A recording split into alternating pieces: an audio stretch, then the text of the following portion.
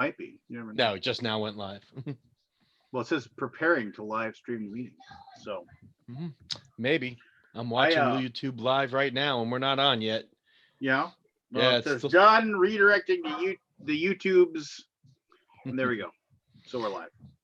We're live. Arr. Uh, Barry, you're in your shop again. I see. It's machine maintenance day. Yeah. What are you making this evening? I'm maintaining the machines. I had to put some wax on the cable saw. I'll do the same to the joiner in a minute. And I'm going to finish the bench that I've been working on. Paste wax that tonight, and that'll be done. I can't understand a single word you're saying. You're You like all can't. muffled or something. You were a little muffled there, Barry. Sorry, I got the table saws wet with wax. I got the microphone wet. Right now, I'm waxing the top of my table saw, and then I'm going to do the joiner soon. And then I'm going to wax the bench that I made, and that'll be done. And then what else are you gonna wax? Yeah. Hey, go on. Bow. Hey Pete, how you been? I've been good. Have a lot of stuff going on work-wise, which kept me busy. Looking forward to some upcoming video games to keep me busy. Been happy in the VR, which I know you'll probably talk about here a little bit on the show. And Kamon's doing their virtual expo this weekend, so a lot of prep work going into that. We got Ankh just finished Kickstarter and late backing, working on that. So actually, it's been nice. I've been so busy, I really haven't thought about a lot else. So it's been good. It's kept my mind going, and you know, a lot of cool stuff happening over these next like 30 days. So all is good. Yeah. So you mentioned the VR. So Yes. like the games I've enjoyed the most playing VR, I enjoyed playing the Beat Saber stuff. Yep. Beat Saber's great. I enjoyed playing I played and I enjoyed the what am I looking for here? Brass Tactics. Yeah, that's fun. I like that one too.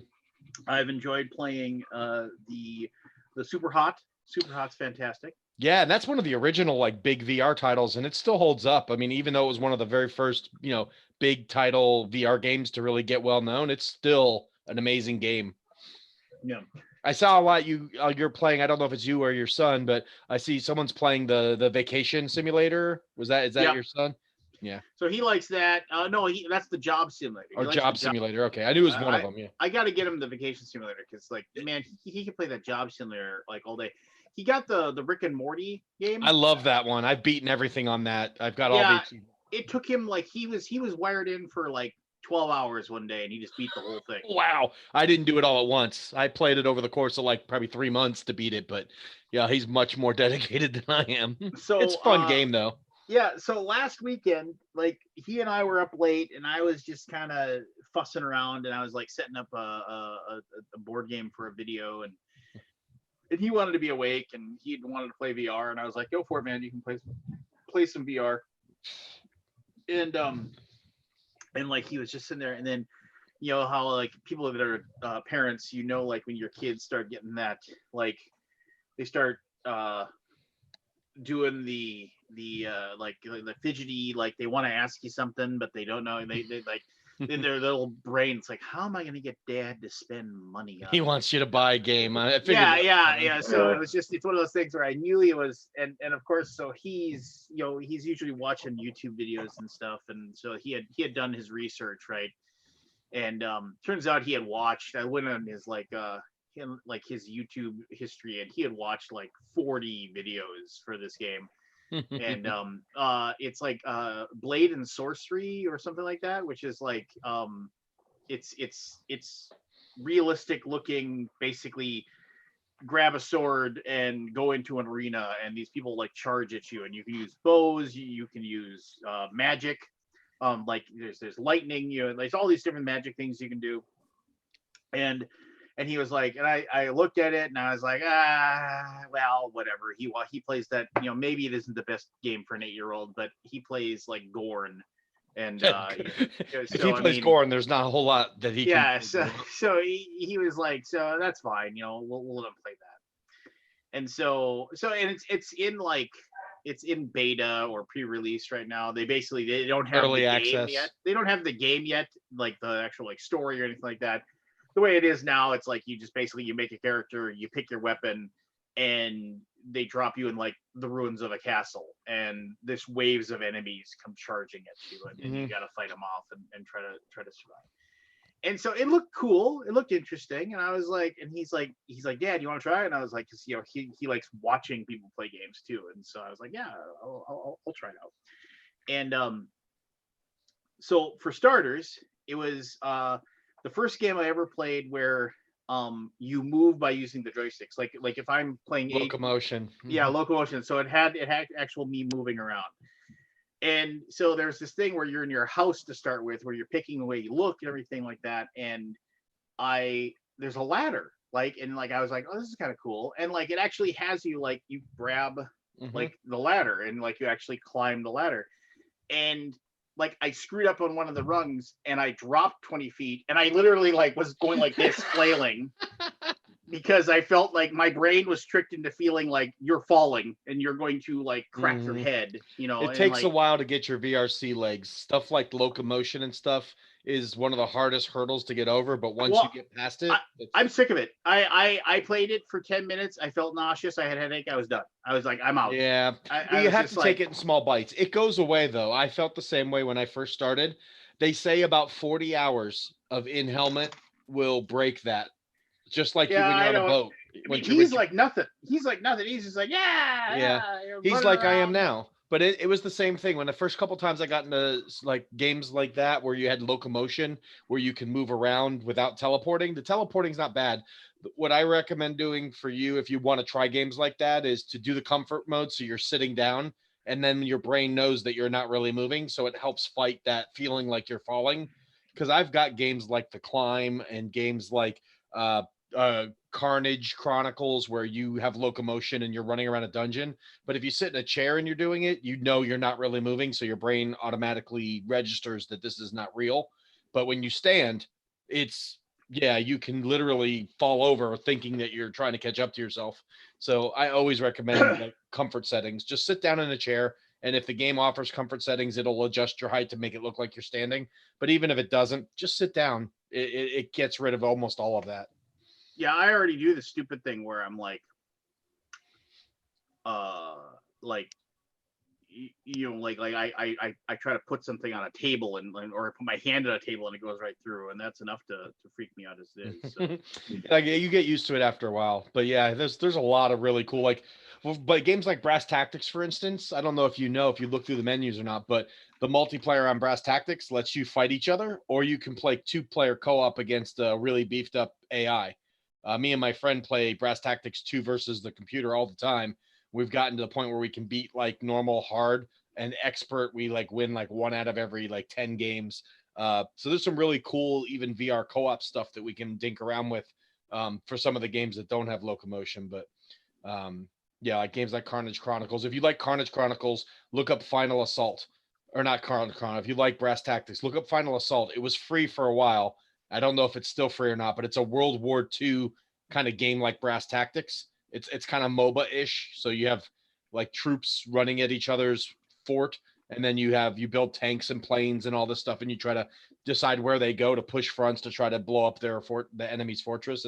It's pretty good. If you like Brass Tactics and you like. Was that on Steam or was it on? It's on Oculus and Steam, and that's another thing I was going to mention to you is if you're letting your son look around on Steam, be careful. Because I've noticed recently there is a ton of adult-oriented VR stuff that's been popping up on Steam lately. Oh, yeah. I've been like, when my daughter wants to play in VR, I only let her use the Oculus environment. I don't let her play. If she wants to play a game that's on Steam VR, I put her in it, and then I take her out of it. Steam VR is flooded with a bunch of adult content. So you got to be careful. That's Peter's time. There's some crazy stuff though, dude. Like I laughed. I'm like sitting there going, what the hell is this? And then you click on it and you look at the description and it's ridiculous. It's a riot. But I mean, that's the filters everywhere. But yeah, in the Oculus environment, they filter that stuff out. But in the Steam environment, you have to be a little careful, especially with your kids. I make sure when my daughter plays, like we've got Vacation Simulator on Steam, but we have like Job Simulator on Oculus. So when she goes between the two, I actually do get her into it because I don't want her to look through the Steam store and see all that stuff that's in there. So Nah, don't look at what daddy's downloaded. but yeah, no, there's some great stuff in Steam and in Oculus. I haven't been playing as much new stuff. I figure this is the best time if I'm ever going to play through my backlog of like board games and in video games, it's right now. So I have been holding off on buying new stuff, and I've been just playing a lot of the games, and I'm deleting the ones that I've beaten or played enough that I'm like, I don't need to play this again. So it's been real nice. I feel like I've finally gotten value from like the last year or two's worth of summer and winter sales. So VR wise, though, I've been in the helmet a lot. I mean, a couple of my buddies picked up Star Trek Bridge Commander. So like meet my boss, Adam, who you've met a couple times, and one of his friends from Southern Hobby, and one of my volunteers, one of our demo volunteers. We've been playing 4-player Star Trek Bridge Crew, and we're like on the 4th campaign mission now. We've been having a blast. Oh, super cool. A cool thing with that too that you should know as well is you can play VR and non-VR. So if you have friends that don't have VR but want to buy it, it's like right now it's on sale for Steam for $11 for the whole bundle, Next Generation, Original, and the new Star Trek. So you get both DLCs and the main game for like $11.99. You can play VR or non-VR. It works both ways. They just use the mouse keyboard instead of the VR stuff. So if you haven't got Star Trek Bridge Crew and it's still on sale, I'd grab it because it's a great game and it's a fun game to play with other people. Even if they don't have VR, you could get like Aldi and like Keith and you, me, and Keith in VR and Aldi not in VR, and we could play through Star Trek Bridge Commander. Oh yeah, here it is. You can.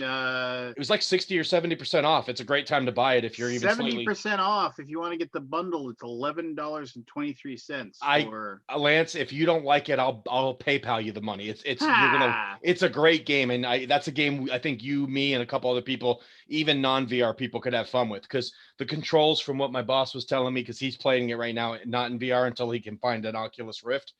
He played it and said it was pretty fun. He was enjoying himself just using the mouse keyboard. It also supports Xbox controller on PC. So yeah, it's definitely a good one. It's one I could see us playing with even non-VR people, so, and it's a great game in VR. Like, if you pick it up, go through the tutorials, and once you figure out which position you'd like to play, just shoot me a message. I'll jump in and play with you anytime.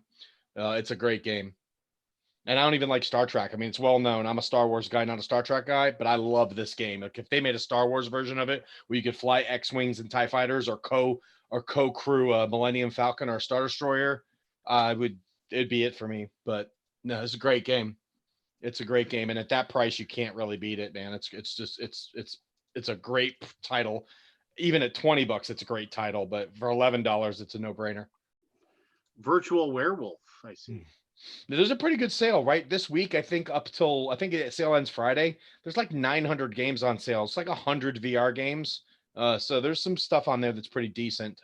I don't know if you've played the Pixel Ripped stuff. Your son would probably like it, but that's not on sale. But the new Pixel Ripped one just came out this week. Pixel Ripped 95.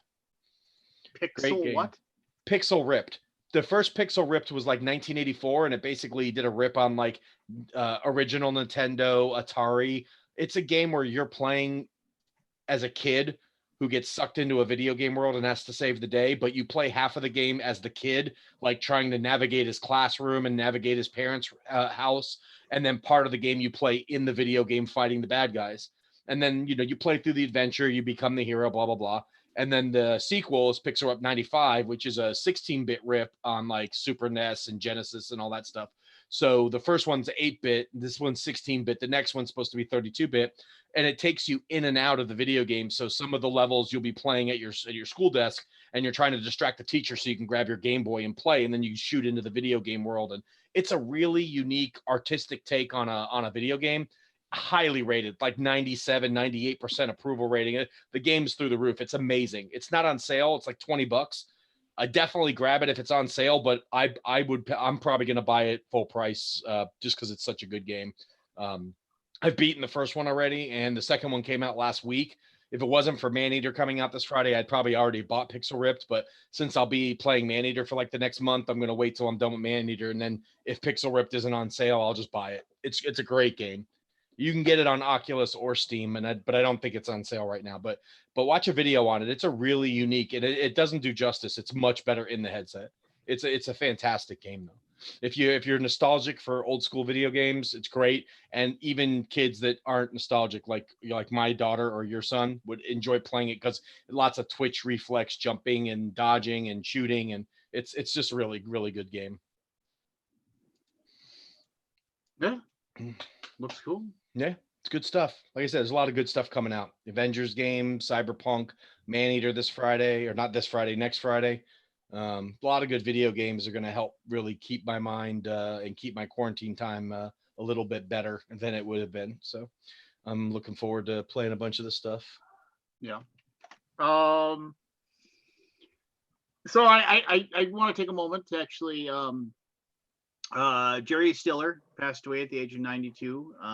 He was the originator. I mean, I'm sure he didn't write it, but he was the originator of the airing of grievances.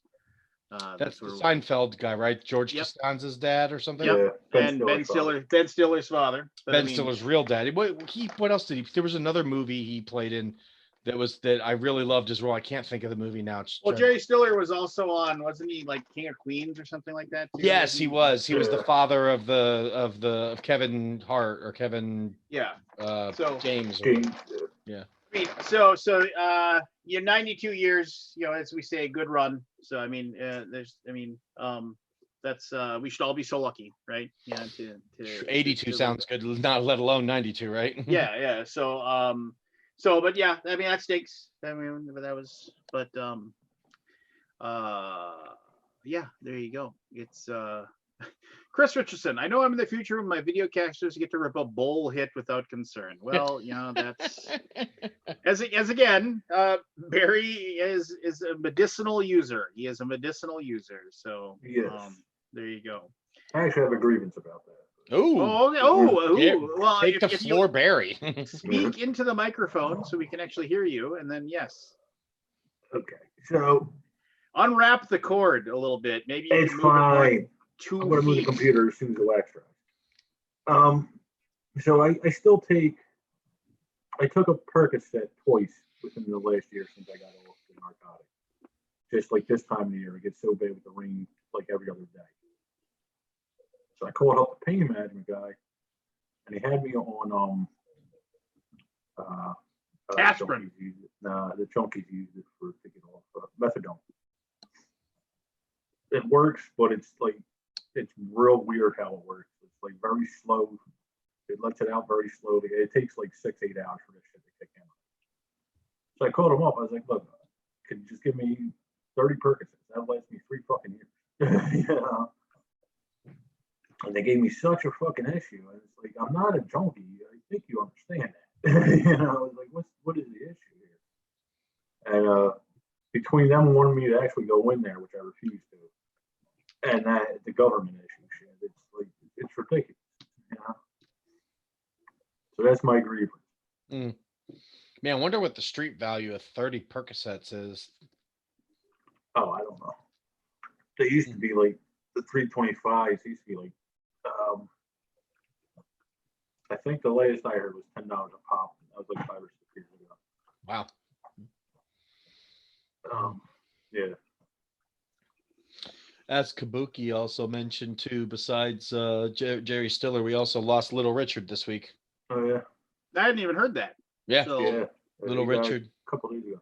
Yeah, it was a couple days before Stiller, I believe. I think he went first, then Stiller went second. I think he was like 97 or something. Yeah, he was very old too. So definitely sad, but had a good run. Yeah. Well, I mean that stinks, obviously. But, we're gonna see a lot more of that. A lot of those people that our parents idolized that we kind of knew about as kids are all at that age now where it's gonna be one after another.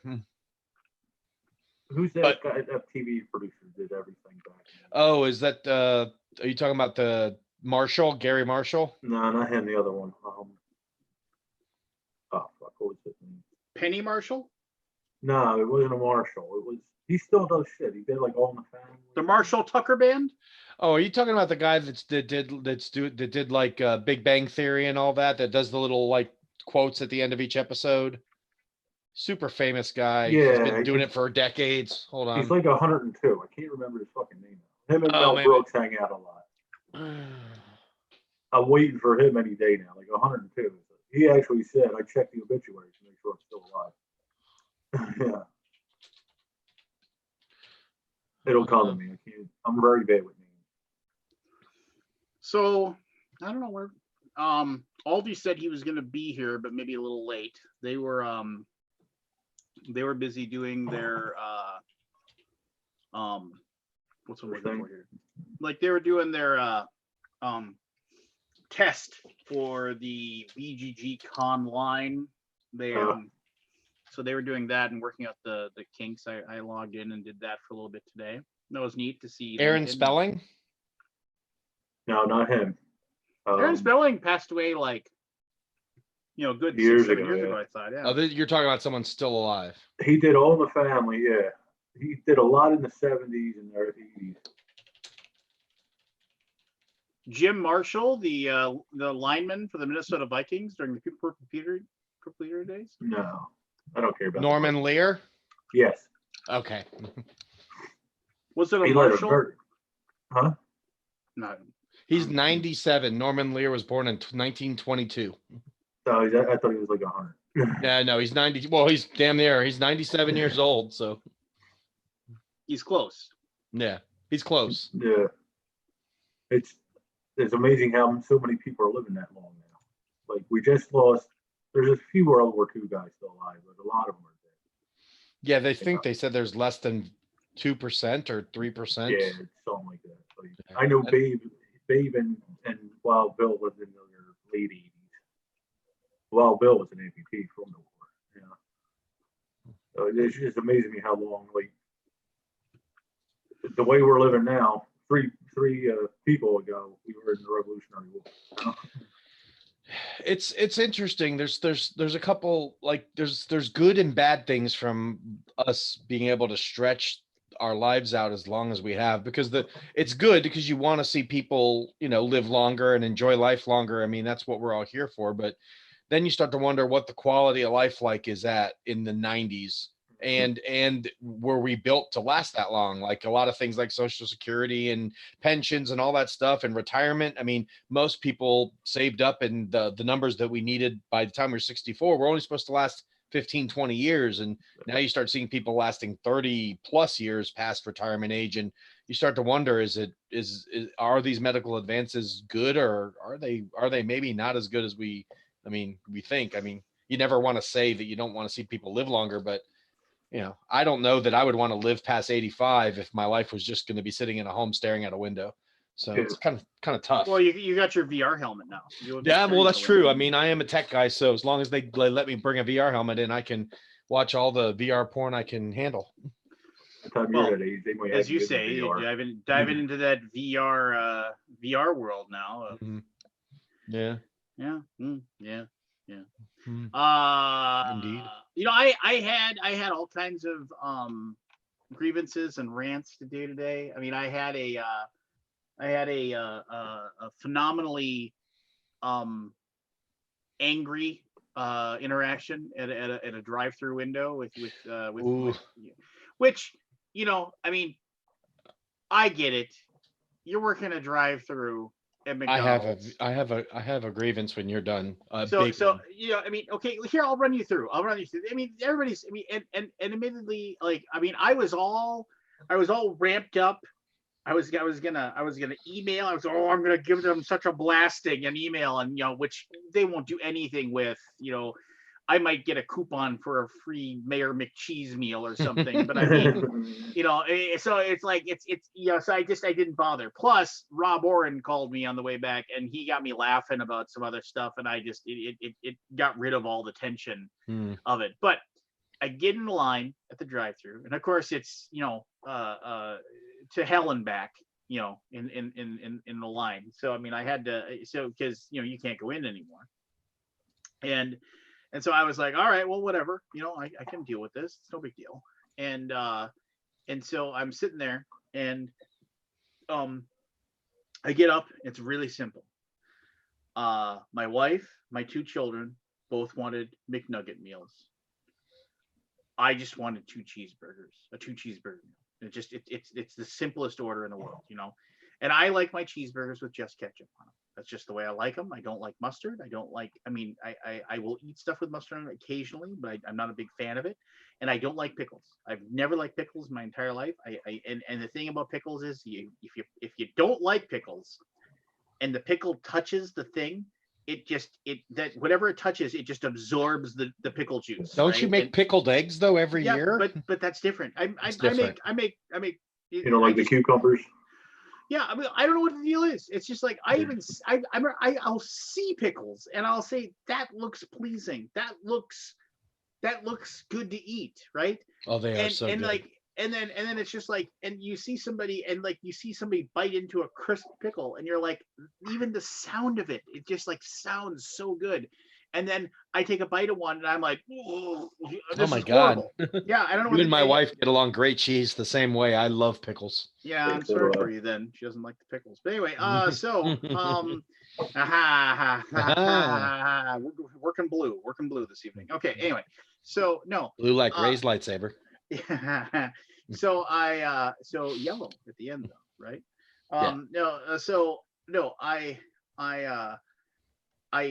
I get there, and I'm like, okay, I need 3 I need 3 McNugget meals.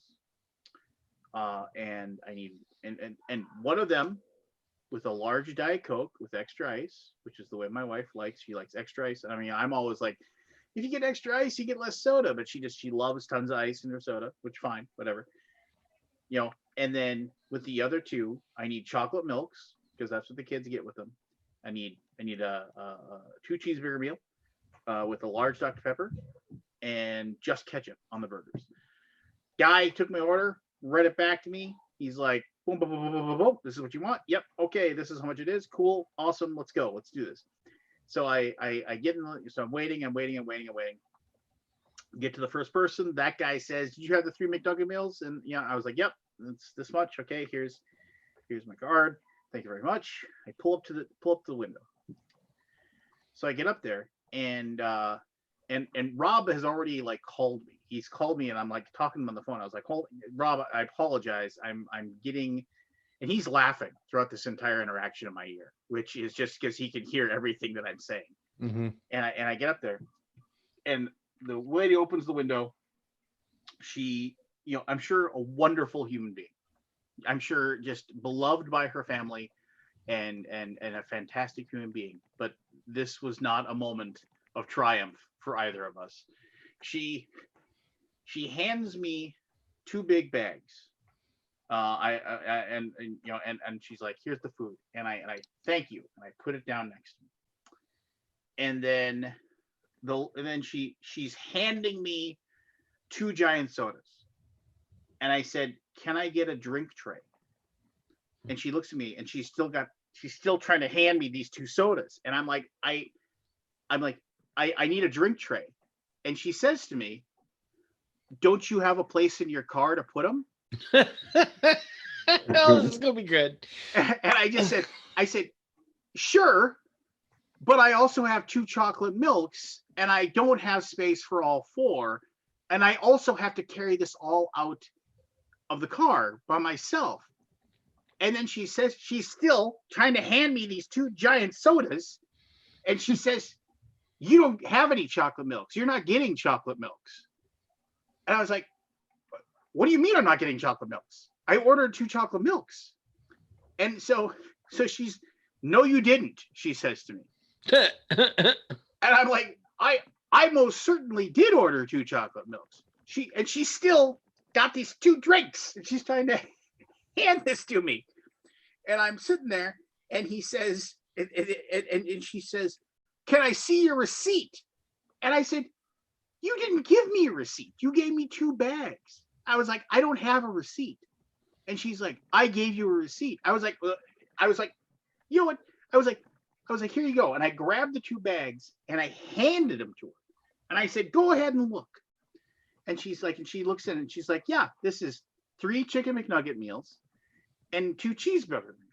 And I was like, exactly. I have 4 meals. I need 4 drinks. So I need, and all the while in my ear, in my headphones, Rob's like, ha, ha, ha, ha, laughing away. And I'm just like, I was like, but she's like, you didn't order them. And then she says, because I said to Rob, when I said I need a drink tray, and I was like, I love when they try to hand me 4 drinks, and they don't bother to give a drink tray. And she says, and we don't just give drink trays to people; they cost money. And I was just like, look, I said, I need 2 chocolate milks. I need 2 chocolate milks and I get 4 drinks. I have 4 meals. I have 4 drinks. If you had seen that, you would say, huh, he probably has 2 more drinks coming. And she's like, on my screen, it doesn't have the chocolate milks. Where's your receipt? And I was like, and I didn't swear, but I should have said, how the fuck should I know? Because I've handed you back all my food. You have everything. You have everything in your place right now. So you find the receipt. You figure it out. And she's just like, I don't know where the receipt is. I was like, what does it matter? At this point, I said, it doesn't fucking matter because, and I didn't swear, but I said, it doesn't matter. I need my food and I need 4 drinks and I need it in a drink tray. And she said, and then this manager comes over and she's like, what's going on? And I said, I need 2 more chocolate milks. And then she says, he didn't order 2 chocolate milks. And I'm like, fine. Yeah, I was like, fine. If I didn't order it, fine. But I was like, I still have 4 meals. I still need 4 drinks. Give me back those drinks. Put 2 chocolate milks with that. Hand me my food so I can get the hell out of here. And I did say, get the hell out of here. And she says, well, you weren't charged for the chocolate milks. I'll have to charge you. I was like, and that's when I said, no, you don't. Because you charged me for a meal. You charge me for a meal, and that means it comes with a drink. I was like, just give me the chocolate milks. And she says, there's no reason for you to take that tone with me today. I was just like, don't. Yeah. You want to know the sad part is I can beat that story with a similar food story. So they hand me everything, right? You didn't think it was done, did you? I look in the bag. I look in the bag. And the receipt's in the bag. So she actually opened the bag to look and said, there's no receipt in here. I handed it to you. I was like, no, you didn't. No, you didn't. That was another part of the argument. And I look in the bag and I was looking at it the entire time. She looked in, saw the receipt was sitting there and just kept with the freaking lie. And I pull it out and right there on the receipt, chicken McNugget meal, chocolate milk, chicken McNugget meal, chocolate milk. And I was like, Brenda, I was like, I am going to type this email with 2 fingers when I get home. And then Rob got me laughing, and I was like, they were busy up the yang. Mistakes happen. Ultimately, it's no big deal. And I got home, and I came in, and I got my food, and there was pickles on my hamburgers. I just threw them to the dogs, and I said, screw it. And I just made myself some food. I made myself a peanut butter sandwich, and I said, to hell with it. And I was just like, I couldn't go any further. I mean, accidents happen. My wife and my kids got their food that they wanted. I guess I got some fries. So, I did get a Dr. Pepper. So, that was nice. All right. Check this shit out. So it's Sunday night. It's Mother's Day. It's about 3:00 in the afternoon. And my wife's like, I think for Mother's Day, I'd like to go ahead and get Cheesecake Factory. It's a little pricey, but it's Mother's Day. I'm like, great, go ahead and order it. I'll pick it up. We're too far for delivery. So go ahead and order for online pickup and I'll go get it for you. And then when we get home, we'll have a nice dinner and some cheesecake and, whatever. So she calls in the order. She goes online. They have an online order system for curbside pickup. I've never eaten at the Cheesecake Factory. We don't have one anywhere. It's very good. It's overpriced, but it's good. The cheesecake's great. The food is decent, but it's way overpriced. It's not worth the price, in my opinion, but my wife loves it, so whatever. So she goes online and does the order, and the online email comes that says your order should be ready around 4:36. When you get there, go to the bakery and ask for your order, and you can pick it up there. But their website said, because of COVID, don't go in the store, just go to the parking lot, and we will text you when your order's ready, and then you tell us what kind of car you're in, we'll come out and give it to you. Fine. So that's the instructions on their website. So I get there, and there's a lot of people. I mean, a lot of people. I pull up to the Cheesecake Factory. There's about 25 cars lined up on the curb, and there's about 40 people standing by the door. And I'm like, it doesn't look like there's anything going on. It looks like they're lining up to get into a football stadium. And I'm like, oh shit. So I park and I go up near the curb area, and I catch a guy coming out for drive-thru, and I'm like, hey, I have an online order. It's supposed to be ready soon. I said, do I need to get in this line? Do I need to go inside to the bakery, or do I need to just wait in my car? And he's like, you ordered online. He said, we'll text you when it's ready. Just wait in your car. He said, there's too many people up here already. I'm like, no problem. Go back, sit in my car. This is 4:30. 5 o'clock hits, and I'm like, I'm not getting a text. I'm like, I'm not seeing this line move at all. There's still 40 plus people sitting at the door, and more people are showing up every like 10 minutes. I'm like, this isn't going to end well. So I wait till about 5:15. I go back up, talk to the guy again. I'm like, look, my order was for 4:36. I haven't heard anything. No text, no nothing, no phone call. I've been trying to call the restaurant. No one's answering the phone. He's like, oh yeah, we're swamped. They're not even answering the phone, letting it ring. I'm like, great. I'm like, can you look and see if my order's ready? Give him my name, give him my order number. He says, I'll go check. Goes inside the restaurant. I go back, wait in my car, figuring if I see him come out, I'll get out and go see him again. Hour passes. Nothing. An hour? An hour. It's 6:15 now. I got there at 4:30. It's now 6:15. And the reason I didn't just leave is because when you order online, you prepay. We're in for $93 for this meal for the four of us, my daughter, my son, my wife, plus 4 pieces of cheesecake. It's not cheap. So we're in for almost $100. So I can't leave. At this point, I have to wait for this food, because if not, I'm going to leave and lose $90 and have to fight to get a refund and still not have dinner to bring home. So I call my wife and tell her. She's like, I'll keep calling the restaurant, see if I can either cancel the order or get them to get it done. So an hour, the guy comes back out. I'm like, hey, did you check for my order? He's like, oh, I'm sorry, I'll go check. Goes back in the restaurant. Never comes back out. Never. Okay. I wouldn't either. If I didn't have if you've been waiting for an hour. So he never comes back out, but another guy comes out at like 6:30, 6:45. And I'm like, I run over to him and I'm like, look, I've been here for almost 2 hours and 15 minutes now. I said, my order ticket says 4:36. Where's my food? No one's answering the phone. I've got no text. Nobody knows what to do. You got 100 people standing at the door, not 6 feet apart. You got 50 cars lined up here on your curb. I'm like, what the hell are you guys doing? He's like, oh yeah. He said, we weren't expecting this kind of demand. We're well understaffed. And he's saying this as like the last 45 minutes, I watched 3 people come out the back and go to their car and drive home, like employees in chefs' uniforms and stuff. I'm like, why are they sending people home if they don't have enough people to make this stuff? I'm like, I'm scratching my head. I'm mad, but I'm like, you know what? I'm here. So at this point, it's sunk cost, right? You just want to, you're going to do this, right? You're in for the long haul. So this guy finally says, okay, it's 6:45. He's like, I'll go see if I can find your order. I'll get it out to you. I'll get it out to you here soon. So he goes back in the restaurant. Half hour passes, 7:15 now. He comes out with my order. And I'm like, and he says, I've got it. He said, they just gave it to me now. And he's like, I'm really sorry. I apologize. He said, call tomorrow and speak to a manager. I'm sure they'll take care of you.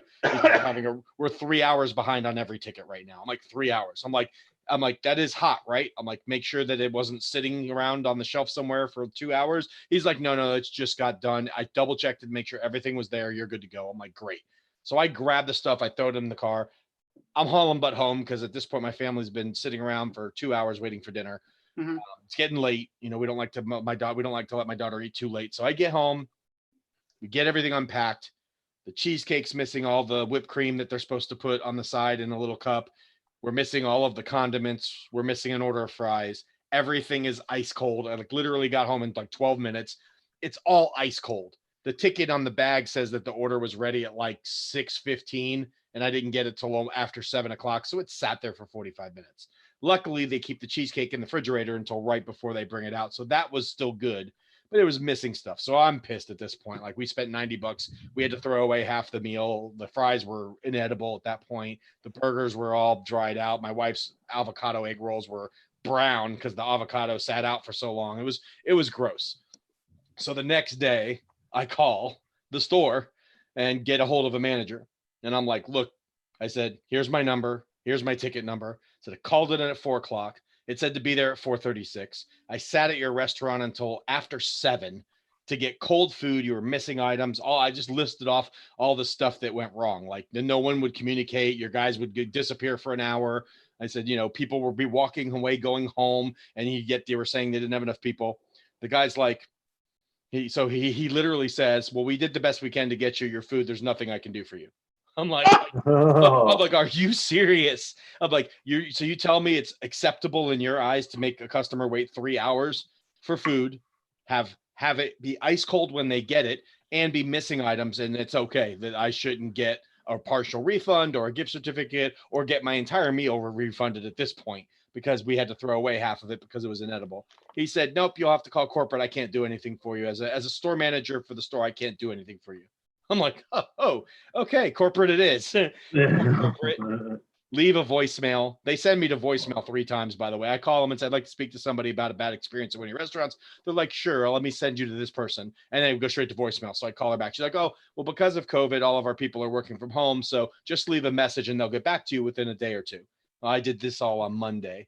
It is Wednesday. Haven't heard anything back. We did the email customer service thing. No one responded. Called their corporate office. No one's returned my call. It's like, I would be. I'm still gonna keep pushing. I'm gonna keep calling them every day now until someone responds to me. But I wouldn't stop on that. I would be every moment of every day. I would be banging pots and pans out their window. Yeah. So if anyone from the Cheesecake Factory is watching, you guys suck. And have someone call me because I actually just found my receipt. I crumpled it up in anger.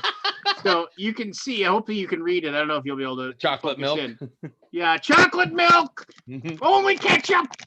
Got order 1343, you bastards. You should tweet that out, your story, and I bet you someone from McDonald's will take care of it. Whatever. I don't want to get anybody in trouble. I'm sure bad day. Whatever.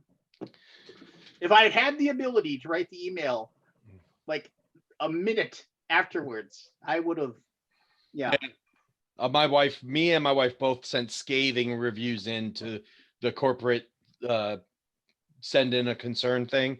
No one's responded to either one of us. Or my voicemails. You should tweet at them. Tweet at them. I probably will. This one was bad enough that I probably will. If you tweet and you Facebook message, like if you did that, or like Facebook post on Cheesecake, that's like public and people can see that. I mean, the moment they see that's when you have moments where people Yeah, maybe I'll do that. I hadn't thought about the tweet at them and stuff because their corporate people probably watch their Twitter feed and stuff. So I'll say this. So my mother, and my older brother and I, we have said many times that our mother has taught us very well on how to when you don't get the service that you believe that you should have got, how to complain up the ladder. I mean, if something my mother, I think she is like 8,001 on customer service. Like there was one time where they stonewalled her and she did not get a refund on something that had jammed her. I don't even know what it was, but I can remember that was the only time. But yeah, so we've learned from the best, and man, I mean, I've definitely had go arounds.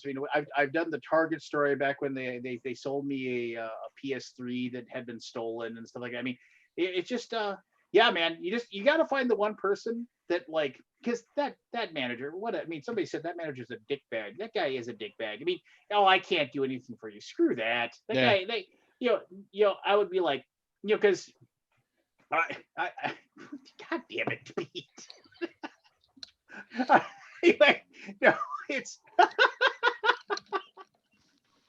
No, it's no. I mean, if that guy is, that'd be one of those things where it's what's your name and who's your boss? Well, no. And that's when you go, and who's your boss? Because you report to somebody, and I Yeah. want to know how I get a hold of them, because I'm going to make their life a living hell, and they're going to know it was because of you. Yeah.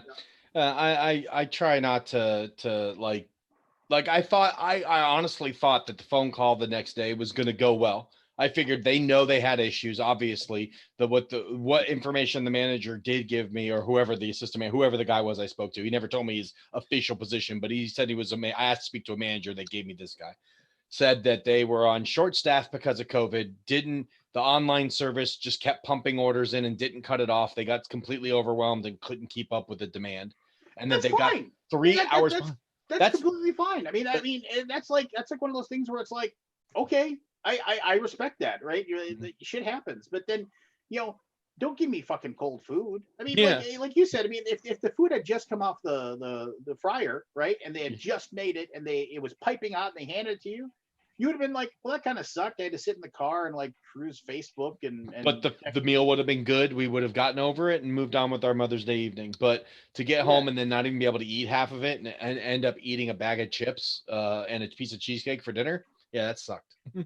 No, that's a pile. That's just that's just like, it shows like almost, like zero.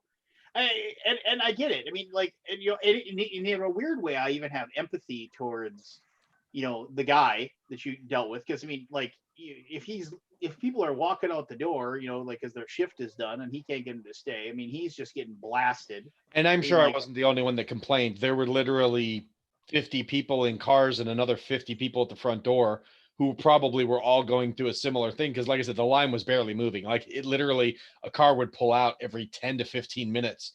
So when you get that far behind where you're cooking orders for 1 or 2 people at a time and you've got that many people in line, even if the people at the end of the line were the first orders, they're not getting up there to let them know I'm here so that they can prioritize those tickets. And then once they find out they're here, they're cooking the order from scratch because it's not pre-done. It almost felt to me like they were, who's here, we'll make that food first and get them out of here. But Cheesecake Factory food isn't like fast food. It takes 20 minutes or so to make a meal. I'm sure they have some pre-stuff done, but it's not a place that you go in for fast dining. It's a sit-down restaurant. So burgers are cooked fresh, the appetizers are made fresh, the cheesecake's all pre-made and stuff. But other than that, the rest of it's got to be prepared, and they weren't ready. The colossal prick in that situation is the guy the next day. But he might have said, Jesus Christ, we had 250 orders yesterday, and I've got 248 complaints. Yeah. So, well, he had mentioned one of the things that he said was that they did $19,000 worth of curbside,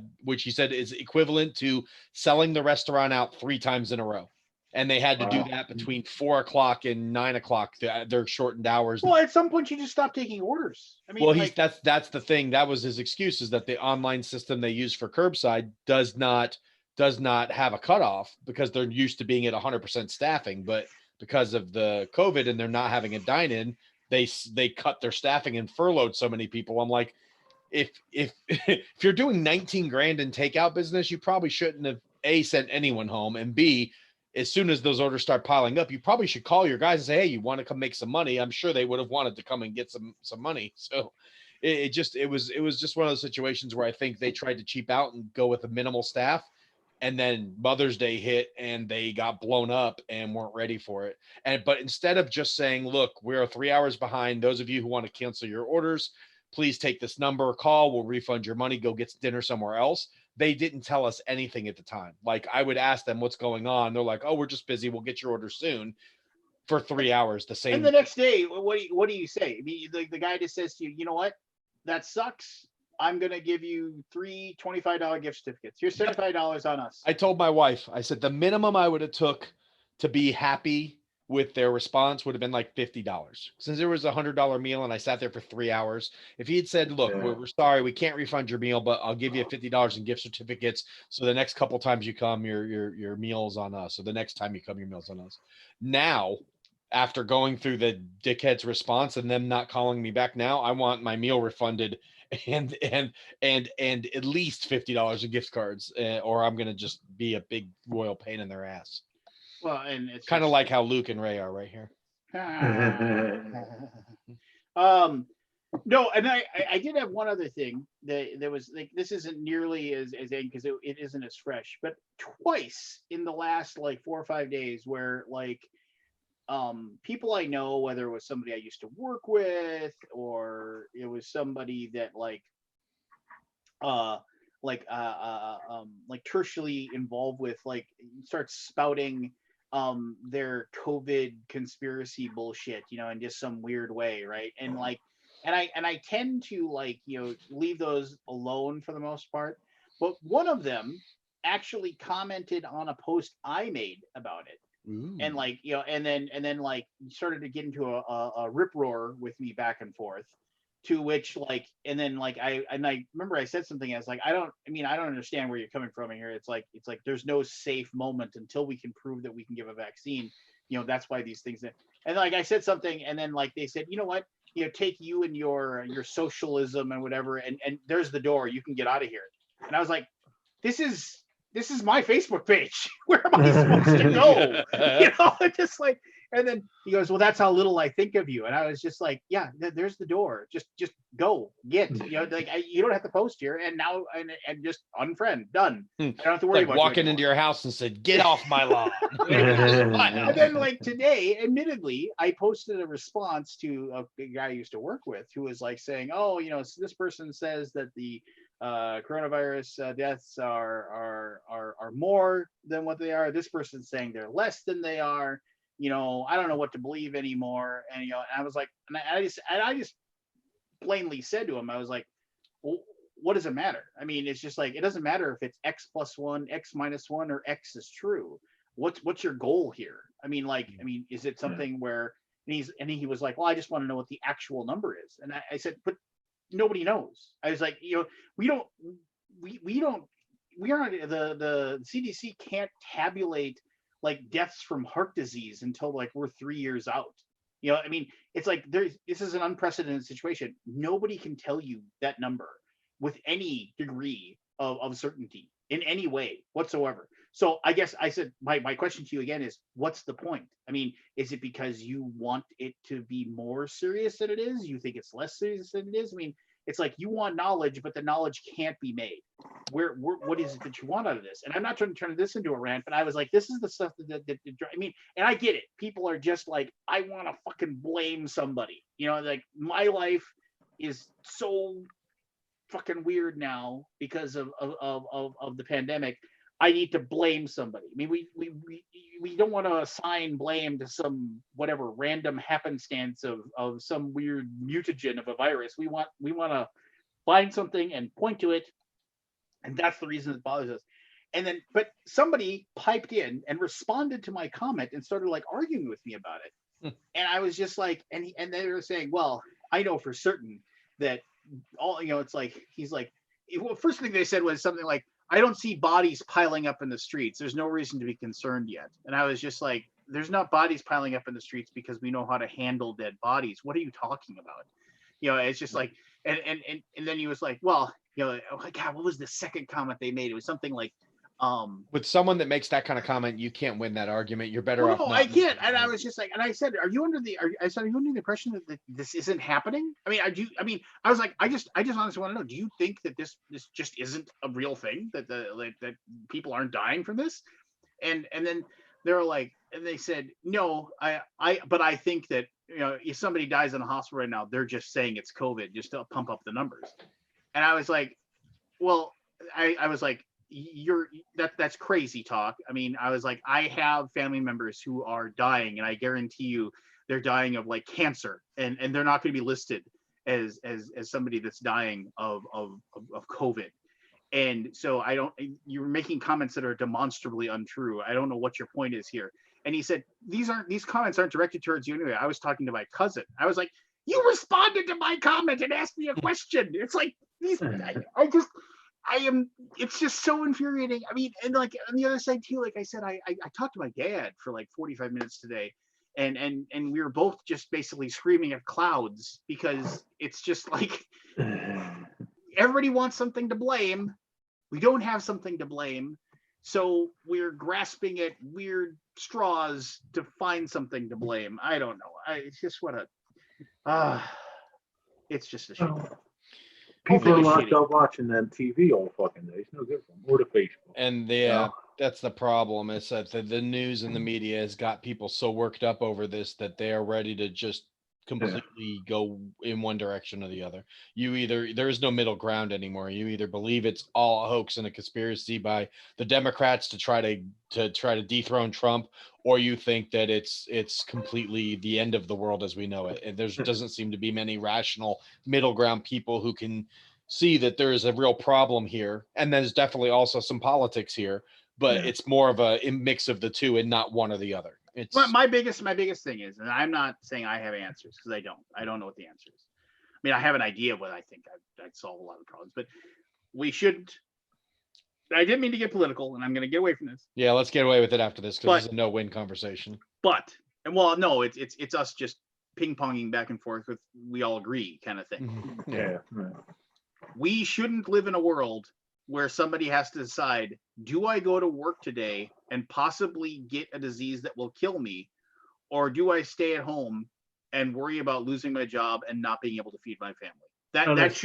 That should not be a decision that anybody has to make.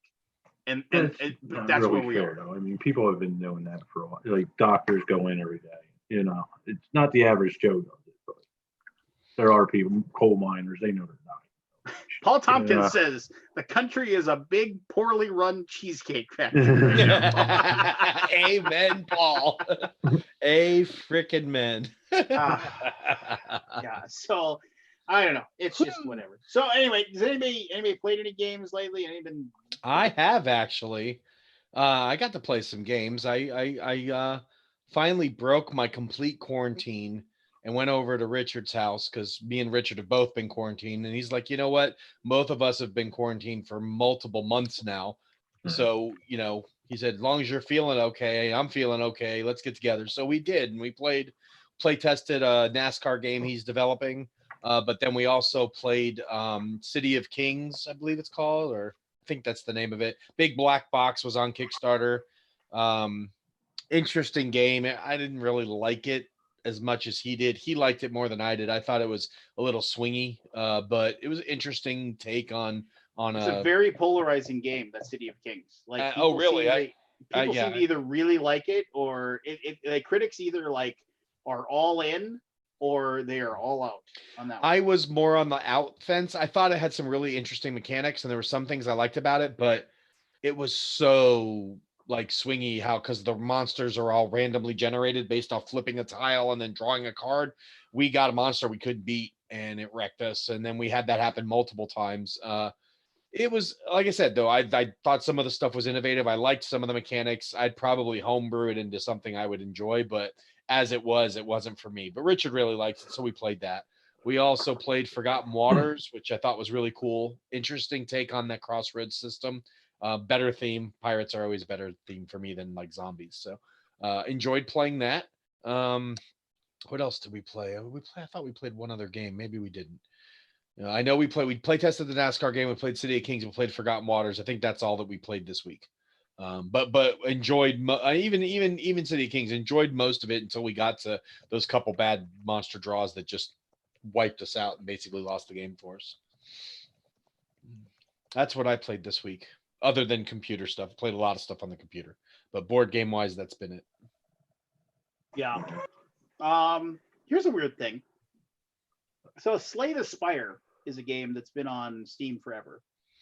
And Slay the Spire? Slay the Spire. Well, I'm gonna pull it up real quick. It is a deck building roguelike, and it's really critically acclaimed. It's like, I really enjoy it. I mean, just because a lot of my hatred for deck building is the whole process of shuffle, take this, shuffle. I mean, that just drives me crazy. So Slay the Spire has been around forever. It is a very cool solo deck building game, where like basically you're just you climb the spire, and like there's 3 different levels, and once you defeat the 3rd level, you kind of sort of like you unlock Well, you don't really beat the game. But there's 4 different characters. So you can kind of like try to beat it with a different character, and each character has a different play style. Geez, it has to have been here forever. The minimum requirements are Windows XP, Vista. if your minimum requirement is Windows XP, it's been around for a little while. Yeah. So it goes on sale all the time for like next to nothing. It's like $24 right now. Well, no, it's super. I mean, that's and people still pay for it. You know, they'll play it and they're like, I gotta. It's buy overwhelmingly positive, 97% out of 1,500 people. So that tells me the game has to be pretty good.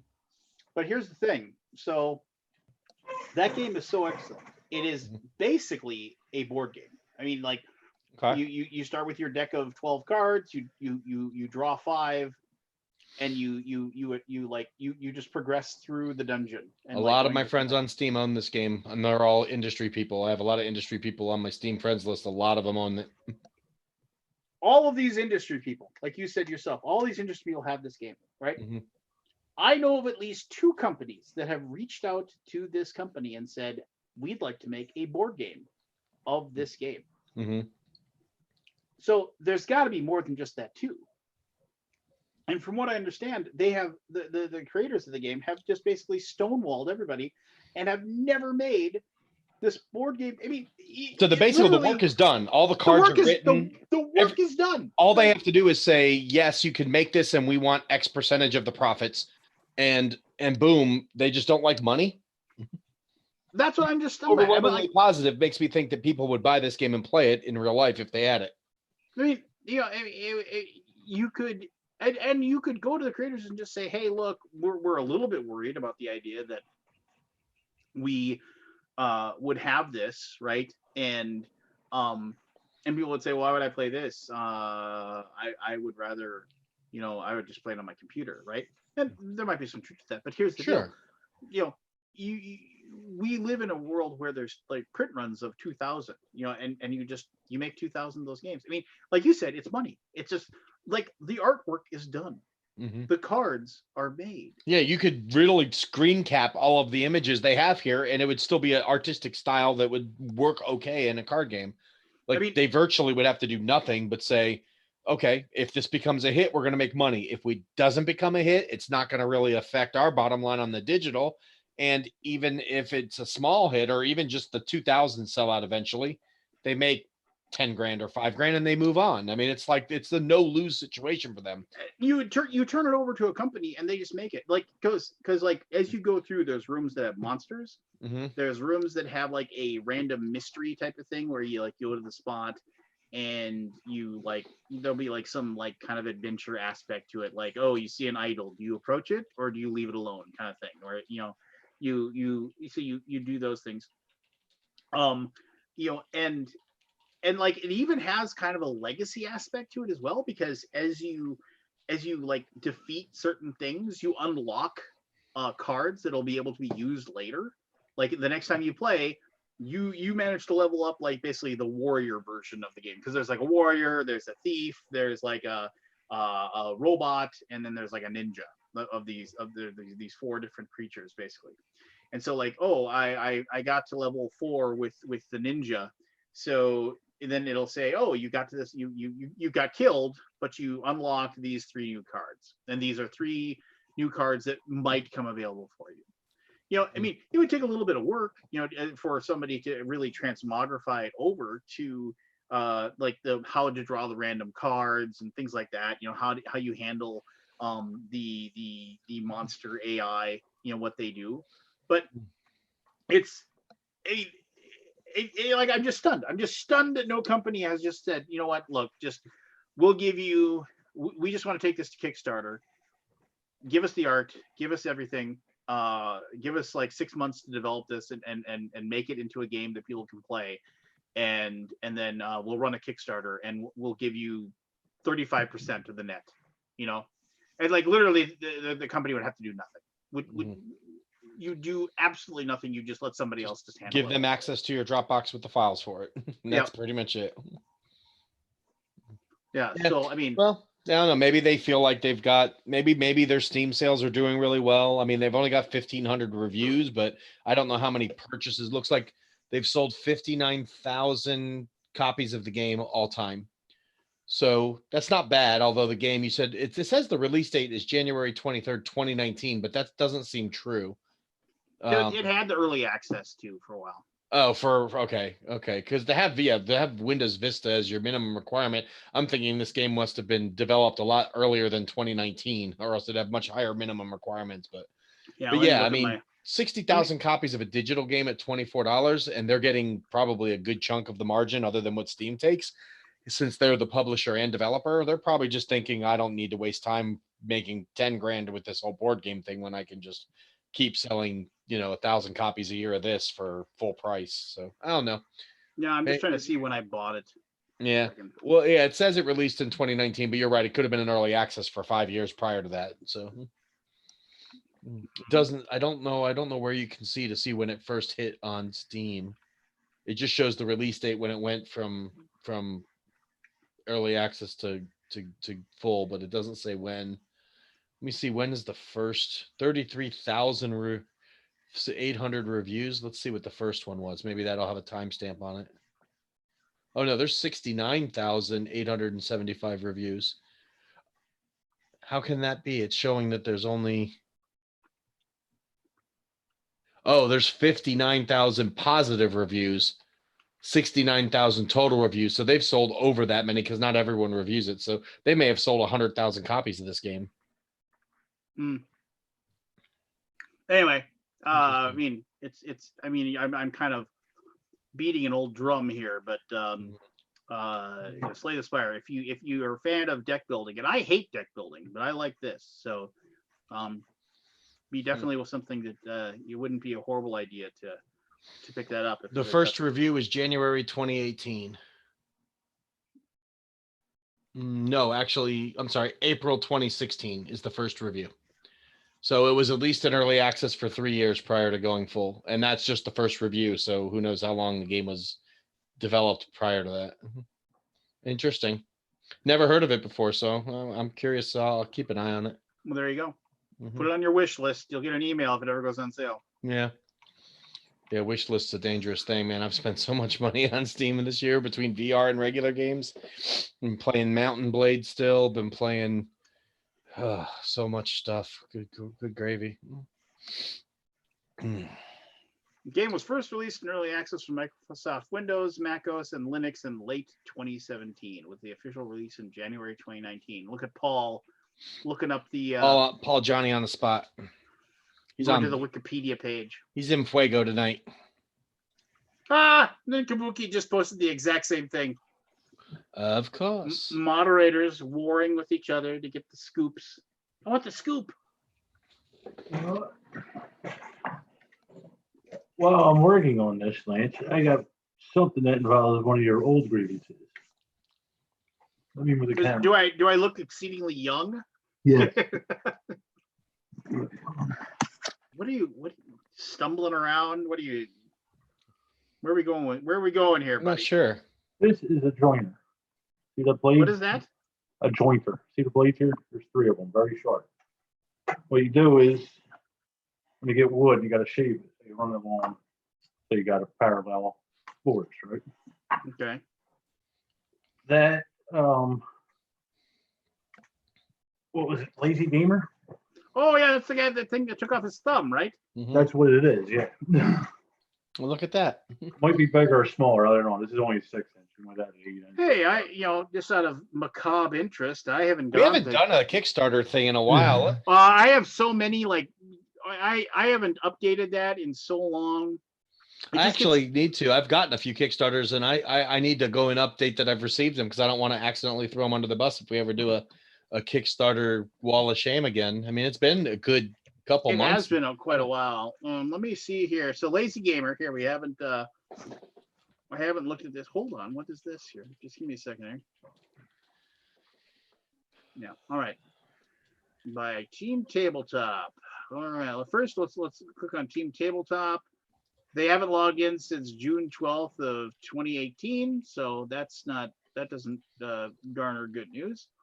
Let's go to the comments. Let's see here. 7 days ago, somebody actually posted. Same old song and dance. Mm-hmm. I didn't give a crap. Maybe even get something along the lines of somebody file a consumer complaint against the designer. That ain't gonna happen. Yeah, that'll get you far. About as far as my Cheesecake Factory complaint's gonna get me. So somebody actually, like this 2 months ago. So I have now asked if I would like Kickstarter to request an update from the creator when I came here. Is this a sign that Kickstarter will actually become involved in the process and scams like this become apparent? I have no idea, and I'm not holding my breath. I also have not received word from authorities in Canada about this. Another campaign, I was able to contact the Kentucky and Attorney General's office, and they informed me that they are looking into the issue. Contact the creator of this one, and we'll get back to me within 30 days. Here is the hope on that one. However, this is not going to happen. I don't think I'll ever recover my $270. Yeah, I mean, 170. $270. Yeah, you're just SOL. I mean, I remember being angry about it for a little while, but yeah, just it's over. It's over, Johnny. It's over. You just oh, here we go. Just somebody said, Jordan and team, a question. Do the components exist still somewhere? Assuming that there is wood, leather, metal, and a turntable still around, would you be considered selling it to me again? It's still an amazing product, and I feel you undervalue your time in creating them. I'd pay for all the parts again if I knew I could come get them. What I'm saying is I pay for my pledge again just to get the parts in kit form to build and finish myself. Consider I still love this. I want to see it happen. There is close to 0% chance that they have any of the materials or product. So my Kickstarter wall of shame still is number one, airlines. Has not communicated at all since that post he did a year and a half ago where he said, we're going to either refund, get you a different game, or get you your game by the end of the year. Bullshit. Never communicated. This one, huh? Yep. Airlines guys pretty much fucked everybody. Dog's Life, again, they said they were going to come through. No communication from them in the last 8 months. Although on Facebook, they keep saying they're getting closer and closer, but I'm sure they're going to take the COVID and use that as their out because they were barely hanging on to begin with. Rambo would be the next one. That one actually got an update today saying everything was approved and production is underway and we should be getting our games sometime in the next couple months. So I'm excited. I actually talked to Everything Epic the other day because I think we are handling their fulfillment. Oh, cool. So that is on track to ship or fulfill in the next couple months, right? Yep. Cool. I'm not trying to let things out of the bag, but I talked to Everything Epic Games and he actually wanted to come on and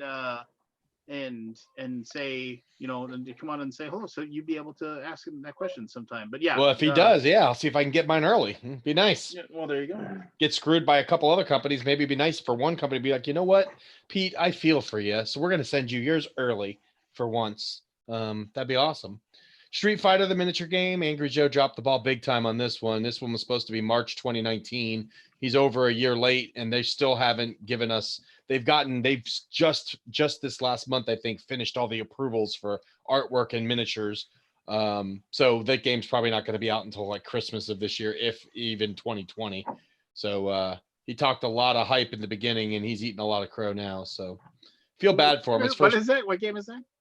Street Fighter, the miniatures games, the game that Angry Joe and his team designed for Jasco. Yeah, it was a big Kickstarter. It was like 2 million. He was talking about how it's gonna be on time, it's gonna be great, and then they started having licensor hell, getting approvals, and then they went through like 6 passes on the miniatures to get them right. I think he underestimated how long that stuff takes to get approved, and they spent the last year getting approvals. Instead of making the game, they couldn't even make the game because they couldn't get all the approvals on artwork and miniatures. So that one's finally, I think, at a point where they can press the print button and get going.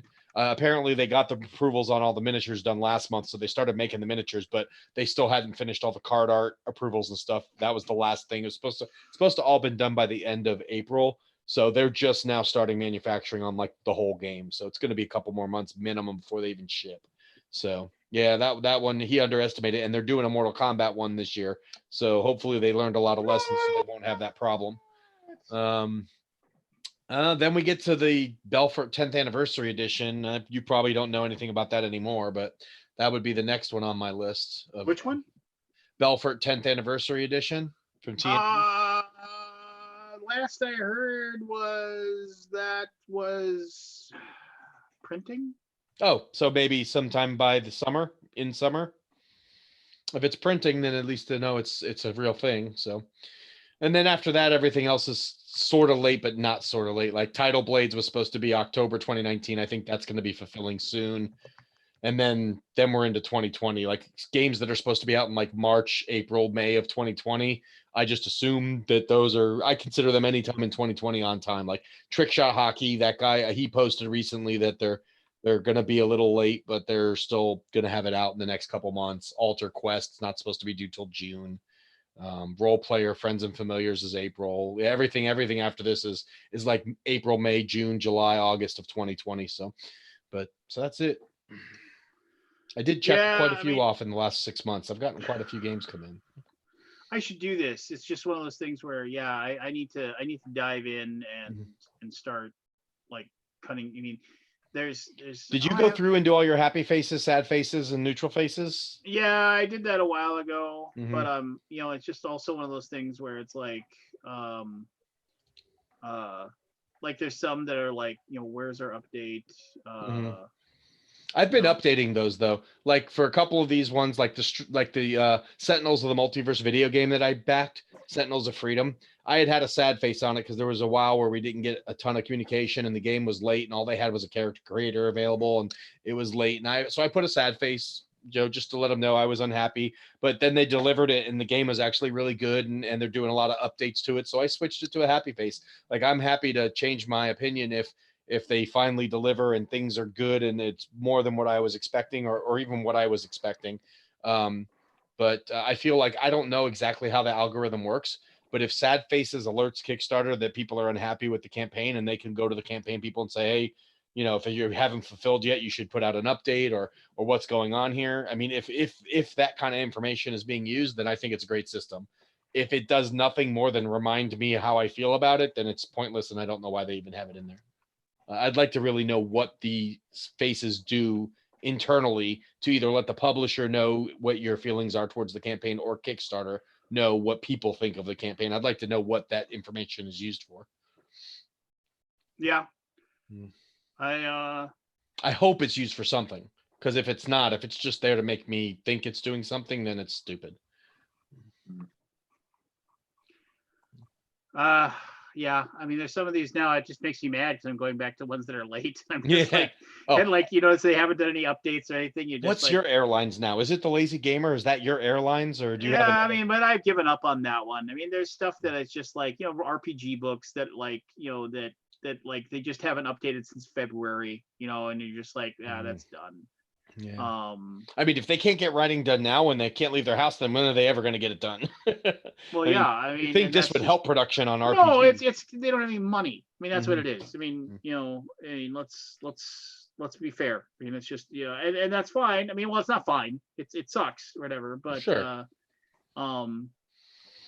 You can't really do anything about it, right? So yeah, I know. I know. But I do have a lot of games I'm looking forward to. I've actually been good. I've tailed off on Kickstarter a little bit.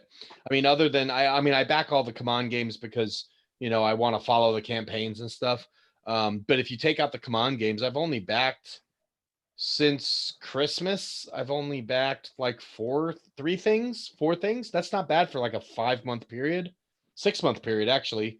So I've actually done good. I've basically been backing about one game every month. And I'm okay with that because I'm getting better about just backing what I want and not or what I need and not what I want. So, I'm not backing all ins if I don't think it's a game I'm going to absolutely love. I'm okay missing a few things. I've gotten better. I'm not great yet, but I've gotten better. But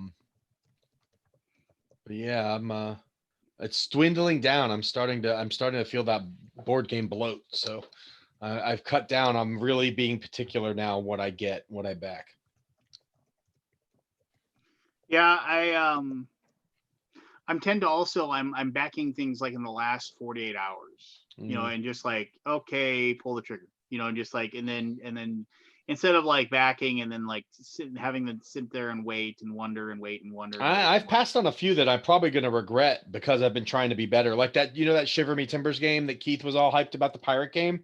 I wanted to pull the trigger so much, and I put it in the pledge, and then I deleted the pledge, and then I put in the pledge. I ended up just donating $3 to him, and then I never put anything in the pledge manager. I've got so many good pirate games. It's like, is this one better than anything I've currently got? And I'm probably going to end up regretting it, and I'm probably going to end up paying through the roof for it when it comes out if it ends up being really good. But it's an unknown designer, unknown company. I'm just like, I'm not going to take a chance. I mean, it really has to knock my socks off, and it didn't knock my socks off, but it looked cool.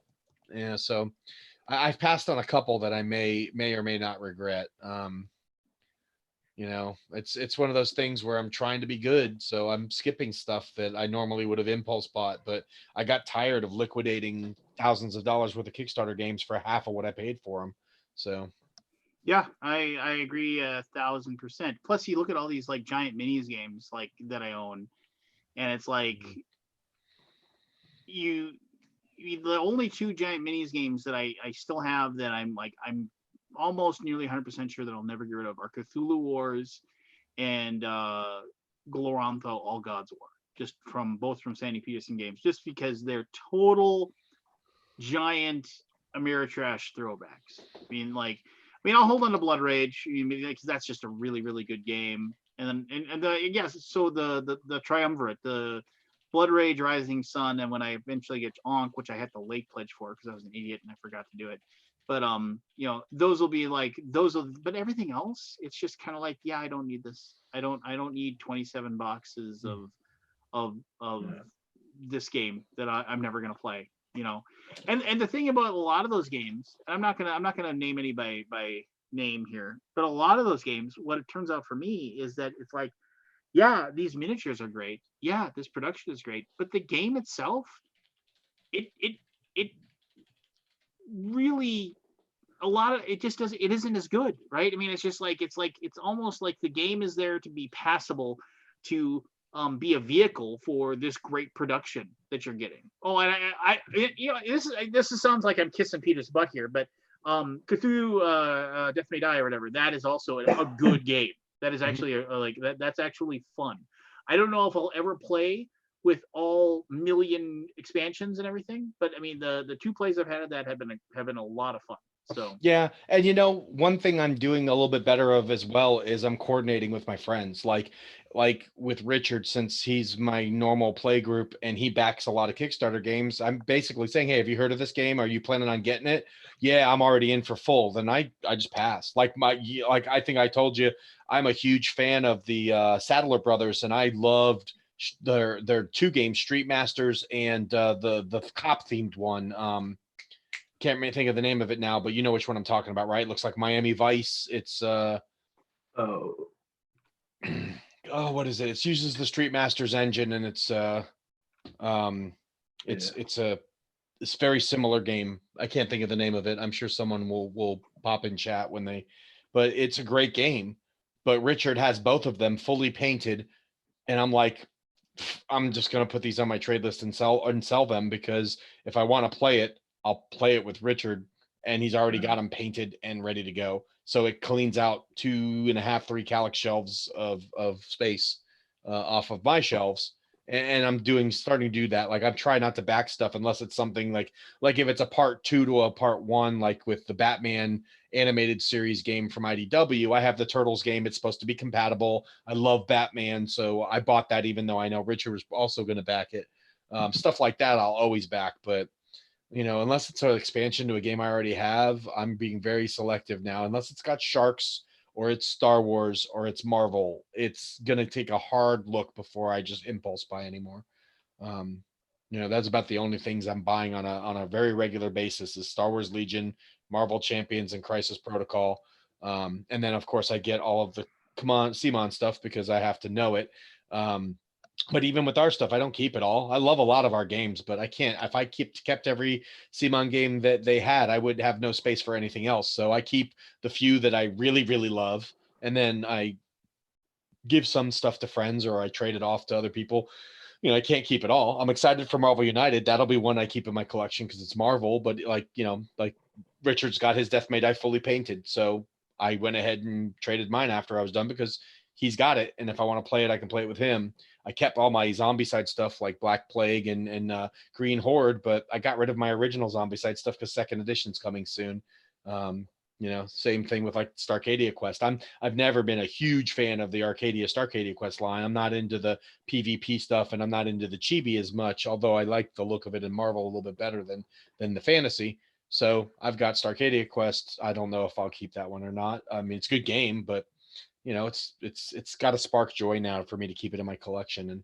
And while I probably have gotten rid of a lot of great games, they just weren't great for me. So. Yeah. Yeah, I mean, I shouldn't have done this. I'm going down a rabbit hole of old things that I'm like, technically my Myth Journeyman, which was all the expansion material for the original Myth game, which quite literally I'm waiting for it to get that so I can just sell it. So I can just get rid of it, honestly, because I have no interest. I have no interest in playing that game. You want to get the rest of it so you can get rid of it as because I don't want to. I'll find somebody that's in the minis hobby that wants 1,000 cool looking minis and see if they will just give me some money for it. Because I'm done. I'm out. I'm out of here. I have zero interest in trying to play that game. I'll never play it, but I mean, it's just fucking ridiculous. And I just that's like 2016 or something. It was due to come out. Well, I think a lot of us have learned, and a lot of us have been in the hobby for a while now, and we've come to that realization that we only have finite space and there's endless games. And while I think the games will slow down with what's happened here in the last 6 months, it's still going to come out at a pace where most normal people can't keep up with it unless you're single and live in a giant house and have so much extra space you don't know what to do with it. Most people only have enough room for X number of games, whether your number's 200, 600, or 1,000, it's still an X number of games. And at some point, the way things have been going and the amount of good games that have come out, you're going to run out of space. So I've gotten to a point now where through culling and trading and giving away or donating to my local schools and libraries and stuff, I've gotten down to a point now where I've got room for like 100 games in my collection that's under my max. And that's the comfortable number for me. I've got space to put stuff, but I can't go crazy. And as stuff comes in, I look for stuff to come out. And if I can keep it right around that number, then I should always, I should never have to have that massive cull like I did this last year. I never want to go through that again. I let so many good games go away dirt cheap just to get rid of them. And I didn't like doing that. I would much rather have to get rid of stuff at a slower pace where I can actually try to get decent value for it. I mean, there was $50, $60 games that were basically brand new. They may have had this shrink crack, but they weren't even punched, that I ended up selling for $5 or $10 because I was just had so much to get rid of that I was just like, make me an offer, $10, take it. and I don't want to have to do that again. Yeah. And I'm sure you did a similar thing as well. I'm sure some of the stuff you got rid of, you basically gave away. I remember at one point you were telling local people just come and take boxes for free just to get it out of your house. I mean, it shouldn't be a spot we should never be in. And maybe the lack of conventions and the lack of going to conventions in the future will help that, because I'd say half of my collection was brought home from conventions. And of that, a lot of them were freebies or friends give me or trades or whatnot. I mean, you've played the game, if conventions slow down and we start going to less of them because of what's happened, then that'll naturally keep my collection from spiking. Because in the months of June, July, August, I'd probably get 80 games added to my collection. Oh yeah, nothing adds games to nothing for us. I mean, adds games to a collection more than a trip to seeing all your buddies in the gaming world who are just like, oh, you want a copy of this? Here, you can have a copy of this. I walk through the floor at Origins and I'd bring 2 suitcases, one with my stuff and then one that's empty. And I'd fill that empty suitcase, and then I'd beg the people from Tantrum House who go to Origins that live in my area to take like 3 boxes of games home with me so I wouldn't have to pay $400 to ship them. and then I do the for same one, thing I at for Gen one Con. used the Barry method, where like I think it was Origins, wasn't it, Barry? When I handed you a bunch of stuff and I just gave you $50 and I said send it the cheapest way possible. Yeah. You and your wife, yeah. So that worked for me. Yeah, luckily I've got friends that always drive to the shows because they come in groups of like 4 or 5. So they drive in a big Suburban and they always have room for stuff on the way back. So I always just bring them boxes and I usually give them a few games to take my stuff home for me. So they've helped contribute to my board game gluttony the last couple of years because they would bring home 30, 40 games at Origins and 30, 40 games at Gen Con. So I never had to say no because I knew I had a way of getting them home cheap. So I take home the stuff I wanted to play super quick in my suitcase, and the stuff that I didn't mind waiting a week or two for, I'd let them take home, and then I'd just meet up with them a week or two after the show once everyone's gotten through their con cred and stuff, and we'd meet up at the board game store, and I'd tell them, if you want to play anything, go ahead and play it, and then just just put it back in the box nice when you're done with it, and they'd play stuff and do reviews of stuff that they didn't get copies for, and then we'd meet up and they'd give me all my stuff back.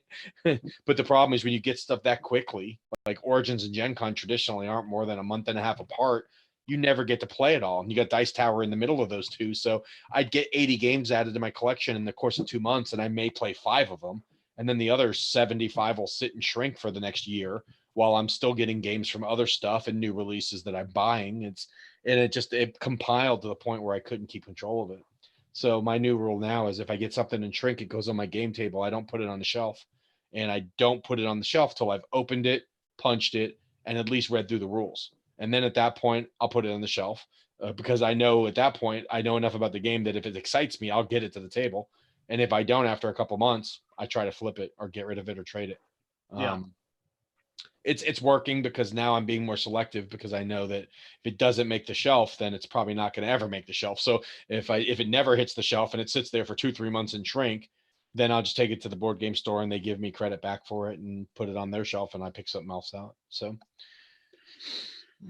speaking of board game stores, your local area, if you have board game store. Oh, hey Barry, by the way, or Barry Dose, as we like to call him. Yeah, Barry. We should come over. We should come out because I like Barry. I like Barry Prime for Philly Barry, but Barry Part Deux. Oh, yeah, it's got the French Connection and it's funny.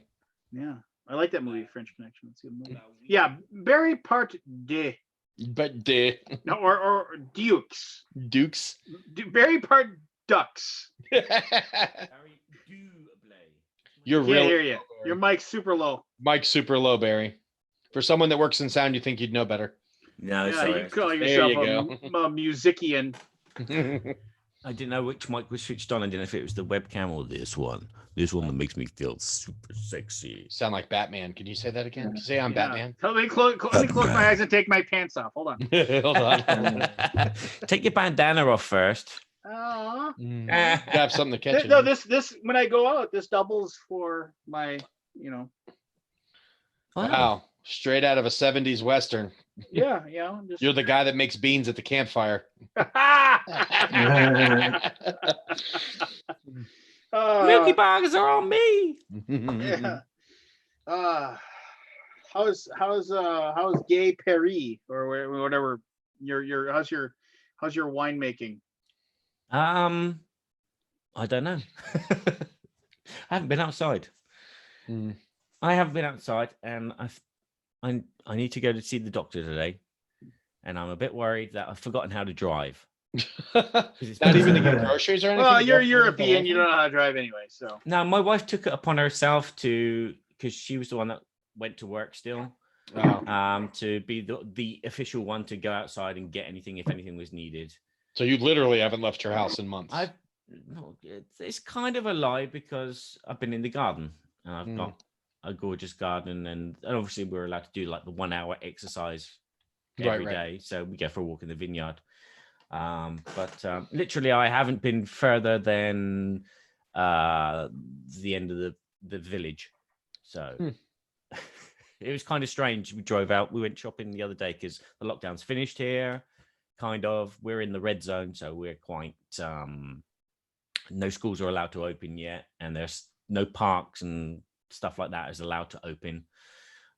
But we were able to go shopping all together as a family, which was nice. So I got to see another village and then the village afterwards, and it was and then it was pickle time at the old grandmère and grandpère's house. That sounds dirty. And Lance hates pickles. Just by the way, we you learned that missed- about you him missed tonight. You missed it earlier, but yeah. So That's strange. You seem to make them the egg pickles. I told the same thing. It's not the same, he said. it's like I said, I don't know what it is. It's just the actual like pickled cucumber. It just tastes like death to me, right? I mean, I'm a huge I like pickled eggs. I mean, so I remember like a buddy of mine, really good friend, really good gaming buddy when I was in high school.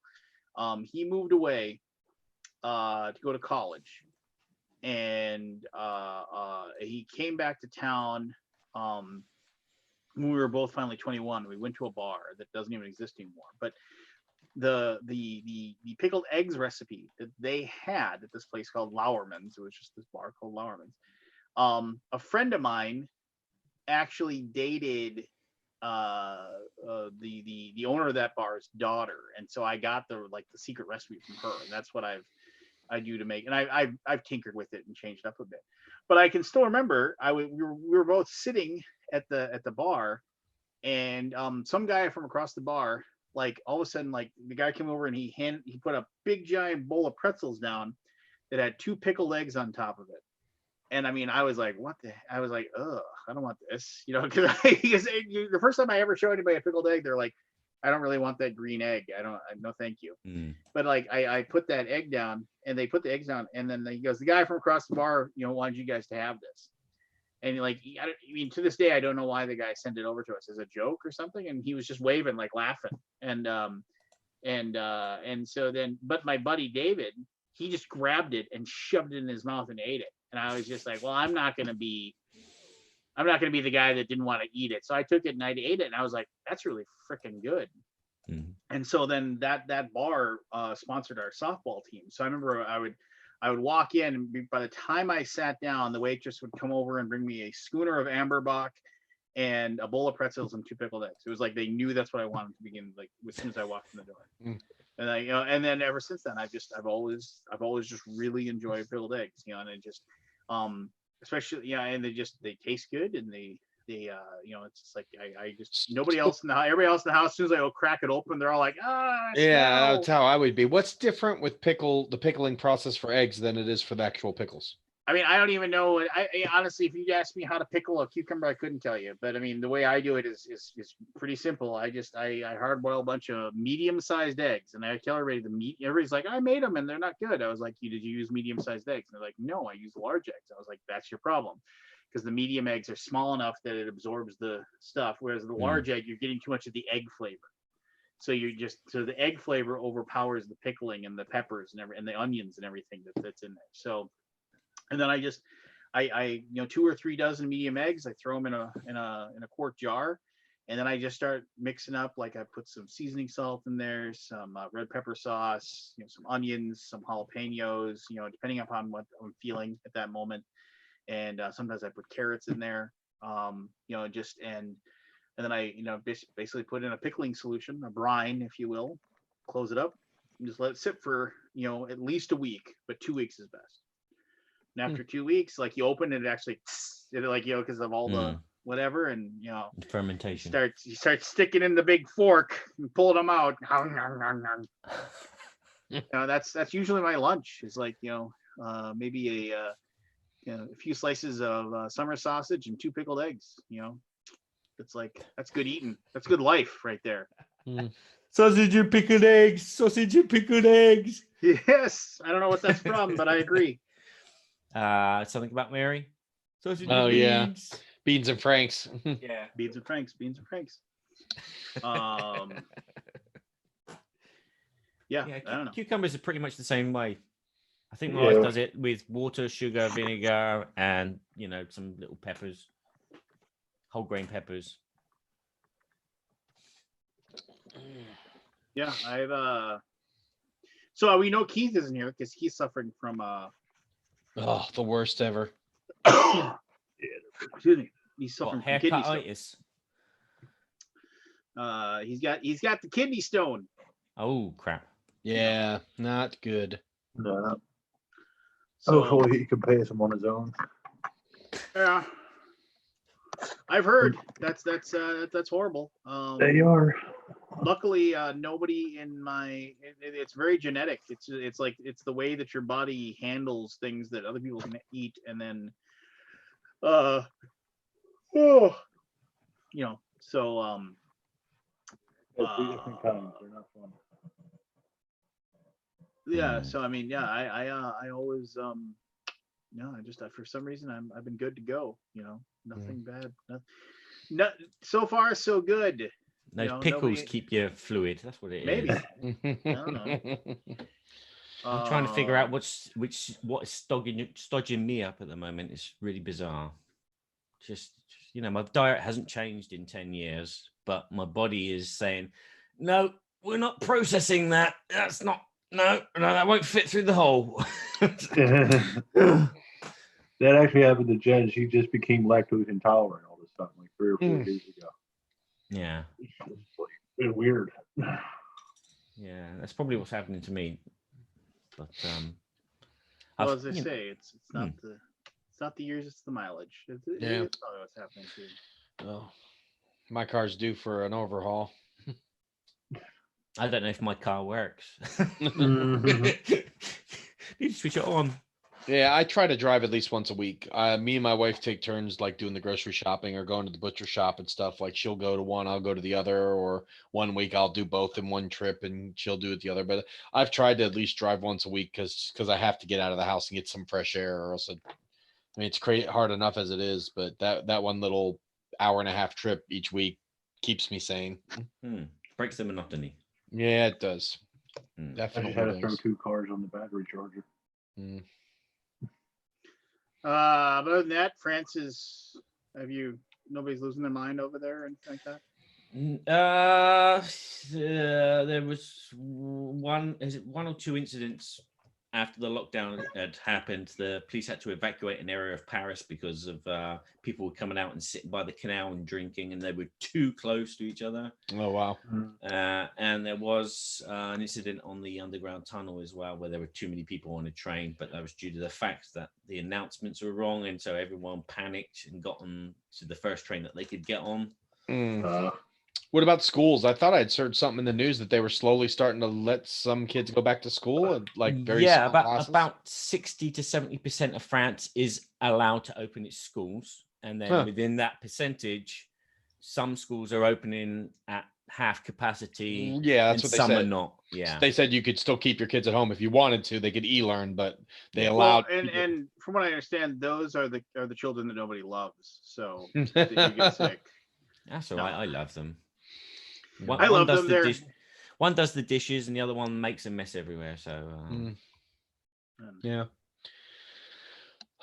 What a weird world we live in. It is strange. It is strange.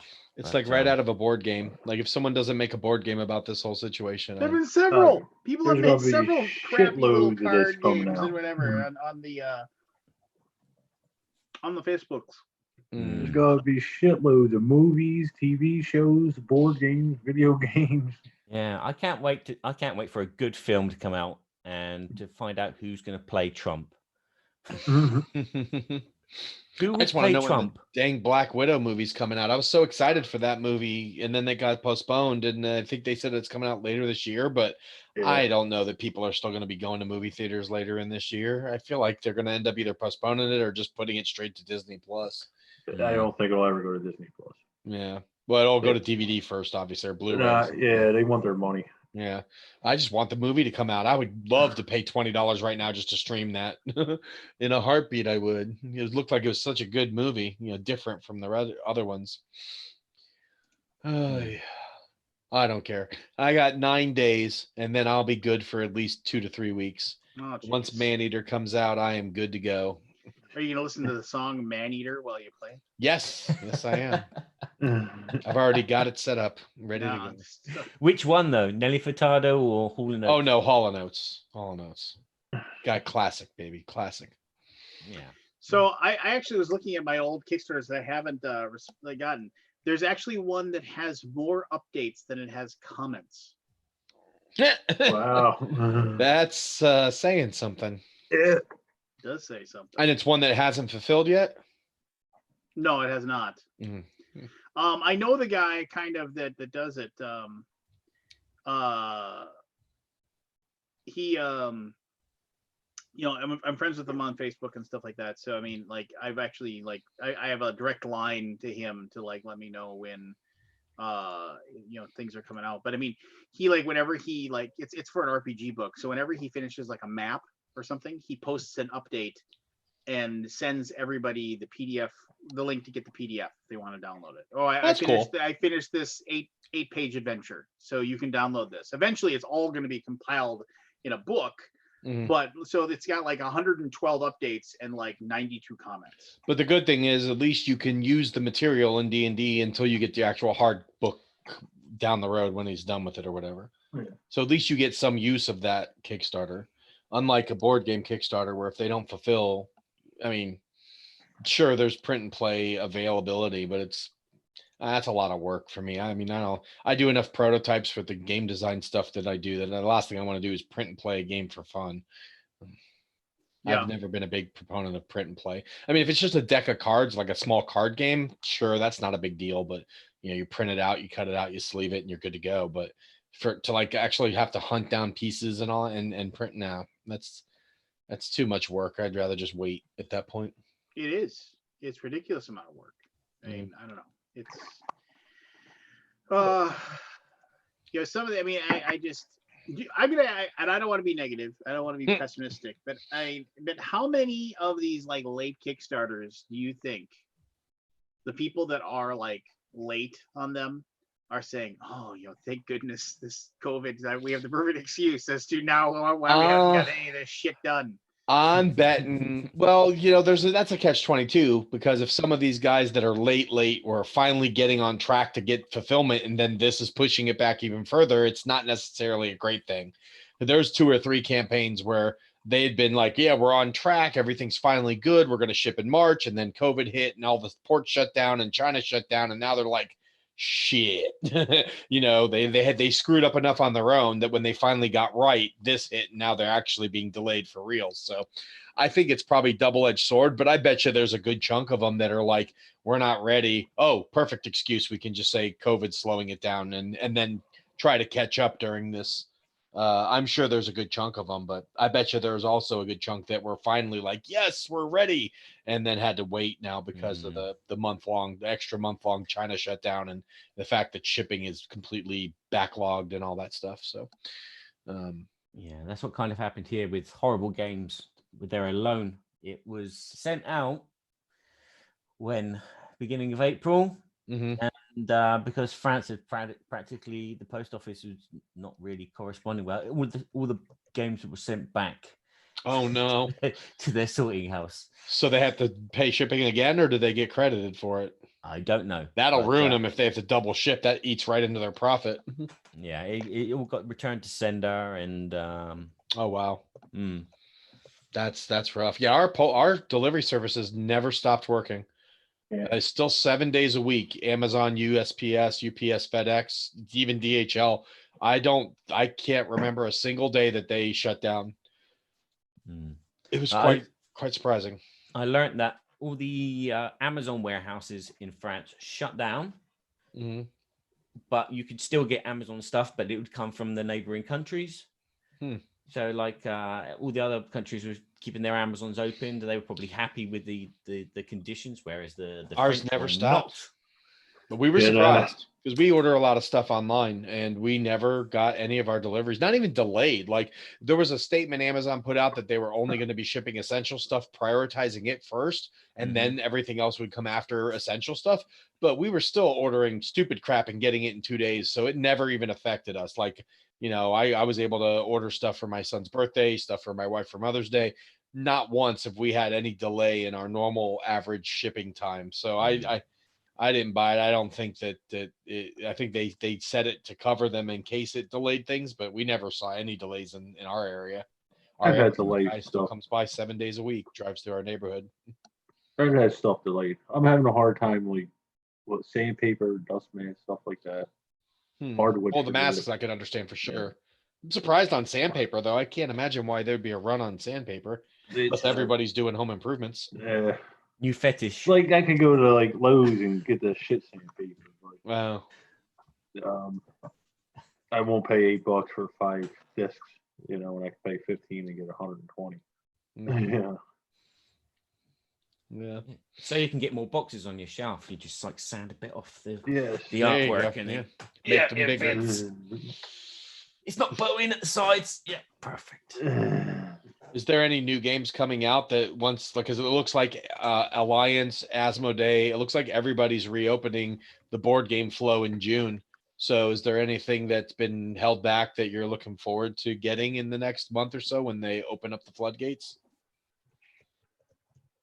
No. Eh, Nah. I mean, for me, it's the Marvel Champions and the Marvel Protocol expansions. There's like 3 months worth of expansions. They're all going to come out in the next 2 months probably. So I'm looking forward to getting all those. But as far as board games, now I was lucky. I pre-ordered Forgotten Waters direct from Plaid Hat, so I got it before Asmodee shut down. So I was able to get a copy of that early, and I really like that game. But that's the only one really that I can think of. Yeah, got no time to Oh, I game read something. anymore. He moved back to Ohio. Kobe. He did. He went back, and Plaid Hat split from Asmodee as far as being part of Asmodee. Now they're just a studio. Asmodee still distributes for them, but they're their own entity now, not like they were under. They're not now. They're under the umbrella, not in the company. So Plaid Hat's their own thing. But Asmodee kept a few of the titles that they like, Mice and Mystics, and some of their big Dead of Winter. Like those titles stayed with Asmodee. So all the new titles going forward are going to be just Plaid Hat games that Asmodee distributes. Asmodee kept some of their keystone games that are evergreens and stuff like that. So those will stay Asmodee games, not Plaid Hat games now. Yeah, they kept some of the titles, didn't they? Yeah. Mm-hmm. Yeah, some of the big ones, the ones you would expect. Yeah. Mice and Mystics and Dead of Winter, and I don't know. I think a lot of the other stuff went back to Plaid Hat though, like Starship Samurai and Ashes and all. I don't think they kept any of that. I think all that went back to Plaid Hat, but the big ones stayed with Asmodee. Yeah, and that's I heard that's because of Asmodee that Ashes died, unfortunately. Who knows? I mean, it wasn't in their format like their LCG format. So, I imagine that they would put priority to those LCGs that they've taken a lot of time in marketing and expense in doing. So I could see how Ashes would be the stepchild sitting outside on that one. So, give him a lollipop. Mm-hmm. Have any of you played Flesh and Blood yet? I've got that pirate card game. I picked up a couple starters. I haven't gotten any booster packs. They've been sold out everywhere, but I got like 3 or 4 starters. But I hadn't had a chance to play it yet, but I'm excited to. I've heard a lot of good stuff about it, but I was curious if any of you played it. No, it's supposed to be a pretty cool pirate game. In the past 6, 7, 8 weeks is Batman with my daughter and Gotham Chronicles or Gotham Chronicles. And US Marshals with my wife, and that's about it. Is US Marshals like code word for kinky stuff? I wish. Does that involve handcuffs or something? I mean, it's Alaboom After Dark. I've not heard of US Marshals. What kind of game is it? It's a remake of Gattaca or something like that. I can't remember the original game, but yeah, it's just a tile placement game, a bit like Bingo. Okay. You're drawing randomly tiles, which are like the salon or a ranch, and then they can be built with resources which are on the board or with resources that you have in your card, kind of Catan style. Gotcha. It's fairly fluid. It's by Super Meeple. Yeah, I've heard of it. Yeah, but it's a reprint of an older game with a different name, which was set in Rome. Cool. But that's been my imprisonment punishment. It's sad. We really don't have, there has been so little activity going on other than a couple things here and there. I mean, it's not just like a lot of industry news going on. I mean, We got Origins cancellation. I think a Dice Tower canceled this week. I guess that's news. Yeah. They officially canceled, but they said they're still planning on doing their meetup and their cruise as of now, but the cruise isn't until 2021. But they also do their Dice Tower has like a special like meetup that they do in Orlando. That's supposedly still on as of now. So I'm imagining the Gen Con information is going to happen soon because we're getting on that time now where publishers have to know or else they won't be able to commit because they wouldn't be able to get the stuff ready. So I imagine Gen Con's going to have to make a stance here sometime in the next week or two, or else, I mean, they're going to put their publishers at a real big disadvantage going into June, not knowing if that show's happening or not. I think that's the same with a lot of them as well. I think even Yeah. Essen would be the same. I just when they canceled Oktoberfest, I have to believe Essen's going to fall by the side. Oktoberfest is probably as big as Essen, right, for Germany? Yeah. If not bigger. So if they're not going to let that happen, I got to imagine Essen's next to fall. And if Essen falls, then I can't imagine Gen Con will go. They're probably evaluating the security risk, and again, they've recently reopened, so they're keeping an eye on the spikes there. If there's anything going to happen, hopefully it will subside, and maybe things will get kind of back to normal. Although walking around a hall with a mask on, and I was talking to a couple of people that with Chip Theory games earlier today about some fulfillment stuff, and we were like prognosticating. I know we've done this here as well, but I mean, Origins next year, I think might be the first convention.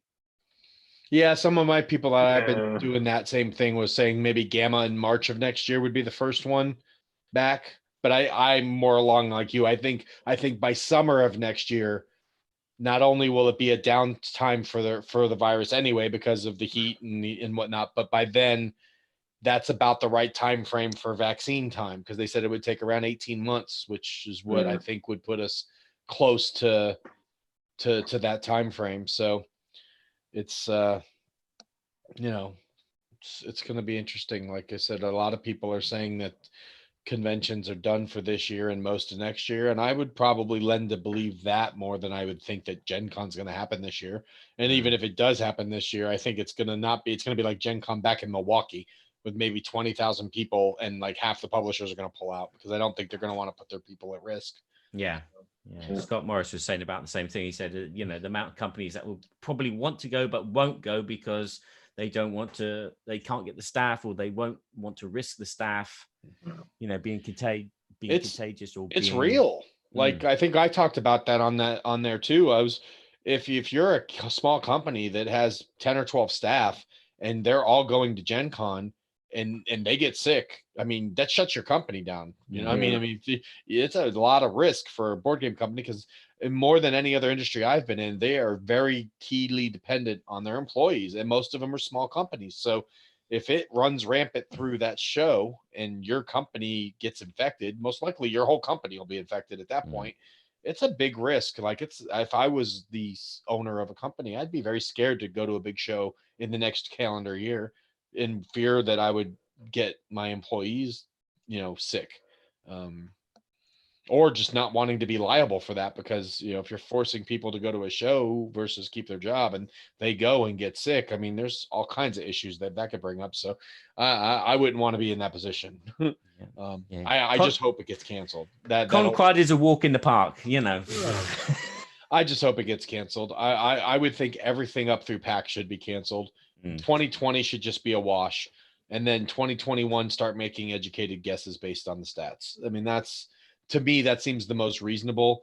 I think there are going to be some shows that if they don't happen are going to go under, so they're going to try to push it to happen. But I end up thinking it'll be a worse look than if they had just canceled and bit the bullet. I don't know. I know there's a lot of different opinions on this topic, but I mean, like Aldi told me. I mean, not to speak for him, but I mean, Aldi told me. I was like, would you roll in November? He's like, no. No, I mean, he's like, you don't want to be the first, right? Yeah.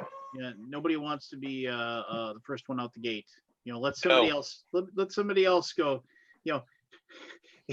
Yeah, it's like nobody's going in the water. I need you to Mhm. go in the water. Yeah, I would agree with that statement. If everything gets canceled up to November, I wouldn't want to be the first either, especially because that's when it starts to get cold again, and that's when flu season is going to come back in again. It's going to be Yeah. even scarier from like October through February. Like next year's Toy Fair, I guarantee that's not going to happen because the Javits Center is a freaking hospital right now. So Toy Fair next year is probably already gone, and it'll still be in the heart of cold and flu season, and probably not a vaccine by then. So I mean, I would think that maybe Gamma, since it's in Reno, and that may be the first show, maybe. Oh, Yeah. If it's not them, you're looking at maybe Origins in next June. If Origins survives, if they don't, if their postponement ends up being a cancel, and they may not be, they may not have that show. I mean, Gamma that runs Origins and the Gamma trade show, they've done a good job of building themselves out of debt because they're for a long time they were in bad place, but losing that show, which is a large portion of their income, and the fact that half of their retail members may not come out of this thing alive, which means their membership could drop, they're going to be in financial trouble. So there's a possibility they can't afford to do the show for a couple of years in order to build back up. So, I mean, that show's not cheap. No. I think a lot of people are waiting. Like Barry said, France is opening up. Delaware's starting to, I think Friday, they said, gradually. And a few other states. I think they're going to wait and see what happens with that, which I think is wrong because I think they should wait more than a couple of months on that, But yeah, it depends on your numbers. Well, it's during the Spanish flu. Philly had a parade and it just infected everybody again. Well, the problem with Gen Con too is that it's also, proximity wise close to like Pennsylvania and Michigan. And these are places that are really spiking right now and having problems keeping it under control. Yeah. So it's not just Indianapolis and the Indiana that they have to worry about. If the neighboring states are really infected, or the states where a lot of your people are attendees from, like New York, high population states that are still under lock and key, West Coast, the entire West Coast is still saying it's going to be 3 months of shelter in place, which means none of your West Coast companies, none of your West Coast attendees are going to make it. And you got New York and Boston and Michigan, all these big cities with large populations. Those people aren't going anywhere. So where are you drawing from? You're going to draw from the Midwest, which is probably your smallest demographic for population. I mean, the show is going to be tough for them to get any kind of attendance based on the where they're drawing most of their people from. I mean, it's going to change the world. We're just now opening up. We may see shutdowns again if this thing spikes out of control. So we definitely will. I'm sure we will. I'm sure we will. So it looks like Aldi's in chat. Is he waiting? I don't know. Possibly. He's got the link. Yeah, I see him in chat. Wow. But it's definitely going to change the way that shows are going to be run, I think, because you're probably going to have like several copies of the same game. So like when one party's finished playing with it, it's tidied away and you put a new copy out for the next people. Actually, and give that some decametation. Smartest thing for him to do would be to run demos and then give that demo to one of the people as a prize. Wow. Because what are you going to do with that copy? You're not going to want anyone else to touch it for a week, right? Because we don't know how long it could live on different plastic cardboard. You're better off just saying, oh, hey, congratulations, you won the game, this is yours, pack it up, congratulations, we're going to kill you. If it's a hot game you want a lot of people to get a hold of, you bring 100 copies and you just count them as a marketing expense and you give them away. That's wow. Play the game, winner gets to keep it, and then it goes away and you don't have to touch it again, and you'll get a lot of buzz from it, and then those people will play it with people in their hometown and they'll want it and they'll go buy it.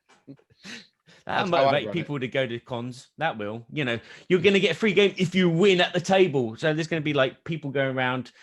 There are those players, that are really good at everything, and they're just going to clean the show out. But then there'll be those people that will be looking for idiots. Oh, who can I play with and kick ass? Yeah. Yeah, the way games are demoed at shows is going to change over the next couple of years too. Yeah, I wouldn't even be surprised if a lot of companies go away from on-booth demos and go to a more showing off the game behind a table type thing. Because, I mean, that whole touch factor for the next 2 years is going to be scary for people, and people aren't going to want to touch stuff. And the people that wear gloves are even worse because the gloves are even more conducive to transferring crap. So I would not want to be a demo person now because I wouldn't do it. Getting volunteers is going to be a whole nother struggle for people because a lot of them aren't going to want to go for what they make or what they get compensated for, the demo staff, and the fact that they'll be in very close proximity and physical contact with a lot of people. I imagine it's going to be really tough to get people to want to go to these shows. Staff is one thing, you're paid to do it, but when you're only making $100 a day or getting games for free from some companies don't even pay, they give them games and stuff. Yeah. That's a tough call, man. My wife would never let me do it now. Shit, no. So. No, you're not getting any more games for free, Scott. Paul. Pete. Jesus, Barry. Hey, who the fuck is he? It's 6 o'clock in the morning. I've had no coffee. Sounds like my grandmother. She And went through all 6 of my uncles and 2 of her brothers before she got to me.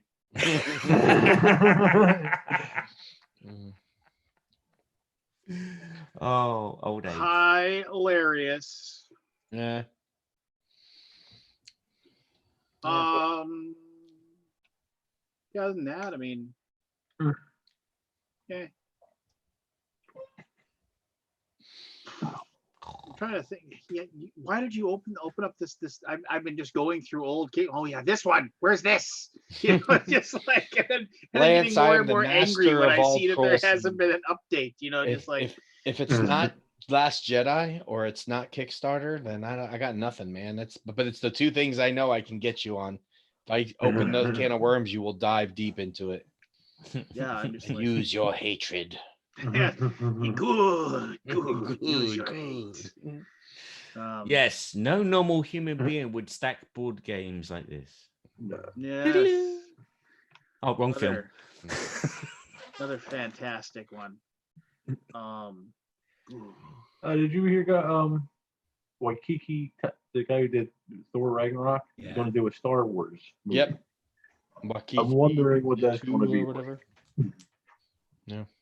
He's a very creative person. Yep.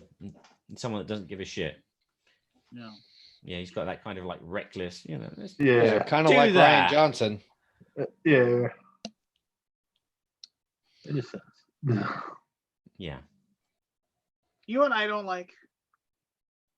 You know what really grinds my gears? Really grinds my gears. No, is and I recognize that pledge managers are important and they allow company to get more money and whatever, and it allows other people to back, but tracking down my info in one of the 17 different backer kits and pledge manager and CrowdOx and GameFound. I wish there was Cool a You're Not universal pledge manager. Oh my God, I wish. I would love to have all of my games under one pledge manager so I know what's been paid, what's not been paid, and just be able to go down the list. It would be so awesome if that became a universal. It just try and if you miss one, right? Like we all, probably get. I mean, like I spent Green 6 Room hours the other day. I spent 6 hours the other day going through all of my going through my email, just catalog, delete, catalog. Got down from 600 in my inbox down to down to 60. Pete, so did I just hear you describe the end of the board gaming industry as it is? Yeah, basically. Yeah, that's a scary thought. I was like, you kind of making a lot of sense. I wish I wasn't. Or sorry, Lance. What? Or He's not even here 2 seconds. He's already interrupted later. No, but I had this thought and I wanted to get it out. Well, turn your mic down a bit. Yeah, your mic's a little high. Oh my God, I changed nothing since last week. I'll just move it away from back. Yeah. Okay. So basically, we either suck it up and deal with it, or never have a convention again. And you just go take your chances, right? Yeah, but like we were saying, who's going to be the first that's going to take that stance? Everyone. Oh, it'll be a while. Yeah, I think 2020 is gone. I can't imagine anyone's going to want to run anything this year. Unless it's small, low key. We talked to the German guys this morning. Like, oh my God, it's been a long day. We did our tech test today for BGG online, and it was like it just ended like a few hours ago. Oh, nice. Yeah, we I'm were like- doing similar stuff for our virtual expo.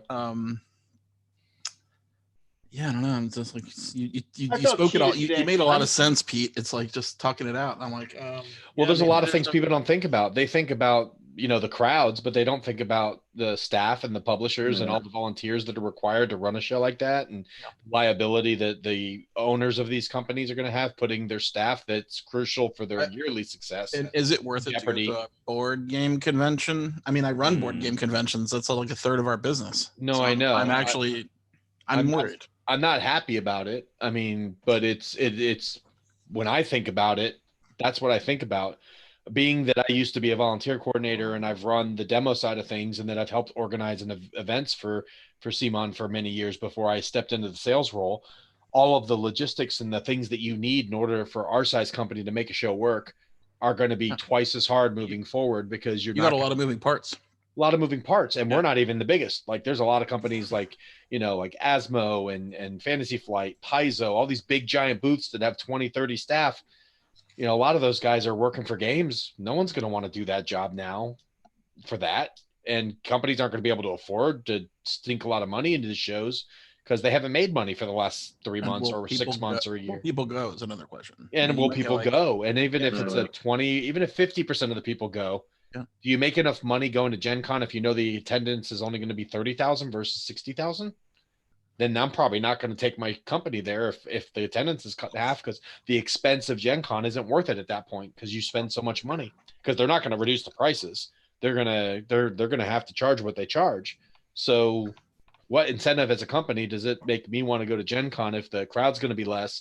You're not going to be able to have the same interactivity with your customer base because of the physical distancing. We have like one of the worst mediums. Yes, we sitting do. At a freaking table in a face to face. I mean, you literally have someone sitting right here, one head away, right? One shoulder to shoulder, playing with you, and you got someone standing over your shoulder. And across the street, one person sneezes, we all get sick, and then we all spread that. And it's like, I mean, I don't even like thinking about it. I didn't like thinking about it before, right? I mean, it's things you have to think about though, because it's not just the attendees. I would get sick like 3 or 4 times a year. And think about like the events hall. The events hall, you've got 80 Magic players sitting on a 50-foot table. I think we have to start figuring out how to live in a post. I think so. I honestly, to survive, actually, I think we have to. COVID world, 19 world. That's not have. So I also talked to somebody else today who knows a lot about coronavirus. Well, the fastest vaccine ever developed was for the measles or the mumps. He couldn't remember. And how long ago was? I know it took 4 years. Wow. Well, technology. And we've never done a coronavirus vaccine. Apparently, the SARS one, they I think it was the SARS. They discovered a virus, an antidote, and then all of a sudden it disappeared. I mean, maybe we can hope for that. But SARS did not have the same impact, because I remember back in the day when it had it, like it wasn't scary. Yeah, it was. Like, I don't even remember. It didn't. I think I saw like 2 or 3 news articles about it, and then it was gone. Well, okay, so there's I've been trying to find it again. This not to turn this into another COVID discussion. Yeah, I just wanted to get up and just. But the comparison to SARS and swine, like the H1N1, all those things, the other ones that you talk about, is that like one of them was very contagious, but it wasn't very deadly. And one of them was H1N1, right? One of them was really deadly, but it wasn't very contagious. Ebola? I don't remember what it was, but the ones you're talking about, like SARS and H1N1, I mean, whatever. And then, but this is that it is extremely contagious, and it is not extremely deadly, but it is like deadly enough. It's deadly enough. No, I'm pretty sure it's extremely deadly. It's like this like in the rankings. Yeah, and so that's why this is different. Yeah, no, and it's innocuous. You don't know until you have it for 4 days. Yeah, you got it for 4 days, and no one knows it, and then you infect. That's the scariest part. Is viral. You could be perfectly healthy going to the show, and on day 3 of the show, realize you've got it, but it's too late because you've touched 300 people between day 1 and day 3. We talked to like 25 people today, and everybody had a story. And one of them, horrific one, was her friend had it. He got better for a day. He was feeling fine. Next day, he died. went downhill like a rocket, like boom. Yeah. And I'm I've like, heard oh, that story great. as well. Pre-existing What is that about? conditions? Was he perfectly healthy? I mean, that's Perfectly healthy. Yeah, perfectly yeah, healthy. that's the person. scary part Yeah. because it hits everyone differently. Nothing you can do about it. Yeah, there's a lot of reports now I'm seeing man, about like- it affects your feet, your toes. Well, no, and like, Oh yeah, I you saw see that people, picture. you just see people like la da da walk around, no mask, no nothing, just like I went out to They're not get reading stuff. Yeah. I went out to get like burritos for the family, and it was like I like just people milling about in the store, talking to each other, getting sodas together. Nobody's got The masks. problem is there's been so much false reporting that it's making what's true not as credible because people don't know what to believe anymore. And that's a problem with our media, not necessarily a problem with the science, is that you got all these political agendas that are changing or stretching the truth or misleading facts that no one knows what to believe anymore. So when people say, oh, it's deadly, and then these other people are trying to say it's not deadly to get people to go back to work and stuff, it's tough. Like not everybody's a news hawk and follows everything like a beat. I mean, for my sanity, I've been stopping watching the news because it just got so damn depressing. So I only know what my wife knows because she's the one who's been kind of trying to keep up with everything. It's tough, and there's a lot of people that don't have the wherewithal to be able to digest that information properly. So, they're just rah, let's get the country going again. And then there's the people that are deep diving into the science. They're like, that's a horrible idea. And they're butting heads and getting in fights in Walmart and shit. I'm at least glad that those guys in the Senate or whatever didn't pull the punches, right? They said it was a bad idea to go back. Yeah, it's this whole thing. I mean, it's definitely divided. I mean, but that's what is, I think it's going to boil down to is like, everybody go back out, but the sick and the elderly stay home. Like, most likely that's the game. What was the thing? Sweden got, they said they got herd immunity. Was that ever anything? No, it didn't happen, or it did happen, but it ended up not being true, or what? I think they're shooting up right now. It's starting to shoot up now. So so what they thought was the right thing by getting out there and just getting everybody inoculated, or by it wasn't really the case. I think I read that recently. I don't know. I'm trying to keep up with because that was the big thing everyone was saying, is that Sweden got just treated it like nothing ever happened and got herd immunity, and now they've had the lowest amount of cases. But I wanted to know, that was what I was curious about, is has it shot up since those reports a couple weeks ago? Spike. Here I found May, but then it went back. Yeah, I heard that herd immunity was a myth. Okay, Didn't so work. here we go. This is How does herd immunity work? How does it, what? You just, everyone gets it so that they don't get it again. So herd immunity. Right, then the virus can die out, and then it just dies out because the weaker people can go back out, and it's they get everybody that's healthy sick or get contagious, but keep the weak and elderly and the children at home, and then eventually the virus dies out in the healthy people, so that everyone's right. Okay, I understand. But it was a weird way of doing it because there's just, I mean, Sweden's the size of like Michigan, right? So but it's not as big people as that aren't elderly and sick too. That's the strange thing. Yeah. I don't know that I buy into herd immunity. I know that some people do and say it's a viable strategy. I think through the U.S. with the amount of people coming and going and out of country, in a country, it would be very hard to do. Whereas at least with Sweden, they're the size of a state, so they could maybe control it better. Yeah, I just.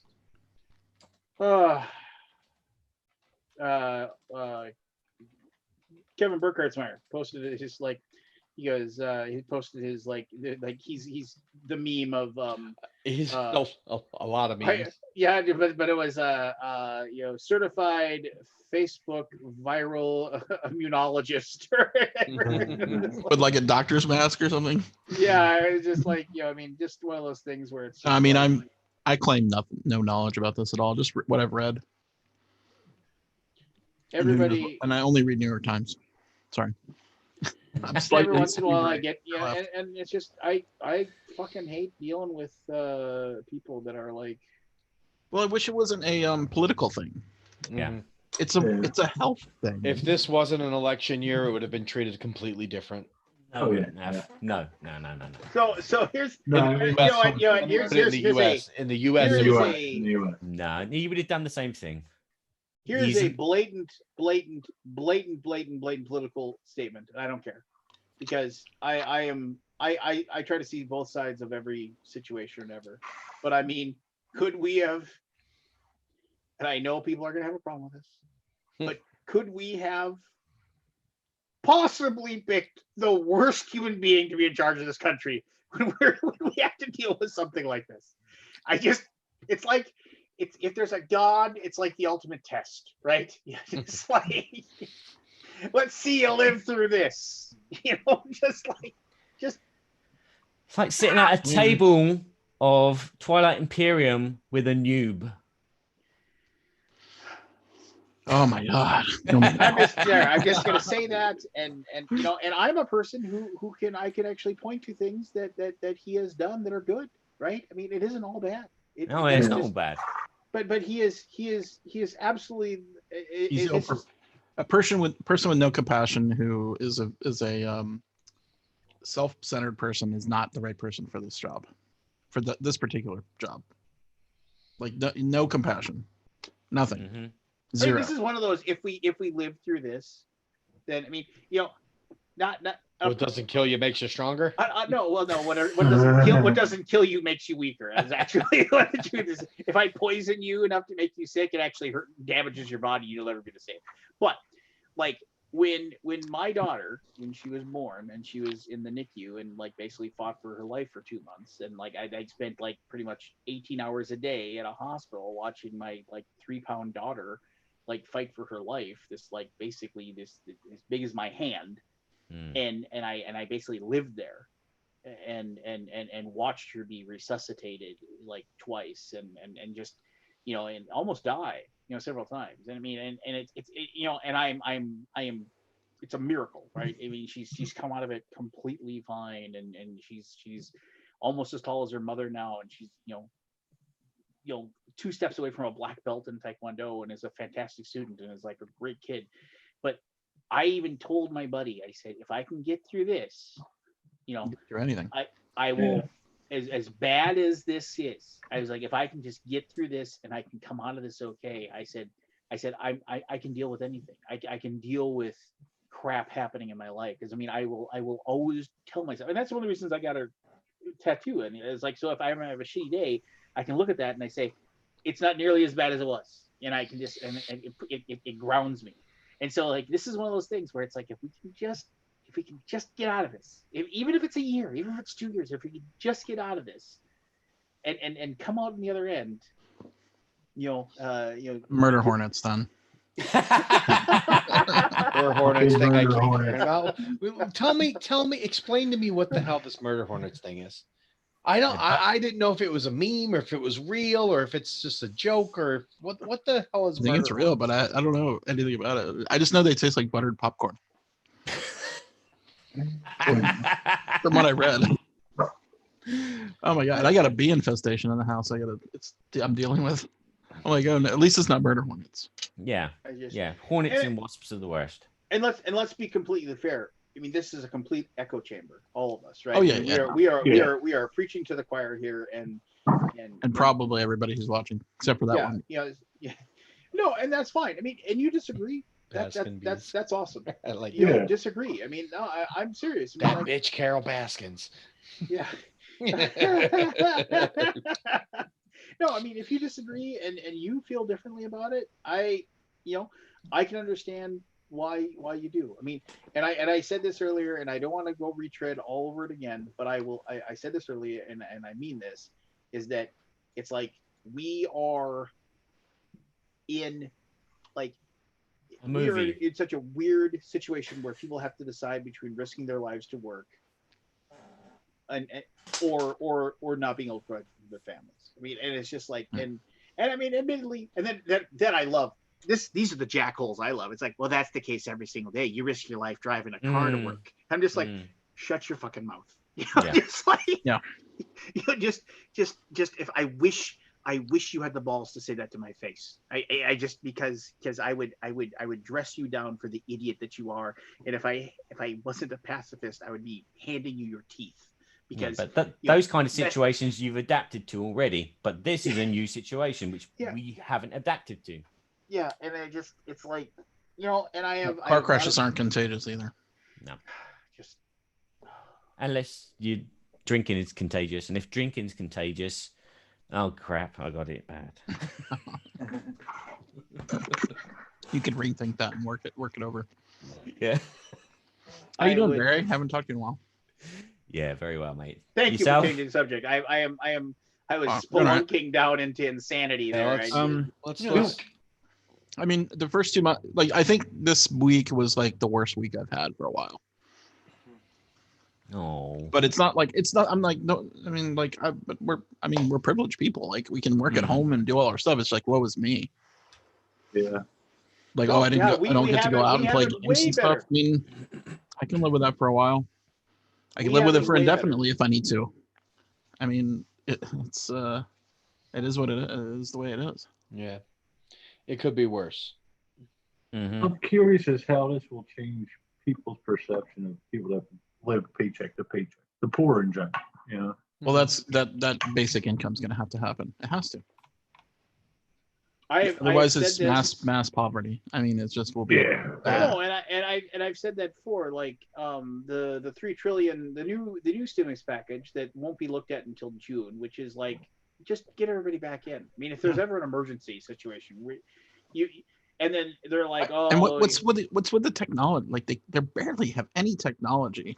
You can have 100 people on Like- Zoom. Why can't Congress meet on Why Zoom? can't they have a Zoom call and do the thing? Because most politicians are really stupid.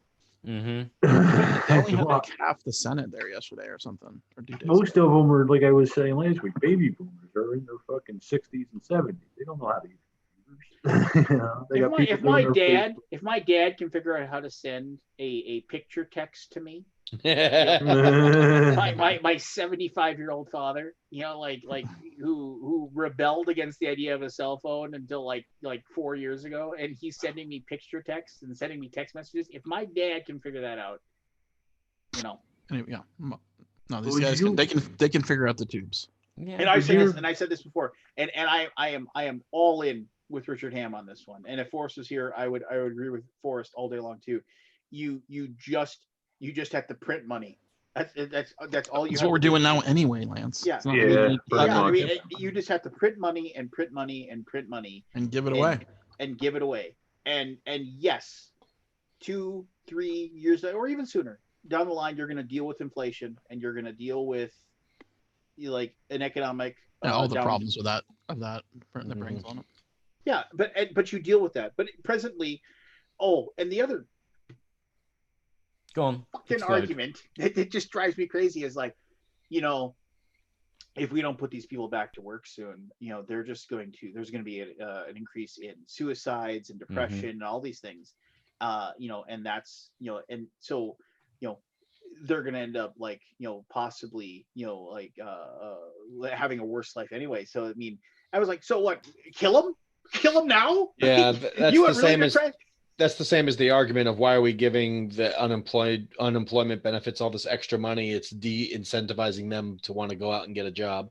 I mean, I hear that argument all Believe the me, time that is too. not, Yeah. not true at all. No, No, I think people and would I rather know have I know long-term. of several people. I have people that I'm related to by blood who have said to me, "This is awesome. I'm making more money sitting at home, and I got 14 more weeks of it or whatever."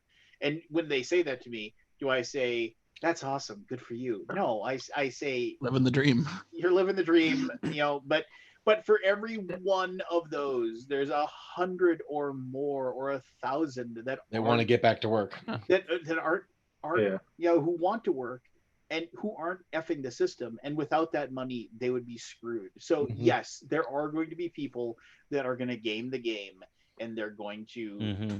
they're gonna pocket that cash, and they're gonna look at this as a big long vacation. But there are also what are you gonna do? You're going to like fuck the people that need it because you've got a few people that are screwing the system. Yeah. So Mm. Barry, how's France handling economic stuff like that? There is, well, thing is, we have kind of like a different situation in As long comparison as we to have England. cheese, we're fine. Yeah. Well, you get vacation and all that too, right? No, not really. In France, there is a large majority of temp employment more than Oh. full-time employment. Whereas in England, there's a lot more full-time employment and a little bit of temp employment. So it's quite easy to lay off the temp employment. It's called a partial chômage, which is a partial unemployment. So my wife gets about 70% of her wage. And luckily she can go back to work and do like half a day every day. But I think a lot of companies are doing that. They're doing the partial chômage. Again, as I said, a lot of temp staff are kind of laid off, and so they're claiming the unemployment benefits that they get anyway. And it's, you can do it online quite easily. Which is kind of what I had to do when I was working for Moet. It was like, after the season had finished, I'd just like log into my account with the Pôle Emploi and just register that, I'm at home now. And that was it. They would pay me until I go back to work. So I don't see a lot of people complaining that they want to go back to work, apart from like the hairdressers. Yeah, if you make mostly tips, you get screwed staff. on unemployment. It's mainly the restaurants. Yeah, the service industry and bars and the cafes, because there's a lot of them, and they're the ones that are suffering, and they've had to adapt by doing takeout services. But we don't hear a lot about it in France. I think the French news is a little bit, colored with a nice rainbow paint sometimes, because the differences between the channels, like the French news channels and the European news channels, is slightly different. What's the current government? Is it a liberal government, or is it a conservative government, or something completely different? Like, what's in charge right now? I haven't got a clue. What's the majority? I know that Macron is a left, but his prime minister is a right. So you have parliament sister. Is that the same as Britain? No. Yeah. It is. Yeah. No, it's not. No, it's not. No. There's a president and a prime minister, whereas in England you got the Queen and then the prime minister. Right. So what is our parliament representing of the people kind of thing? Yeah. What is their representatives? Yeah. Yeah. So okay. The prime minister would be like our Senate leader. Yeah. Okay. Yeah. So, interesting. Yeah, but I couldn't tell you. They're definitely not right, and they're definitely not left. But there's something. Yeah, as I said, the prime minister, the president, sorry, Macron, he was very adamant that, because he's very left, he hired someone who was very right to be his prime minister, so they could butt heads and find a nice kind of medium, right, which I think is a fantastic thing. Yeah, no problems with my president. He's done a good job. He's been honest. Unfortunately, he's not been in the press as much as he should do. But apart from that, I can't really. He talks better English than some presidents.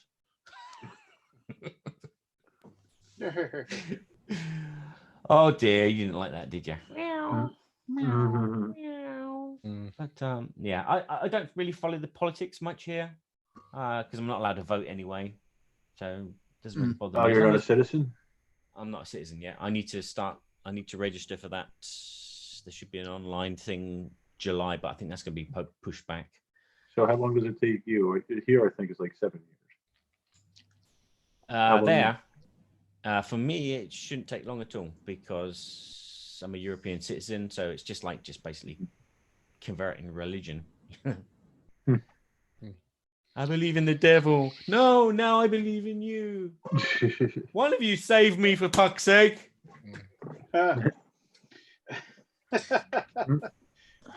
Whatever. Politics. That reminds me, I got another grievance with Biden. He announced that his vice president would be a woman. I kind of have an issue with that. It in my opinion, it should be the best person, whether it be man, woman, black, white, whatever. Yeah. Aren't the women better? In most things, I'm sure. But I mean, if they're not qualified, they're not qualified. New Zealand. Look at England. Oh, wait a minute. It just seems weird. Well, they did. What's his name? McCain. He did it with that idiot. Whatever those are. But the purpose you look out. I get you're trying to include everybody and all that. But if they're not qualified, if they're not the right person, not the right person. All right, let's play some Jackbox. I'm in a foul mood. I'm grumpy. Oh my gosh. Yeah. I'm good for one game of Jackbox. Then I gotta go to bed. It's already 12:30. Yeah, let's. It's already let's- 12:30. Wow. Yeah. Well, my time. Yeah. Eleven I thirty. don't want to play that. I don't want to play trivia. I didn't do well. I want to play. What do you want to play? I don't know, just something. Not Fibbage the thing. or Not the thing that I'm we gonna did. sign off, I'm afraid, because I No, you're not. yeah, my wife needs to go to work, so I gotta sort out the kids. He's gotta take off the robe and get to work. Yeah. And I gotta get some Fallout 4 in as well. Oh yeah, baby. Mhm. Come on, let's do this. Fallout 4? That's the old one. Oh, it's cold. Hope someone screen capped that hairy nipple. It's been good to see you guys. You will take Yeah. care. Good to see you, buddy. Mhm. And I'll Cheerio, pip pip, and all that good stuff. see you at Gen Con in 2024. Maybe. See you at virtual Gen Con. Yeah. I'll give you a virtual hug. I'll give you a high five. Like, think. Oh, that'd Oh, be hey, great. thanks for. So I did your thing today. Yeah. Aldi. Yeah, I logged you did. in. Yep. And I saw like everybody else was getting like oh yeah, you can put your game here, and this is how it's gonna look, and this is how it's gonna be awesome. And this is how. Oh, did you not get the? Well, we were just And then- we were and then- bullshitting. And then in I the show time- up. I show up, and then we talked for like 5 minutes. And they're like, it's Lance. He knows what's going on. See you later. Out of here. You're right. You're exactly right. And it was funny because we started talking to you, and then we're like, oh shit, we're 5 minutes late. We were early before we got you on. Yeah, and I got the second class citizen. It's like No, it's one of those things. But It's that, like that means you're the. Lance, you know that's not true. no. I just let me It's true. have my mock rage. Okay. I know. Yeah. I know.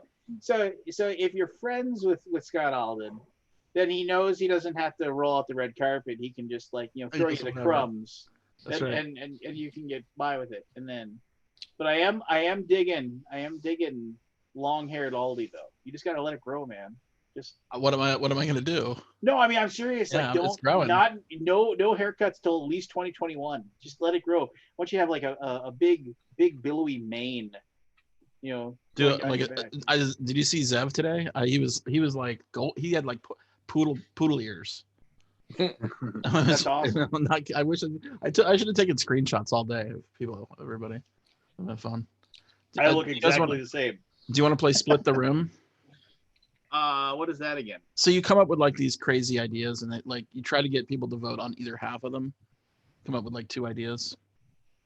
Let's not it's play something. interesting. I don't know if it's- Plus we don't have enough people. Let's do I don't know the if Pete let's is do the scary house one. The one where we Murder? we get to try to kill you if you get it wrong or whatever. Murder trivia. Yeah, I like that one. Okay.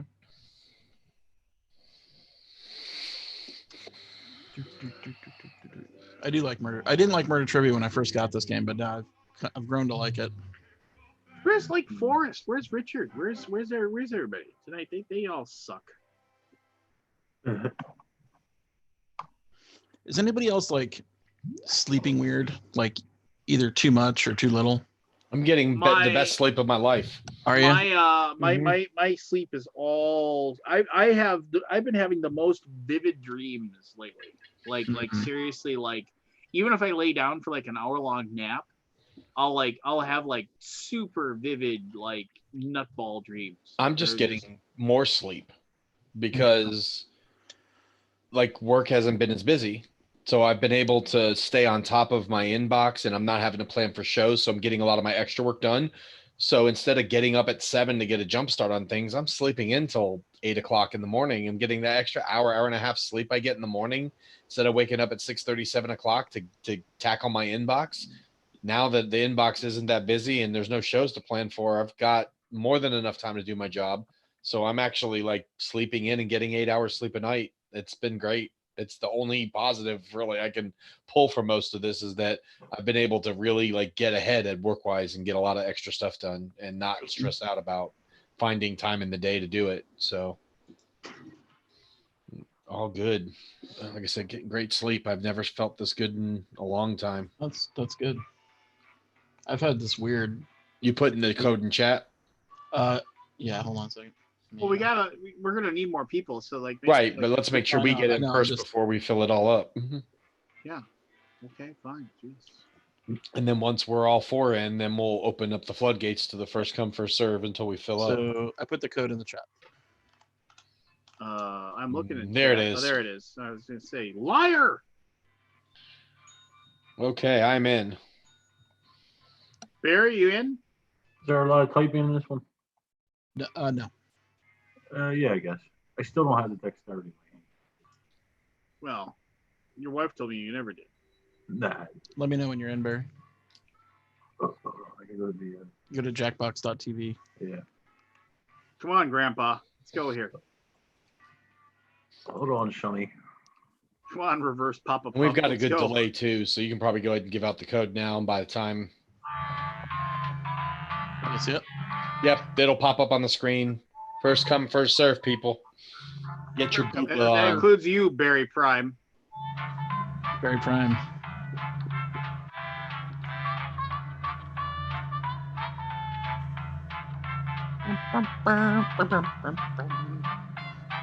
I like the music to this one. I like the haunted mansion thing it's got going on.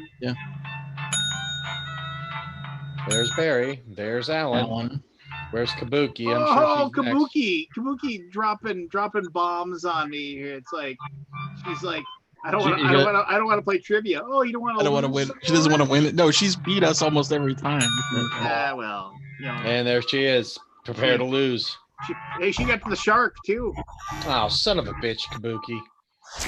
Yeah, well, she probably doesn't have any friends, you know. So That's true. we'll let her be good. At this point. History. No, it's simply. I skipped all that intro. It's fine. Welcome to my murder hotel. I've been told you don't like tutorials, so now I'm extra mad. First question. If your plane gets lost in the Bermuda Triangle, where will you crash? Use your device to answer the question.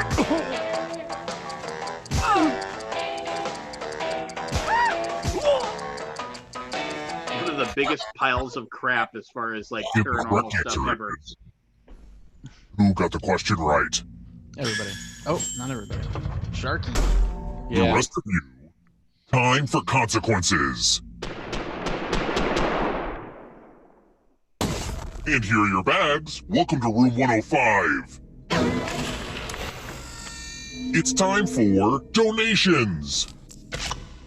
Give money to each other. The person with the most cash at the end will die. But if they end up with $800 or more, I will kill you instead.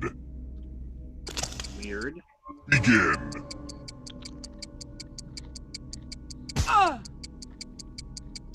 Nobody's giving any money.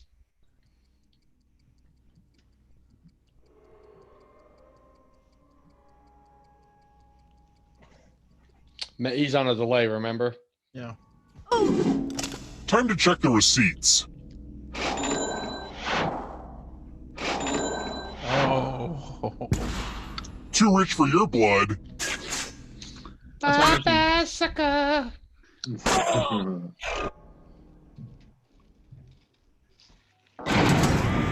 man. That's the Elevator's shark. going up, regardless of whether your score is. Let's go in. Look, 4 of us all bet against. Yeah. Let's keep moving. What does the P in ESP stand for?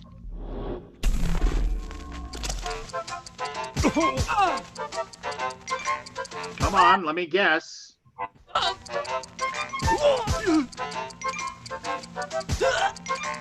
You know? Who picked this?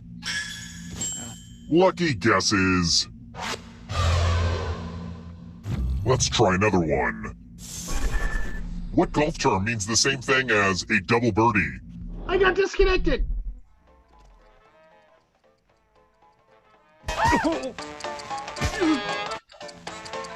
Very nice. Who picked this? Wow. Everyone again? You all need to be taught a lesson. Uh-oh. Welcome to room 227. Time to get out the dice. We start by handing out extra dice. Go ahead, give your die to someone to make life harder for them. Lance, you know you're getting it, right? You shut your mouth. Don't give me the ideas. Oh. The player with the highest total dies. What the frick? Oh. What a shame. Now my sole goal is to convince Lance Last Jedi is the best movie ever. Oh.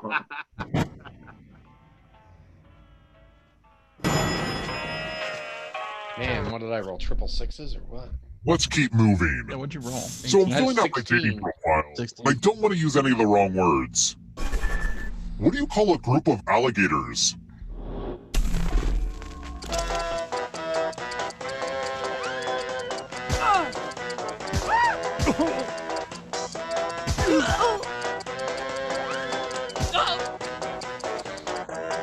Who picked this? Shit. The rest of you who are still alive, follow me.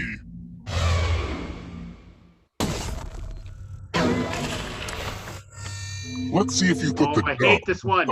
Yeah. Good one. Pick the same elevator and you all live. But if there's a split decision, I will kill everyone on the heavier side. Everybody go left. Everybody go left. There's an even Everybody number. go I'm left. gonna have some weight to one side.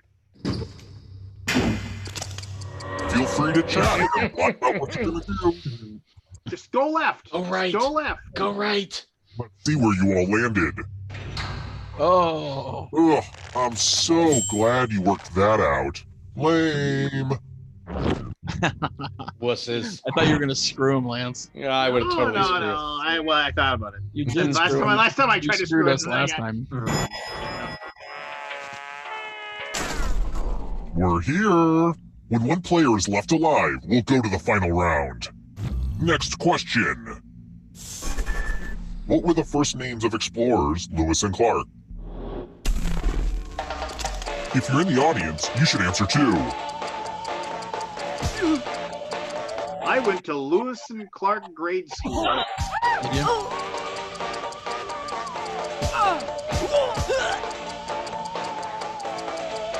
Who picked this? Bam. Not me. I'm dead by myself. I want to show you something. Let's get our math on. It's the worst. And before Spooky's gonna time crush runs you. out, I know. everyone else will be playing along. If one of them does better than you, it's punishment time. There's no way I can win this. Let's go.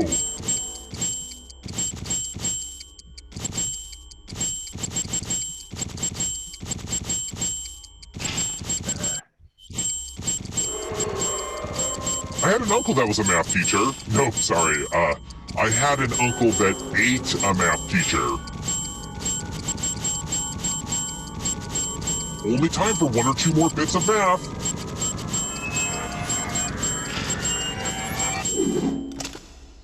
You're just lucky I didn't make you do algebra. Lance, you bastard. Oh! Oh, we tied. We tied. Tied, you lucky Wow. SOB. Oh, you really you put your back into that one. 20. Let's try another one. In theater terms, what is corpsing?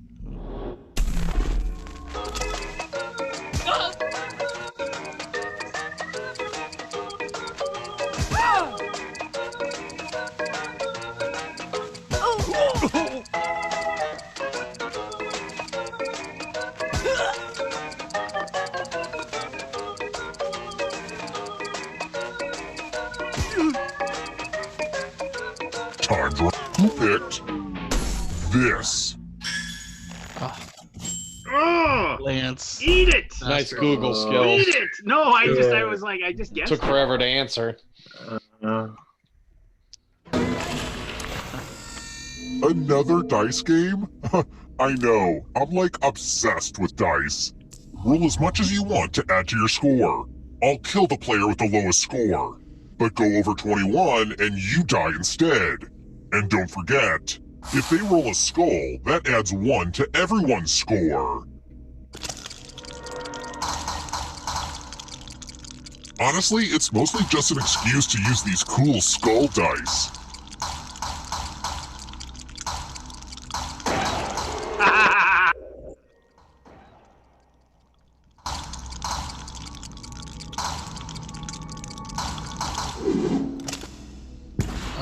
You busted. Thank you for getting blown up. It makes me so happy. Normally I take a moment to point out that the winner of the game could be the audience, but looking at these scores, yeah, that doesn't look likely. We have one person. Let's keep moving. This question will cause some of you to walk on a tightrope. Which of these is not a Janelle Monáe album?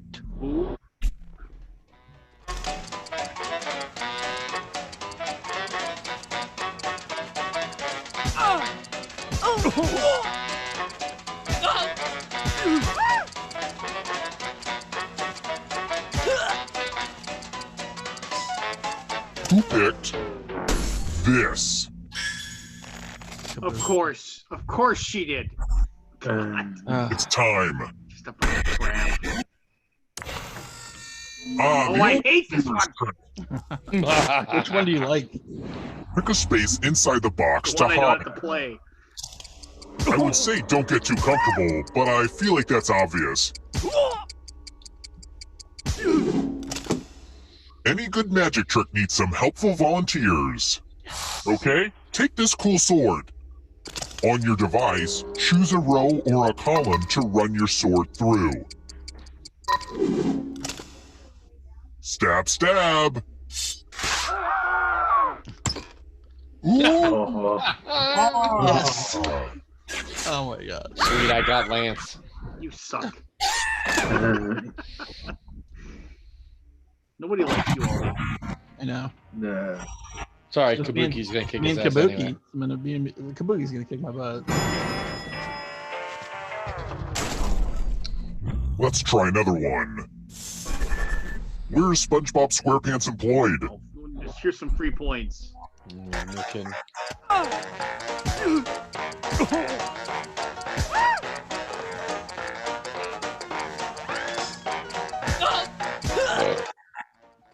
Nice. Who picked this? Only a ghost got it wrong. Well, that sucks. Let's keep moving. Yeah, let's keep moving. Which of these is an alloy?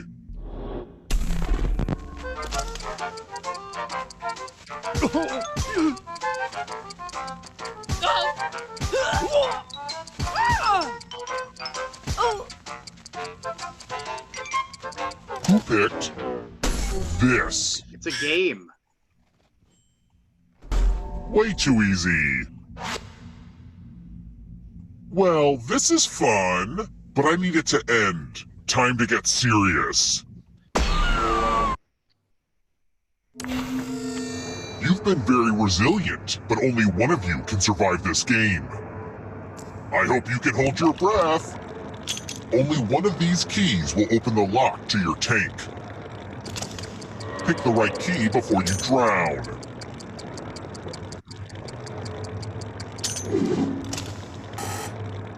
Ha I always mix up my keys at home too. Ugh, so annoying.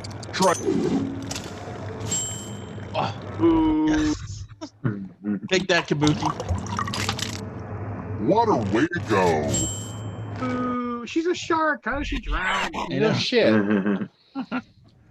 Glad to see you're the one to make it here alive. But will you be the I one can't to win this escape? game. It's impossible. Here's your Good first attitude. category. I'm playing my own. Primates. Tap each answer that fits the category and then press submit.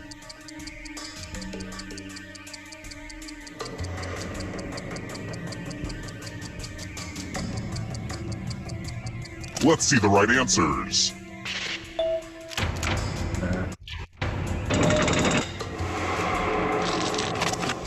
Prepositions.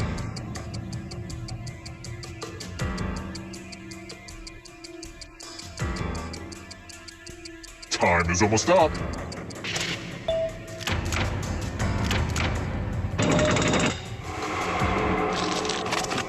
Movies directed by women.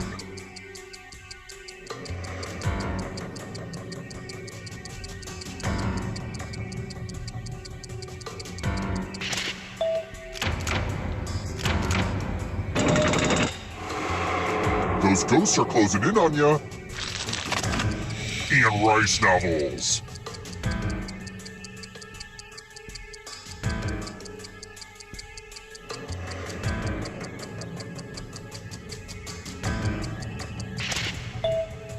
And Kabuki.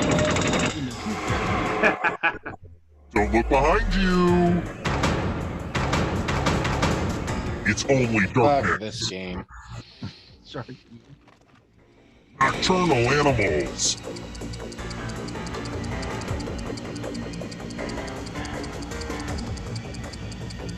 Time is almost up.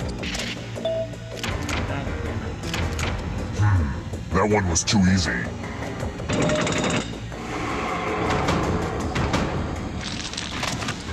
Food named after people.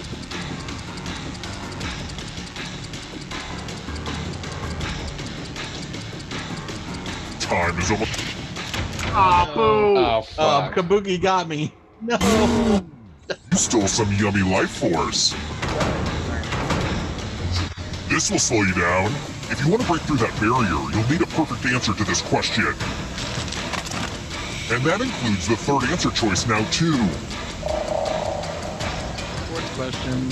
Could be bad. Why is it when Kabuki gets the end, she gets the easiest question? But it's a, Time is almost up.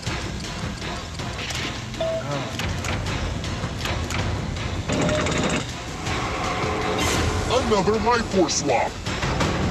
No pressure, Aldi. No pressure. I know, but it's not gonna happen. Monsters mentioned in the song, The Monster Mash. I really don't know this one. No pressure.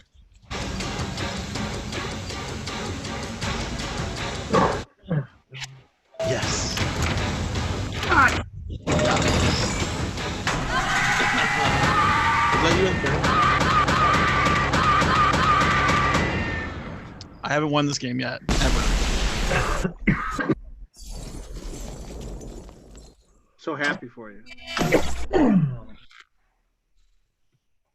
Killer described as a deep baritone. What happened to our draw the wiener on the back? I know. I was waiting didn't for that get one. that That was my go-to You question. guys want to play one more? No, I'm going Come to bed. on, Pete. One more. Just one more. Fine. This is the last Sleep like one. a baby. Trevor, you sleep like a baby.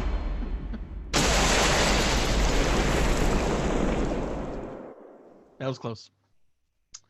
Good game. You have close counts? Sports, did you end? Ahoy, and welcome to Trivia Murder Party. The sea is a harsh mistress, and this trivia game will kill ya. First question. Which line is from The Rime of the Ancient Mariner? Use your device to answer the question.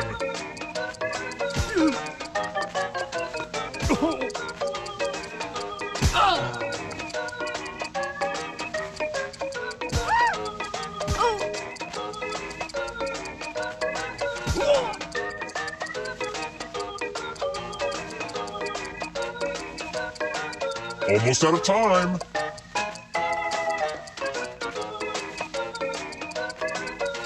And the correct answer is...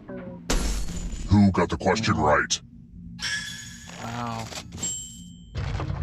I hate trivia. I like how our names say Something. captain on it now because we're doing like some sort of aquatic theme one.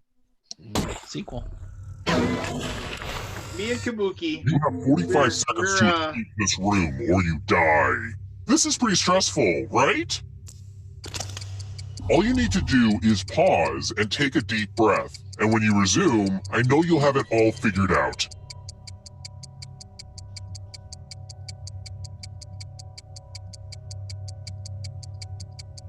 I don't know what that means. Uh-oh, is the answer coming to you yet? Are we all dead?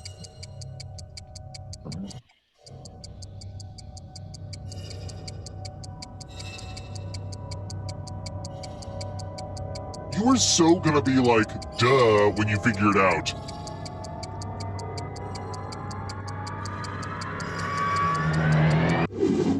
Aw, was that too abstract for you? Let's be more concrete. The hell? It didn't give us any options to do anything. Yeah. That's stupid. That was stupid. I literally got nothing on my I got screen. nothing. I got nothing on my screen. Break the game. Let's try another one. This will be a quick one. I can go to bed. Popular young adult book series is written by a man.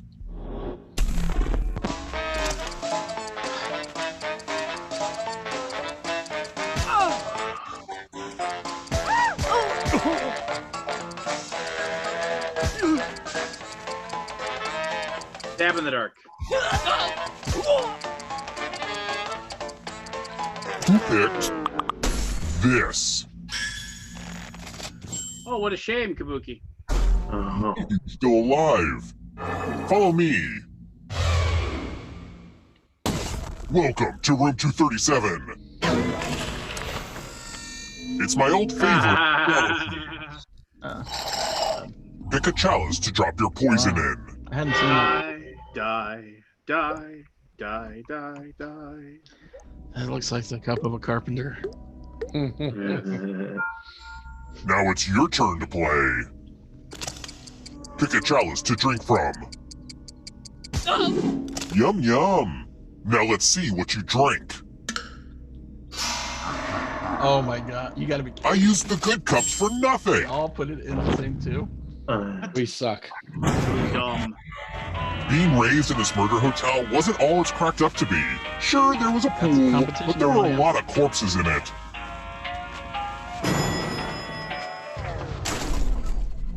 Let's keep moving. Out of all the mammals found on land, why do I find moose the most attractive?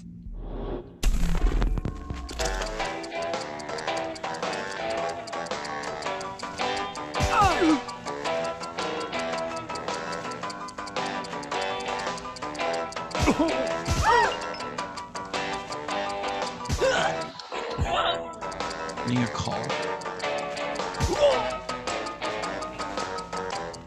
Who picked this? Paul Tompkins.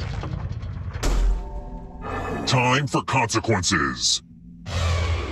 Hope you lose, Kabuki. Ah, yes. Here's the, Give me a new man. tab to join on your device. This is the one I would have liked. I don't. Oh. Bring it. Ow. Oh. Oh. Oh. I'm glad we're sticking with the old favorites. Kabuki's not even gonna have time to draw before freaking. I guess we know which one is which.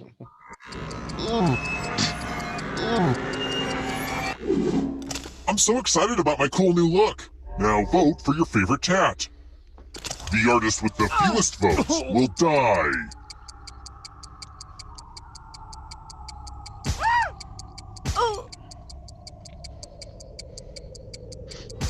Vote already.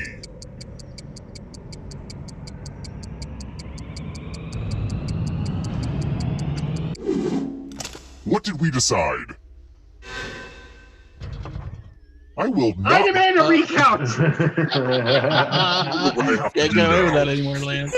Yeah, the penis isn't an auto win anymore. No.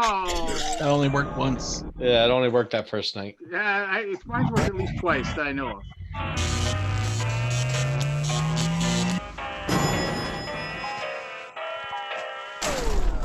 We're here. Yeah, The final round is crap. close. Next question. What's lighter than air?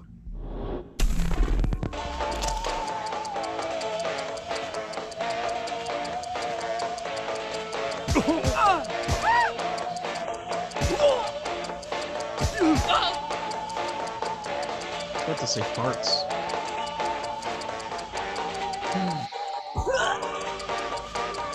Why are we still playing if there's only one person left alive? You have to get more money. Time to stop. Who picked this? Only a ghost got it wrong. Aw, crap.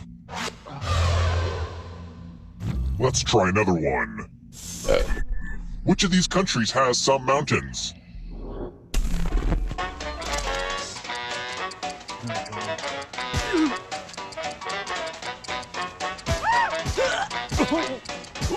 Robin Lees, our man from Estonia. Yeah. I haven't seen Robin in a while. Picked this. I saw him I was very excited that I got to see him at Essen. Are you ready to fall? In love with my new minigame? You're going to drop down this board and try to avoid the death zones. You know what? We need some death zones. Hey, you! Pick the landing slots that kill. We're all gonna pick the same number. Pretty much. Okay. Let the games begin. Pick a spot to drop from. I'm sure everything will work out for you. Lose. This was a lot harder to build than you guess. Bunch of garbage. What a Do this crock to of me, shit. Gravity. Motherfucker. Only one of you is still alive. You know what that means. Yeah, let's get this shit over with. I hate trivia. You've made it so far, but can you escape? We need a shark trivia. Here's your Yeah, no first shit. category. Medieval weapons. Tap each answer that fits the category and then press submit. Let's see the right answers. Good start. Common varieties of fig.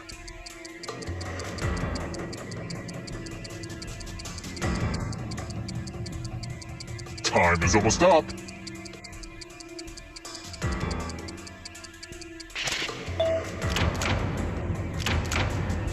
Eat it. I don't know if you can outrun those ghosts. Alfred Hitchcock movies.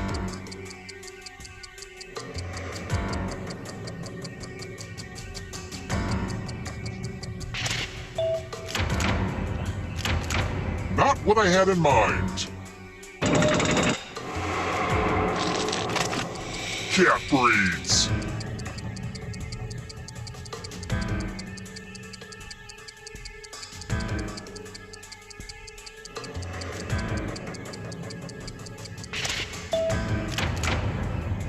Hear that, Lance? Don't Right look behind you. ghost right there. Uh-oh, here comes trouble. Here comes the darkness. Roman emperors.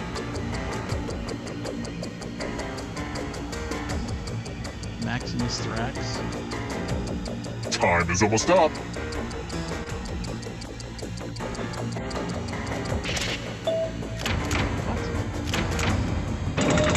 Fuck this. Did anybody get that? The Greek Muses.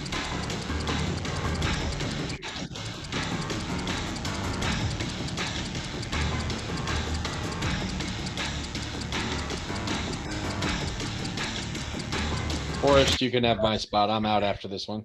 Ha Ghost stole your life force. Don't fuck it up, Lance. Next question. ha! Shut up, Oldie. Holy terminology.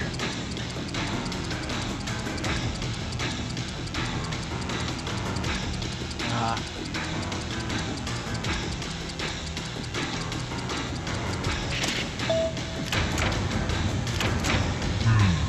You're better than I thought. get out, Lance. Okay, come on, don't screw this up. Not Straight so up, Lance. fast. You need a perfect answer for your final escape. And that includes the third answer choice now, too.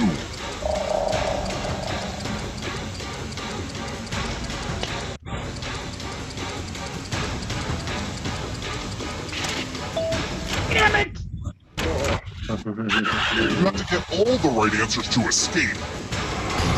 Oh.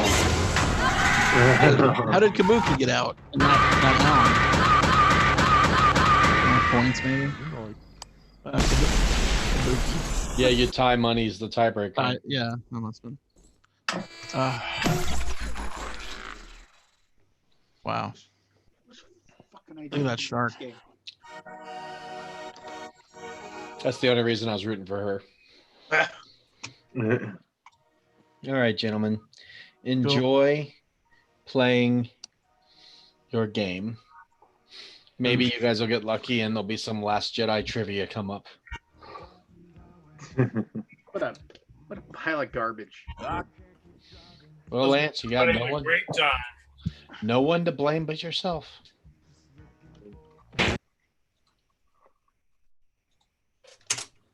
It's nice to see you, Pete.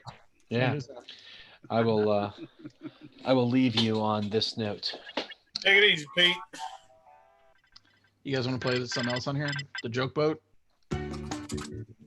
Yeah, give me like 2 minutes.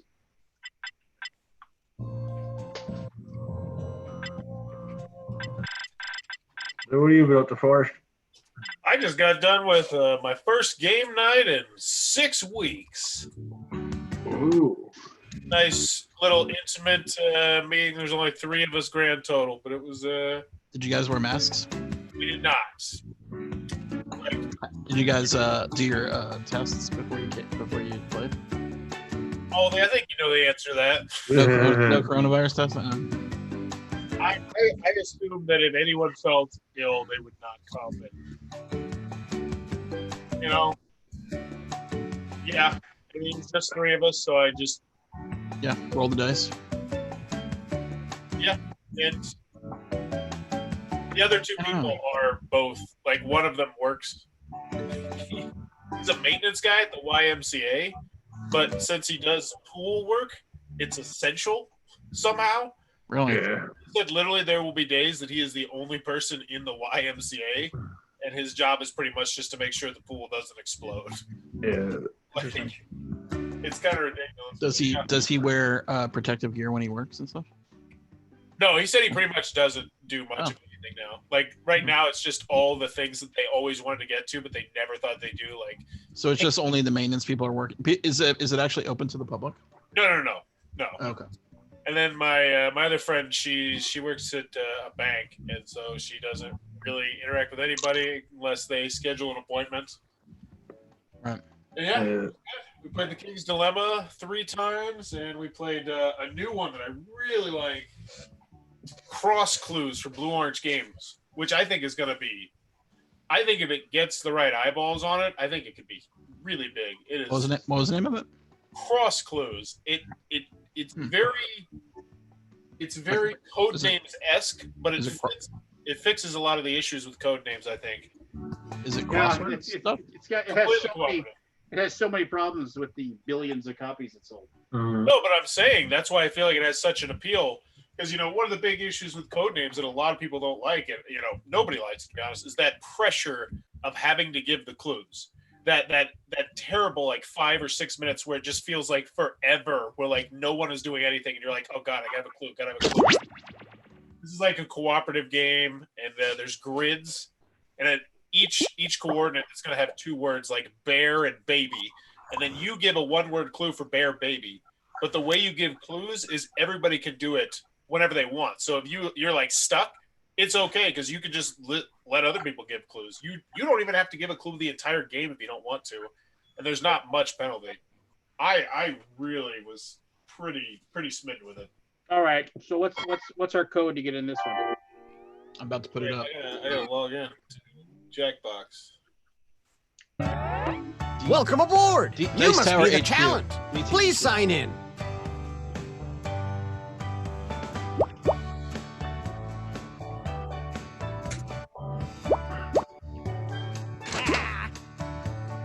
How does this work?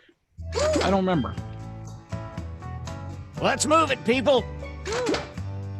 You got to be funny. You're out. I know. I'm totally. How'd you know? Okay.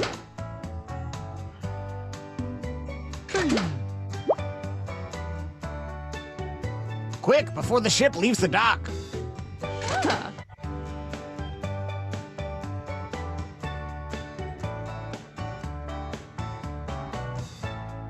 Need one more. Come on. 23 people watching. Supposedly. Oh, we're double digits. Don't have all day.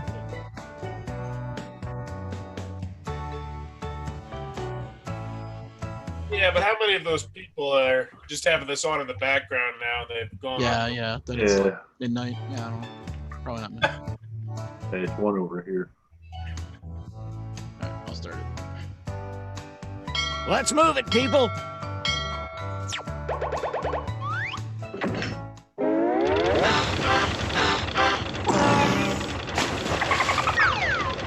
C minus. Gather round, comedians. Here's tonight's itinerary. We're gonna write some jokes and then test them out on stage. But first things first, it's brainstorming time. Before we jump into the jokes, let's do a little writing exercise to get inspired. On your device, you'll be prompted to write various topics like animals, people, or objects. Fill in whatever you think has a lot of comedic potential. If another player uses one of your topics in a winning joke, you'll get some bonus points. Generate as many as you can. You have 45 seconds, starting now.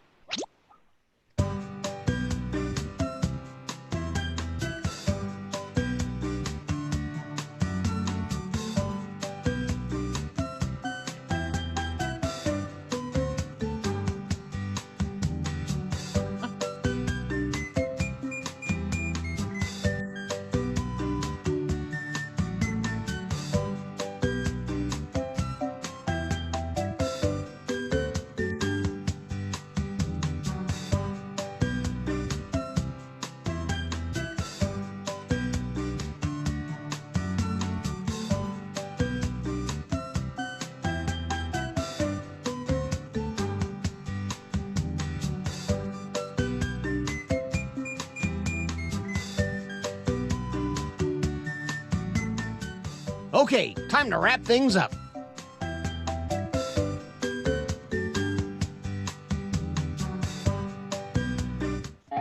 Now that your noggin is moving at full steam, it's time to write some comedy. Follow the steps on your device to construct 2 jokes.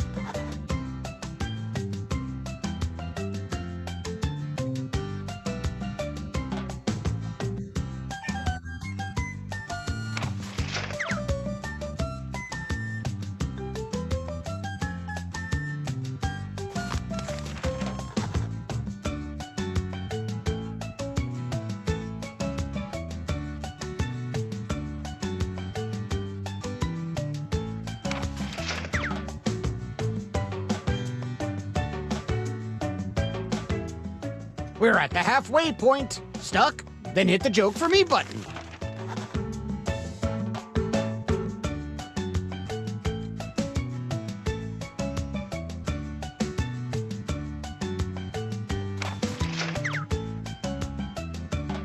Feel some cringe coming. You ever notice how cruise line captains drive like this, but barge captains drive like this? No? Okay, here's our first comic. So Barry, on your phone, it's going to ask you to auto present it, or you can say it yourself. Oh, Just say auto present if you don't want to say anything. Cut down. You'd see.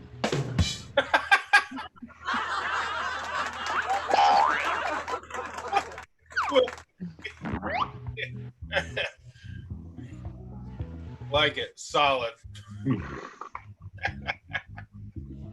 I just imagine someone's grandma like, you should use kumquats as lube. You don't have to teach about your editor or at your you don't.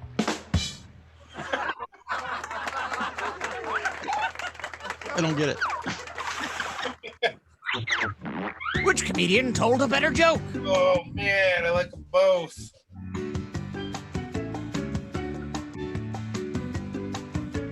You just didn't put the names on it.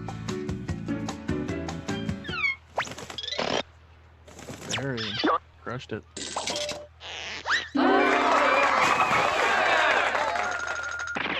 Crushed it, bonus. And some credit to you. Top it. We got more hot comedy coming up right now.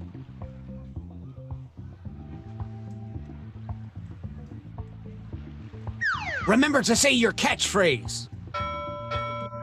Read your joke. You ever notice how President Trump looks like a can of Campbell's Boston clam chowder if you squint? One succulent. Please.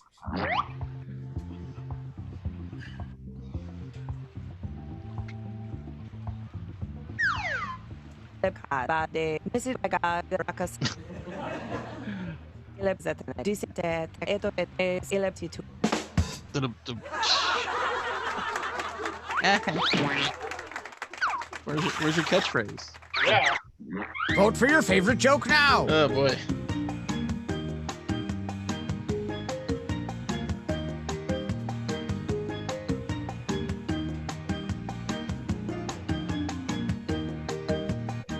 So it's interesting. Like the choice of people I had was me, myself, or I. One was got all the names. Crushed it. Crushed it. Okay, up next. I'll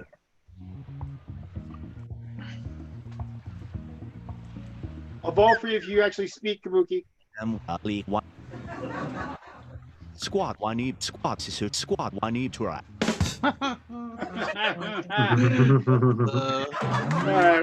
Baby much? Yeah, that's a good one. Yeah,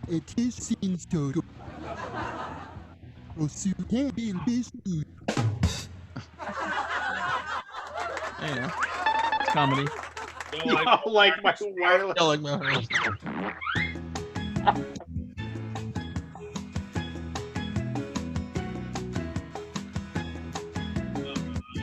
Yep.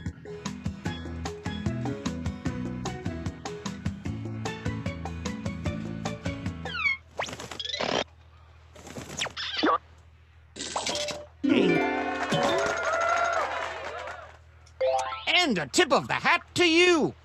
I said meeple too. Fine. Tough. Put your hand and hook together for our next comedian. Hand and hook.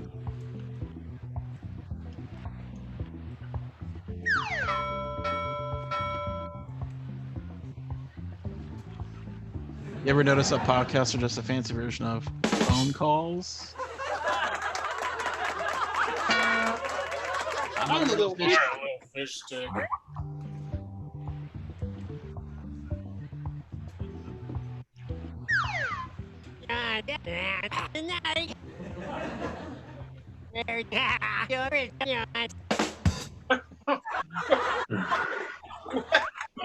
Sit on my dystopia. Sit on my dystopia.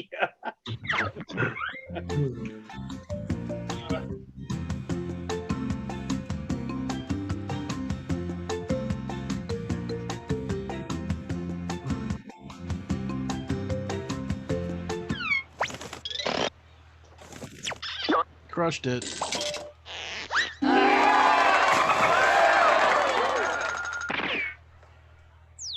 don't think my second joke is going to be as good. Our next comic needs no introduction. Nope.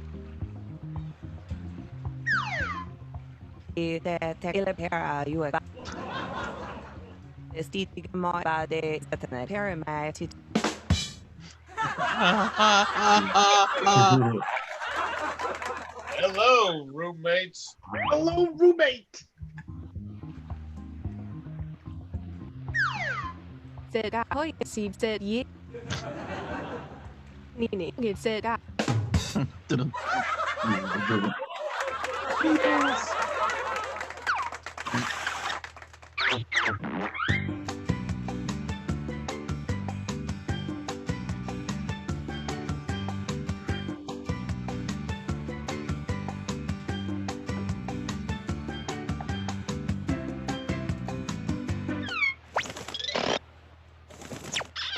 Getting at a close one, yeah, that way.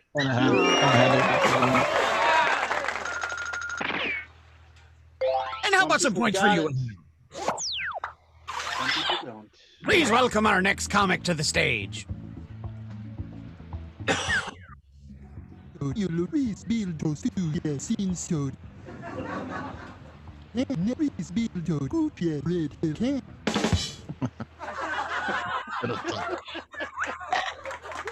Y'all like my wireless router?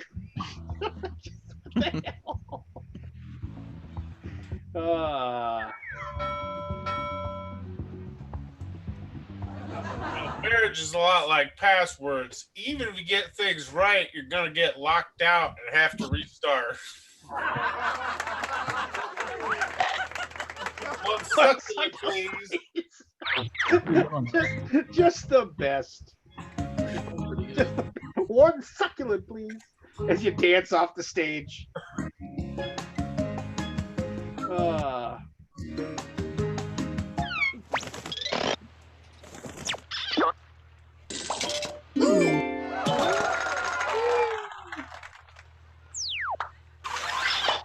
Ahoy! It's our next comic.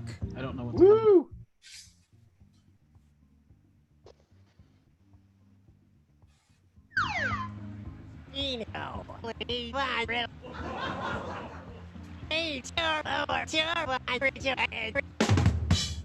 Oh, going for the stereotypical bad. That wasn't. I didn't actually write that joke.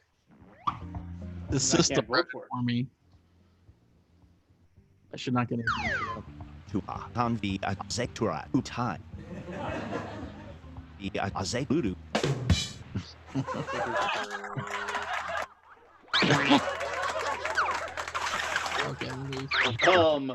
Baby much?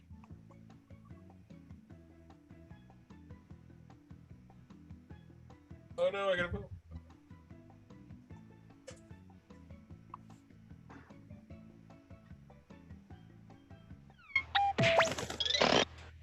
Oh.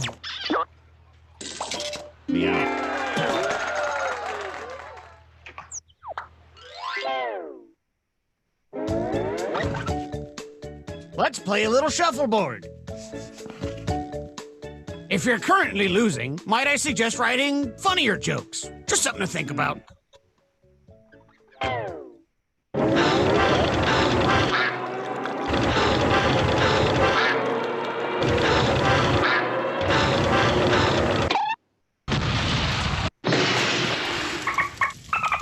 Oh, I get it. Well, we're sinking again. There's no time to write jokes from scratch. So, here's the plan. Let's rewrite another comic's joke. You'll use the same setup, but we'll attempt to write a funnier punchline. The better the original joke did, the more points you'll earn for beating it. Can you steal the spotlight before the boat sinks? Let's find out.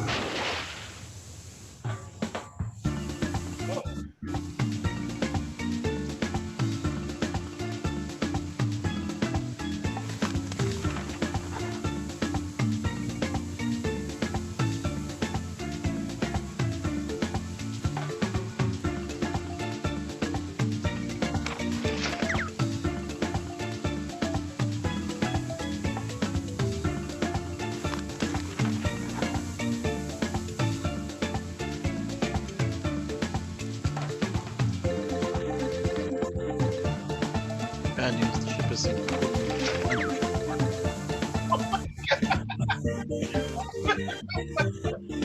think this one would be better when we had more people too. I like it though. Yeah, it's probably like one step too creative for me.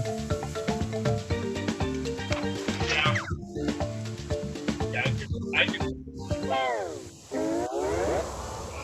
The real tragedy would be not finishing the show. So let's bring back our comics.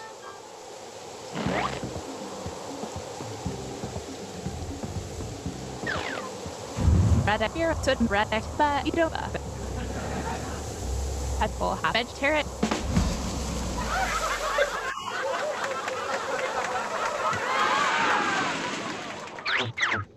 Which version do you like best? Little Mermaid exists. And the Little Mermaids. Why? Yeah, the constraints are tough.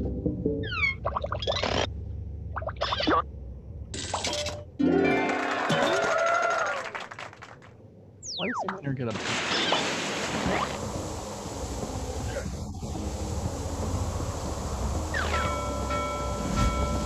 So, I tell you what, I call my bedroom the whorehouse because I meet guys off Craigslist and sleep with them for money.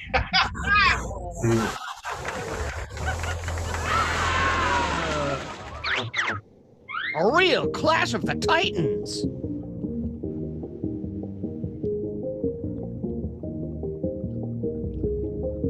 You went for the literal. Yeah, I went for literal. I went for the Norm McDonald joke there. I can respect the norm. Could have voted for you, Lance, but I did.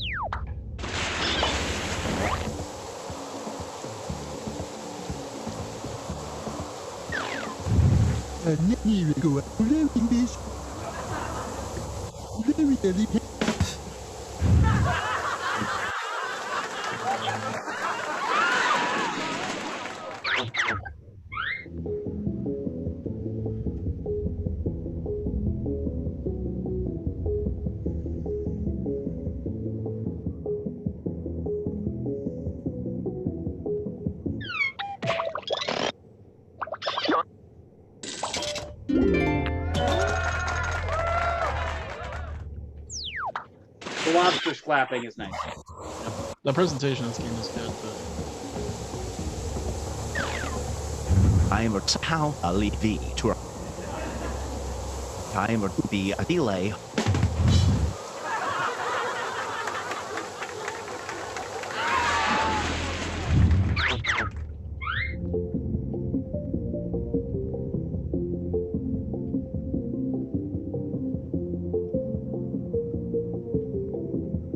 Under the sea.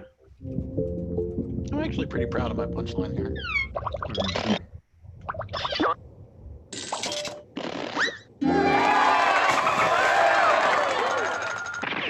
Contender, Lance. Contender.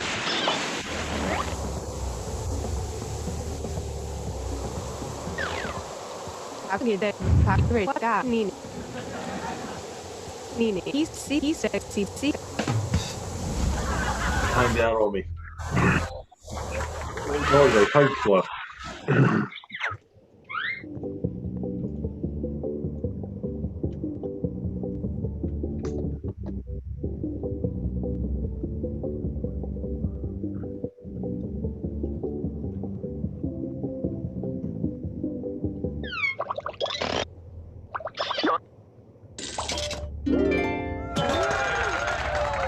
Lance.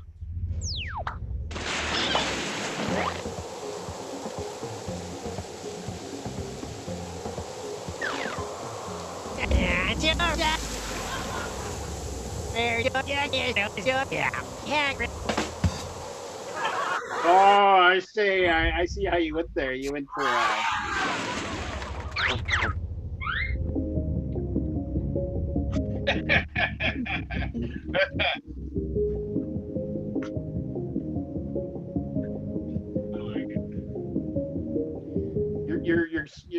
My nickname is Meeple. Vote for me so Kabuki Kid can't win.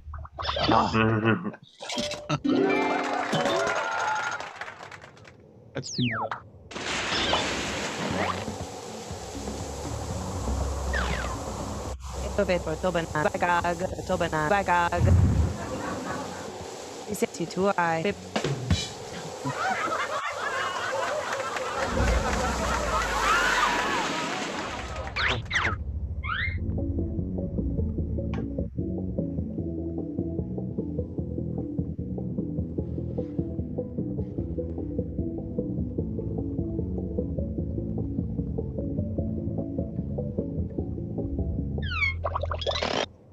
Oh, bullshit. You just gave the game on that one. You just didn't want me to win. Oh, that's a way better answer.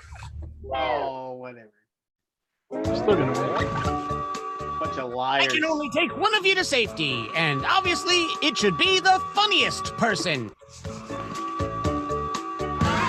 Yeah, you totally jacked me at the end. That's all you guys did. You gamed the game. What's funny? You effers. You gamed the game.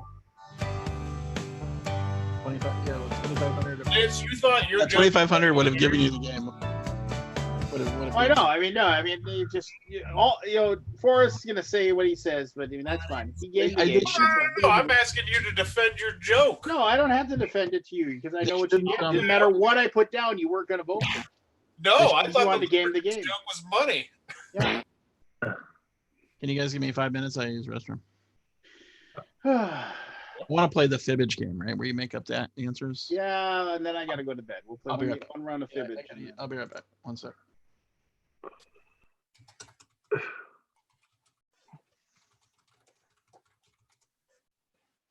So I got 12 more days and no work. Not looking forward to going back in. My work just found out that one of the kids is like quarantined now because their parents have like COVID or something, and it's just like like COVID or something. Like, what do they have that isn't COVID? I haven't looked into it at all. I don't know the specific. Stunning. I have not talked to my work at all in the last 6 weeks. Also stunning. Like I completely like my classroom already has issues in it. Like when I'm not there. Oh, hey, did you watch Money in the Bank? I did not. We only watch NXT. We're gonna go back and watch some of the me and the boys will do dishes and we'll watch some of the matches. Is there a particular match we need to watch? Just watch the actual because the Money in the Bank actual thing. It's production, right? It's because they race to the top of the Titan Tower, the WWE Tower. And so, and both the women wrestlers and the male wrestlers are all basically racing through boardrooms and stuff like that, and like through exercise rooms, and what? they accidentally bust into Wait, say no more. Say no more. I don't want to know. I want to be surprised. No. And so it's got some humor. It's got some unexpected stuff, and like a few of the normal matches were good. The Bailey match was good. Trying to think here.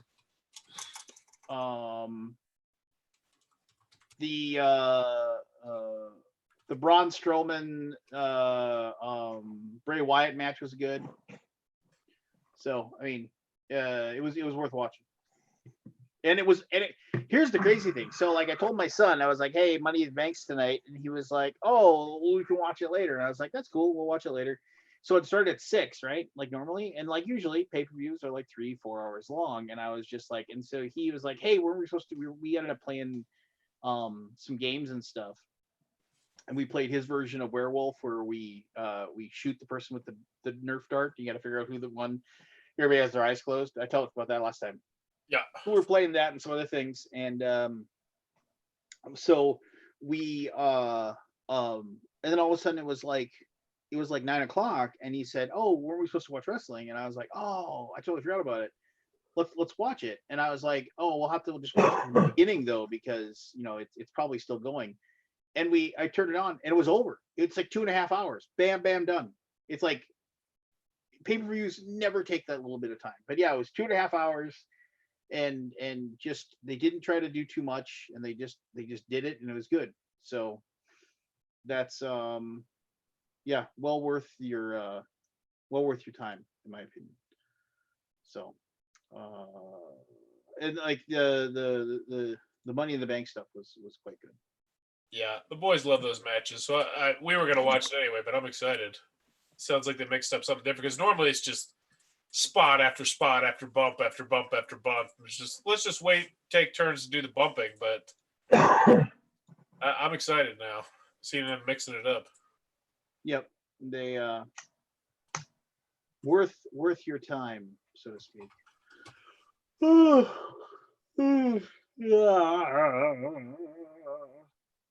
Where he said 5 minutes. Where is he now? He's gone. Been 4 minutes and 12 seconds. Lance, why don't you chill? Yeah, probably go to the restroom or something. So we played 3 games of the King's Dilemma tonight. I have very mixed feelings about that game. I really love what it does in some aspects. You played it, right, Lance? Yeah. How fidgety do you feel the rules are? I don't know if it was necessarily the person teaching the game or the rule booklet that led us astray. I was curious. Did you have experience with the rule booklet? It could have been better, but I think it was still good. Okay. Either way, I love the story arcs of it. I think that's really cool. I hope there's more games that do that.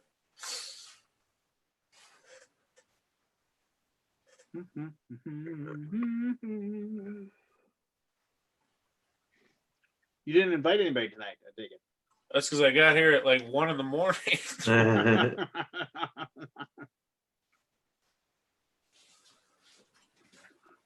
Some people have a life now, right? I would think about bringing people over, like my brother and my brother-in-law. I got a porta patio. I gotta get rid of that deck. It's falling apart. But I've just been so worried with Jen because she's out in the public all the time. You know, I don't want them coming over and getting infected. Yeah. Mm-hmm. Even with the mask and shit, I'm sure we'll eat dinner and all that. Well, I was gonna go to my buddy's for a game night last Thursday because he was hosting, and I was like, "Yeah, get out of the house, go over there," and you assume everyone's gonna come if they're not feeling well, that sort of thing. And I wasn't able to go for one reason or another. I think I forgot. And he was like, "Yeah, 10 people showed up," and I was like, "What?" Because normally it's like 2 or 3 people, but I think that like just shows just how much people are like ready for this to be over.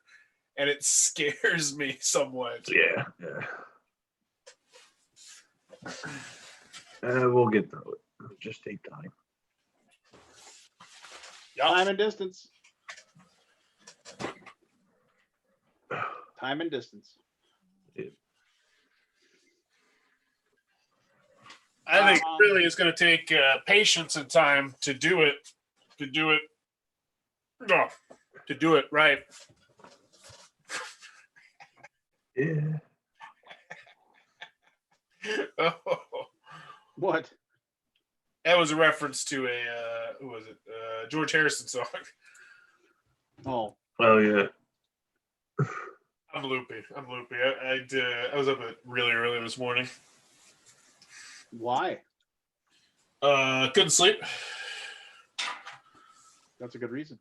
Yeah, the best. Oh, so I got somewhat of an, I don't know if it's a grievance or not. Let me see if I can find it. Adapted. So my kids have this. They got this thing where they do the Power School, which is like our local schools thing, and one of them had him looking at like a YouTube video, like work out like the Avengers. And so they do a bunch of these YouTube videos. It's what they get assigned a lot. My kids get.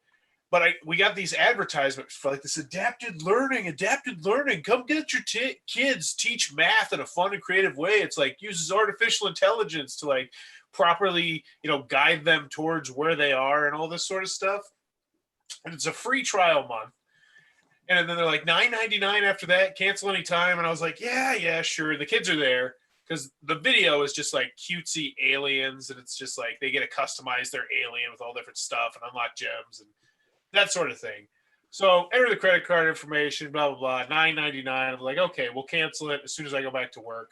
And they're like, if you love math, wait till you see what we can teach your kids when it comes to reading. And then it showed like another video with like aliens and pirates or something like that. And it's like $9.99, but you could cancel before then get it for free. And I was like, yeah, sure, why not? It's like, oh, if you like reading, your kids are going to love social studies. And it played another video. And I was like, fine, $9.99. And it was like, if your kids love social studies, they're going to love science. I was like, fine, $9.99. Then it was like, if your kids love science, they're going to love super skills like empathy and blah, blah, blah. I was like, sure, why the hell not? $9.99. So if I forget to cancel, it's $50. I was like, I'm not going to forget to cancel. I know what they're going for. They're going for those parents that, they make 50 to 100K. They don't care about, they don't look at their credit card bills. They don't look at their debit card bills. And they're banking on getting that huge first wave. But I realized today something really interesting because my kids did the social studies lesson, which was all about Egypt. It's about 45 minutes. It was fantastic. Like really interesting, really well done animation. We get to the end of it, and my son's like, oh, I want to learn about the Stone Age now because they had like the Stone Age and like the fall of Rome or something. And he clicks on it, and it's like, oh, sorry, that's not ready yet. We are still building it.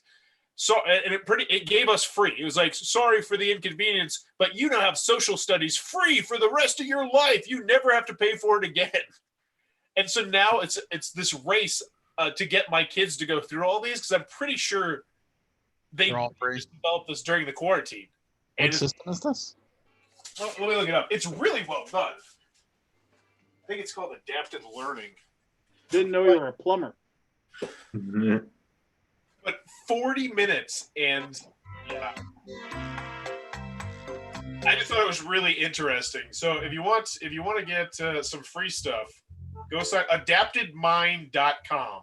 It is really well done. They got social studies, science, reading, math skills. But I'm curious to see how full-fledged everything else is, because if we could get all of them for free, that'd be great. Yeah. That's cool. Well, I just thought it was really interesting that I get the impression someone started that specifically at the beginning of the quarantine. With the whole point being they're going to get enough people to sign up by paying for these YouTube ads that everyone's going to forget, and they're just going to get this huge influx of cash after the first month. It could be. Probably will. People don't cancel stuff as much as they could. But $50, like, I just thought it was really fascinating.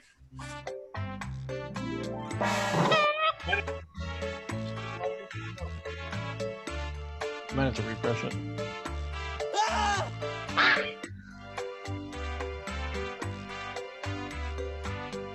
That's all we got.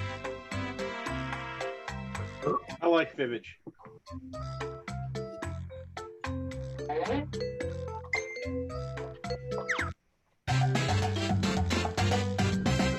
Welcome. I'm your host, Cookie, and I'm now only 872 weeks away from retirement.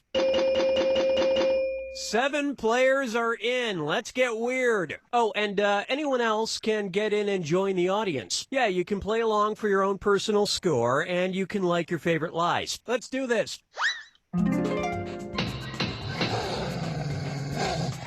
This is round 1. You'll get 500 points for everyone you fool, and you'll get 1,000 for finding the truth.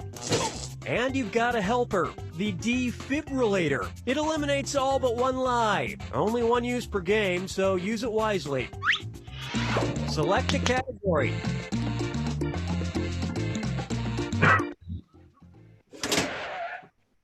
Okay, here's your first question.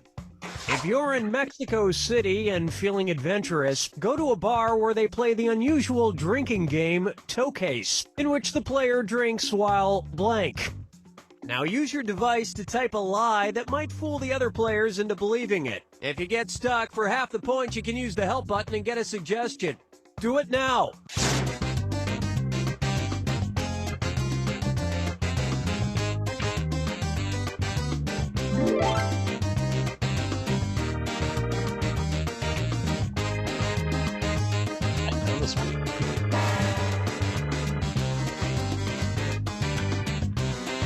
Hurry up, use a suggestion if you can't think of anything. Okay, now find the truth and select it on your device.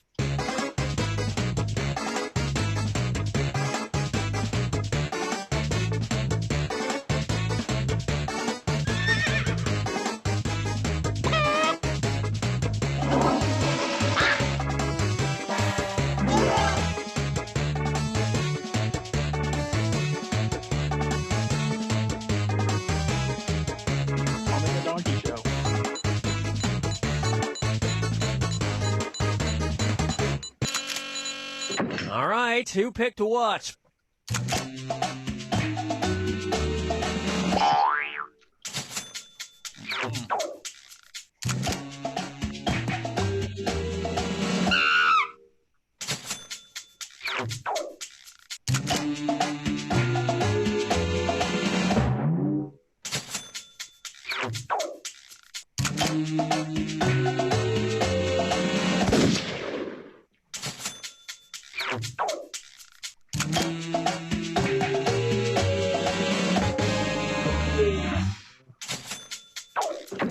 And that means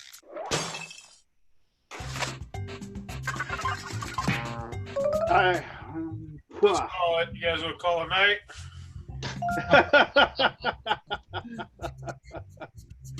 Bunch of crap. all right, pick a category. Okay, here's the question. After getting kicked out of the house by his girlfriend, a Florida man died attempting to get back in the house by blank. Type in your lies now.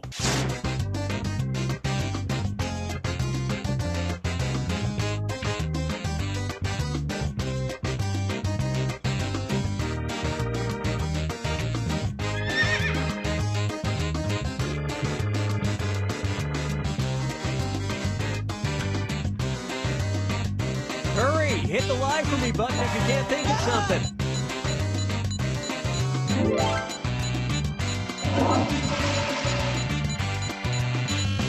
That's a short timer. Yeah, it's short Okay, timer. here are your choices. Right.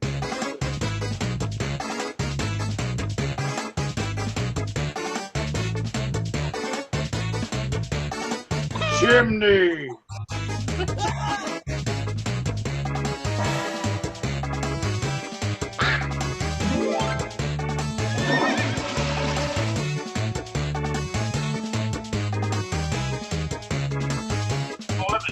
I'm a damn idiot. Let's see what everybody selected. Second house by chimney. Good point. That sounds like the Floridian, though.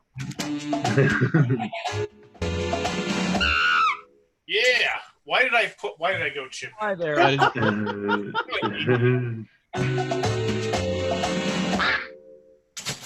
Woo! Points. Put it on the board. No surprise, many Floridians can barely squeeze through the human-sized doors. And the rest of these lies didn't fool a soul.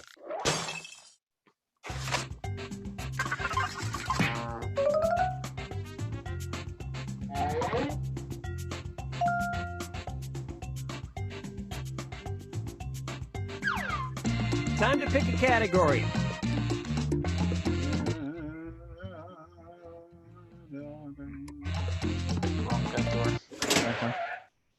Okay, here's the question. A Krispy Kreme donut shop in the UK apologized for an offensive promotion they ran called Blank Wednesdays. Enter your lies now.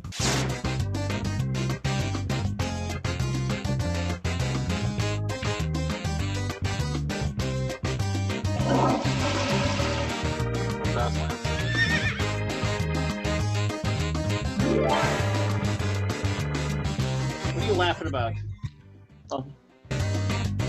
Hurry up, use a suggestion if you can't think of anything. How do we reach all these people? There we go. All right, where's the truth?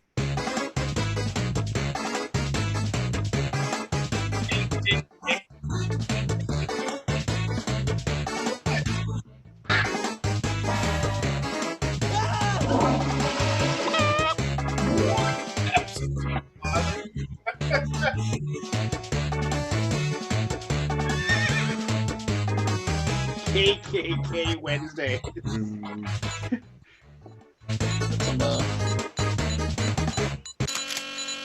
Okay, what did everyone pick?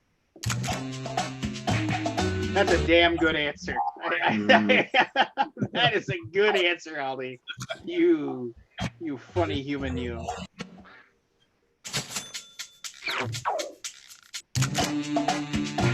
Damn it! There's no way. Good job there, Really, Forrest. that was suggested.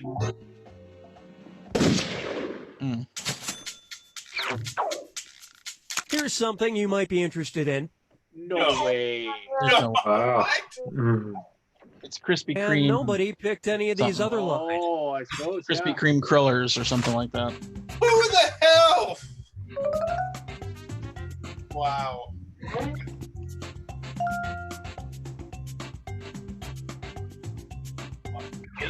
Kill your whole Wednesday. That's great. Now it's round That's 2. awesome. All point values are doubled. And don't forget to use that defibrillator if you haven't already. It's gone after round 2. Select a category. Okay, here's the question. Next time you're in Japan, be on the lookout for a terrifying mythical creature known as Shihime. It's easy to identify by the blank sticking out of its anus. Input your lies now.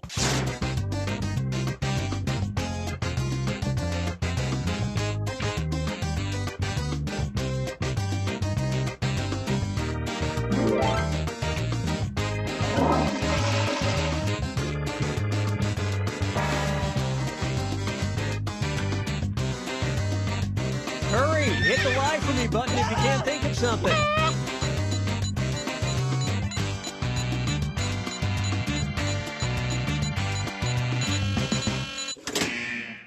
Okay, where's the truth?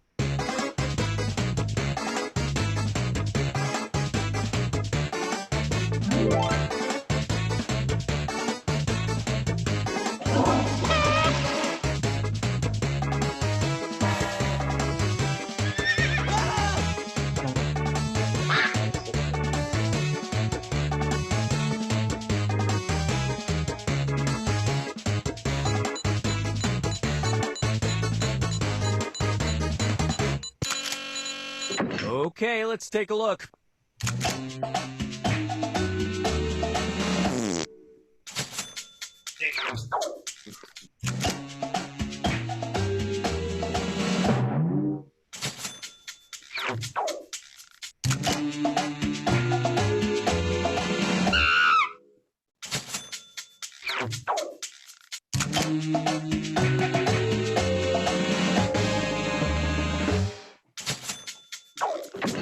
And that's it. Nobody else's lies got picked. Bunch of crap.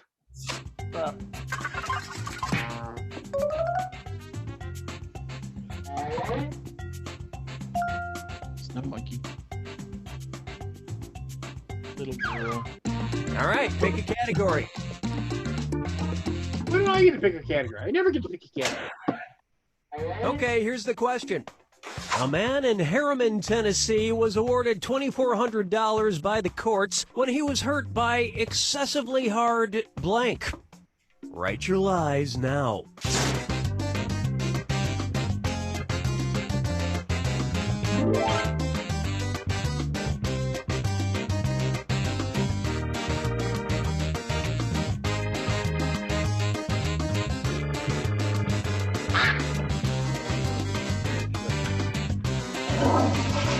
Hurry up! Use a suggestion if you can't think of anything.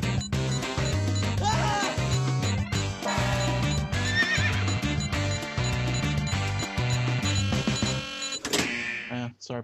Okay, which one's the truth?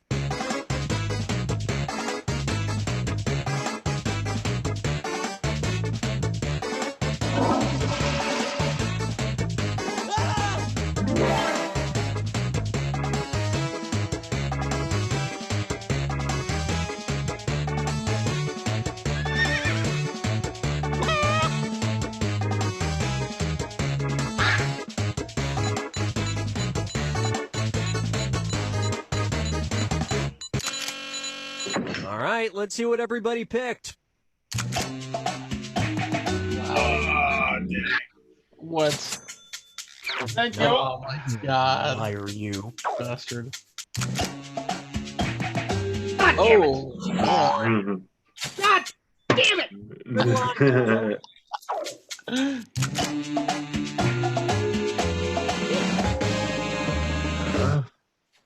Nice. And that means some of these didn't get picked.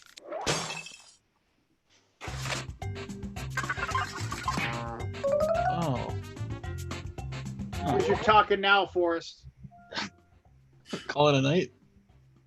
Want to call it a night now, Forrest? Time to pick a category. Use your word, Lance. Eat it, Baldy. Lance always gonna pick the words. Ball. Ball.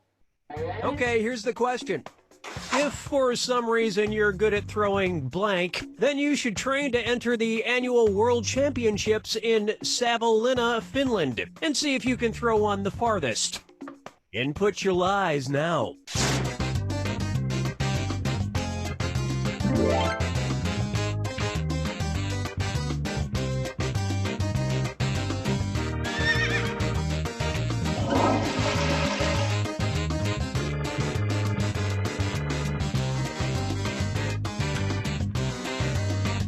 Hurry, hit the lie for me button if you can't think of something.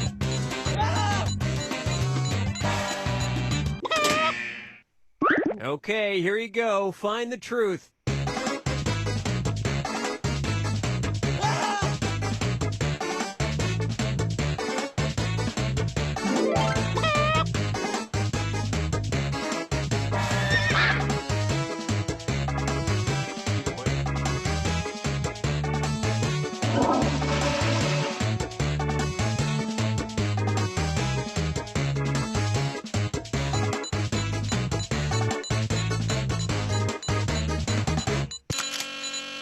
Okay, what did everyone pick?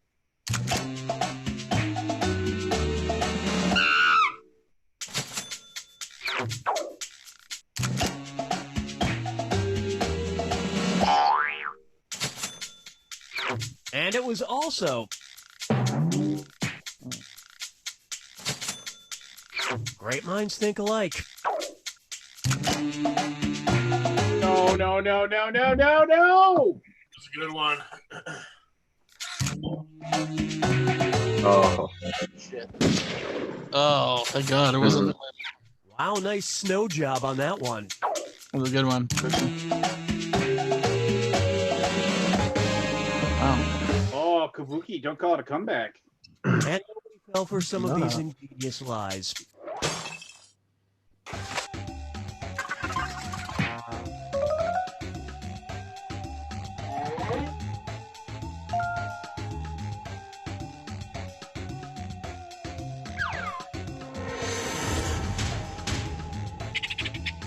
This is the final fibbage. One question left for all the marbles, and everything is worth triple. Good luck.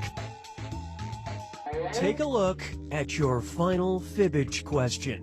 The Welsh goat milk cheese that contains the word panty in its name. Type in your lies now.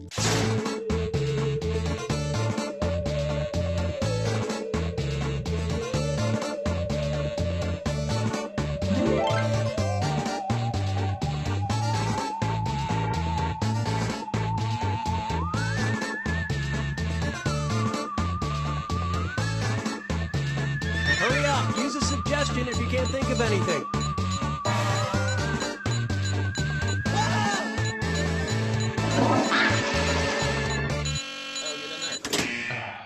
Okay, take a look and find the truth.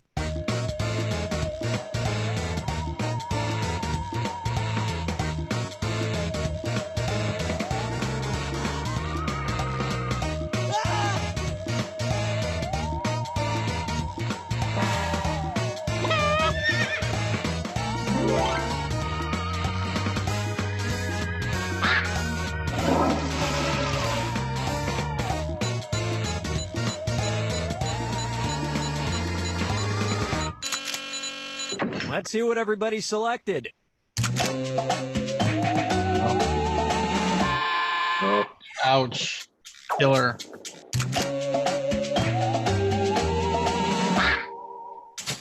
Thanks, partner.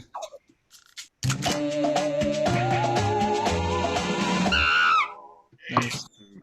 Damn it. Eat it.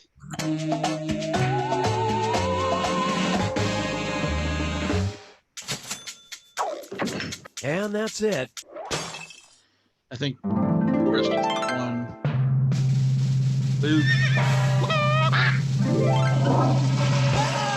God, what a pile! What a pile. What a pile! What a pile of shit.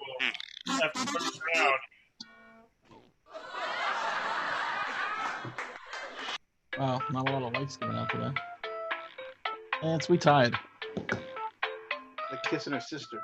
You ain't first and last. Nice job there. Nice comeback on the end. I knew it wasn't Gouda because it said it was goat cheese. I don't know anything about cheese. I mean, I think a winger. All right. Good game. Let me see. I'm kind of curious about these timers. Richard Ham popped in quickly and then left when he saw we were playing games. Did he? Yeah. This game, I mean, He was like, "Hey, everybody, I'm out of here." all right, we're done. Richard, if you want to come back. I don't know. Is he even in the chat? I don't even think he's in Yeah, I doubt he's listening. Probably going back to that show he watches with Jen. What are you guys watching these days? Nothing. I started Star Trek. Which one? You're a little behind. No, reviewing. Yeah, I was going to go in timeline. I started with Enterprise, and then I forgot that there's 24, 26 fucking episodes long. You know, start doing the math. This is going to take weeks, months, maybe. Yeah. My in-laws said they liked Waco. Yeah, I started watching it. Pretty good. I started watching it, but I really disliked the fact that they portrayed Koresh as being like a sympathetic figure. And I mean, if you go back into, I mean, just like I had more than a few people that I, once again, consider friends, who are like, you want to see why people don't trust the government? Watch Waco. You'll see how they murdered David Koresh. And I'm just like, the guy was sexually abusing like 12, 13, 14-year-old girls, saying that he was Jesus Christ and he had to baptize them with his ejaculations. So no, he was a horrible, horrible, horrible human being. And while maybe the U.S. government didn't handle the situation in Waco as best they could, let's not put him on a pedestal and make him look like some sort of saint or some sort of martyr. He was an awful human being. Just absolutely awful. And there's a new Creep Show. Where's the new Creep Show? All of Sopranos. I meant to watch all of Sopranos someday. Maybe this is the time. Now's the time. Like, I mean, the thing is, I really do have a lot to do.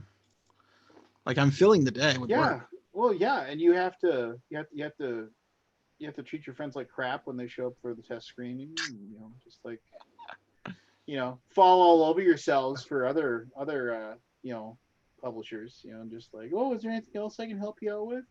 Hey, Ollie, I'm here. Yeah, Shut up, man, you know the story. You know the deal. You know how it works. You're not special. I'm not special. Exactly. I'm not special. Creepshow is on AMC Monday nights. Billions is back on, by the way, season 5. Starting off pretty good. I never got back to that. I watched the first season of that and liked it, but it was one of those things too where I was like, oh, I should start watching that. And I'm like, I find it tough to get into TV shows now. About bands or like all the characters. Yeah. I don't think there's a character on there I don't like. Oh, Jen and I watched that Hollywood series on Netflix. Yeah, how's that?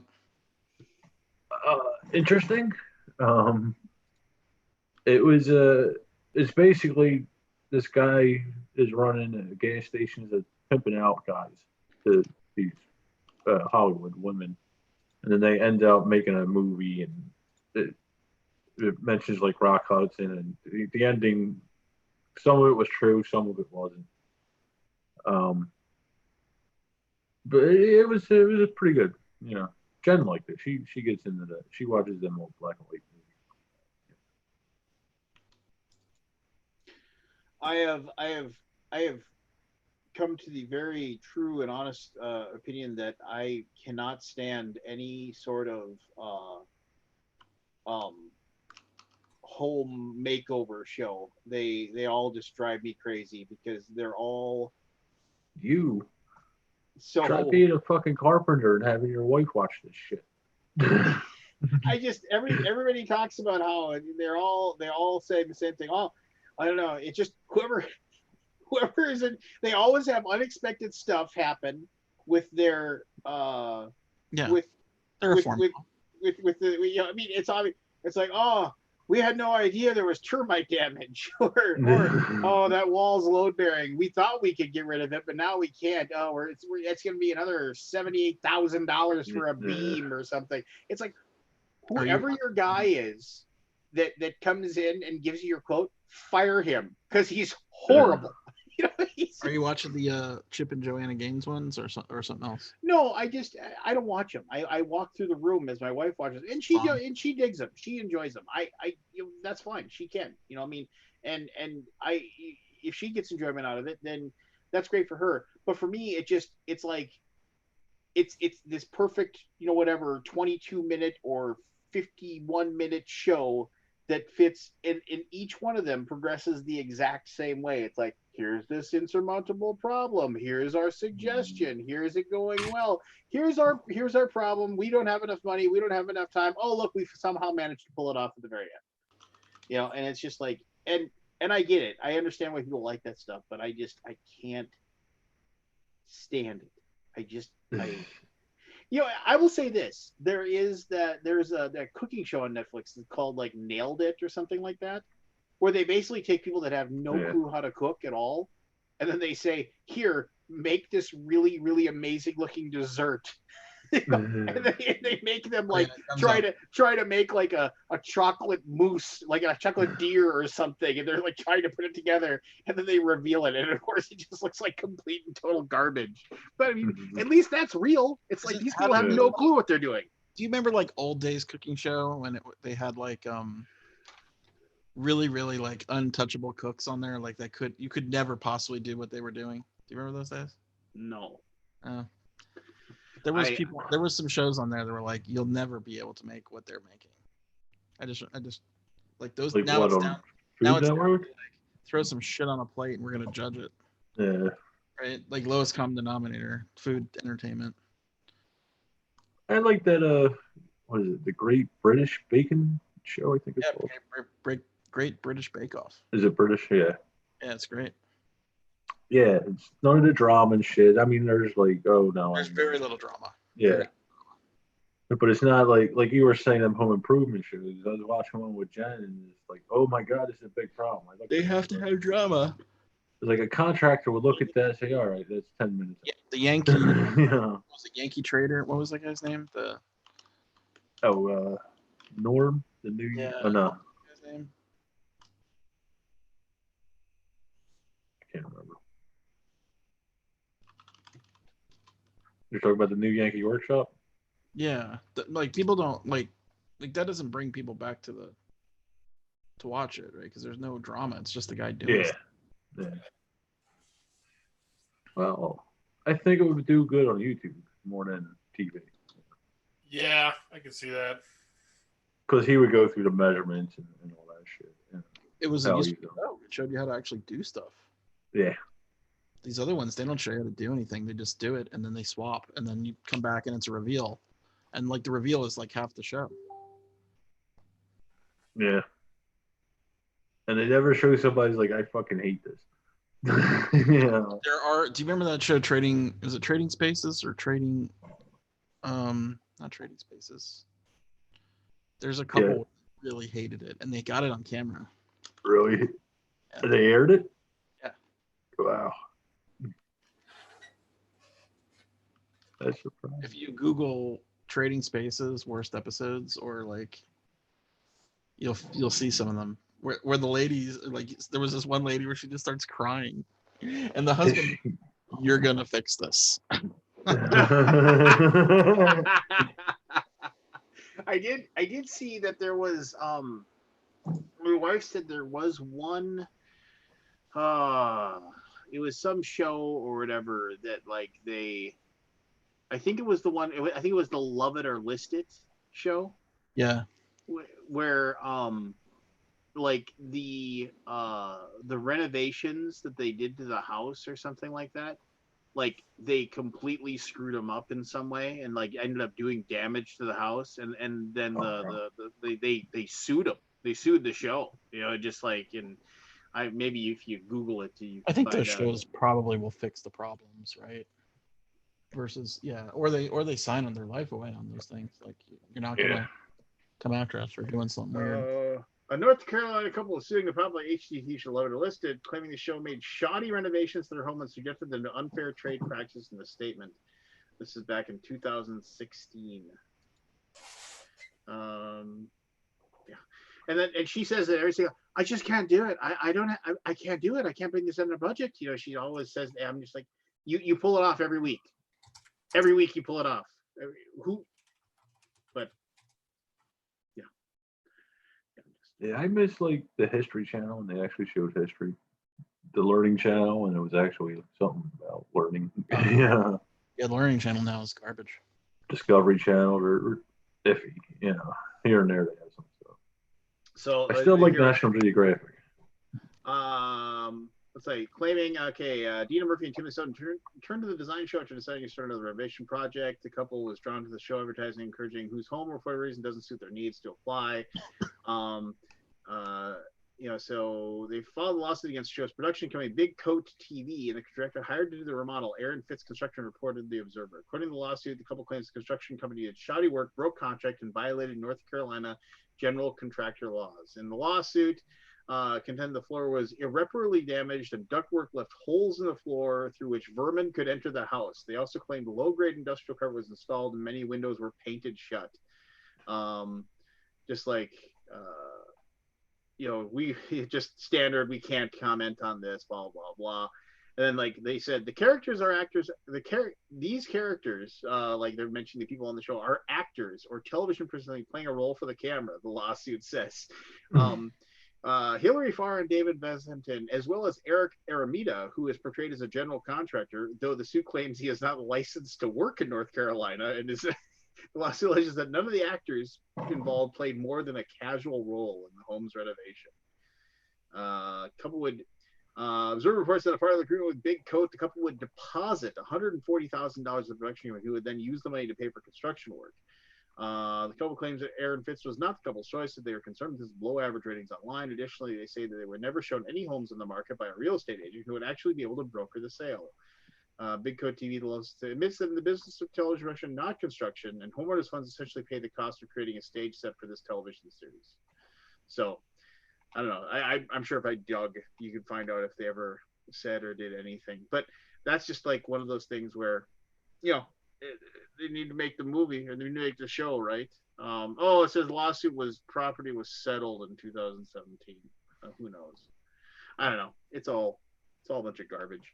I just can't stand TV.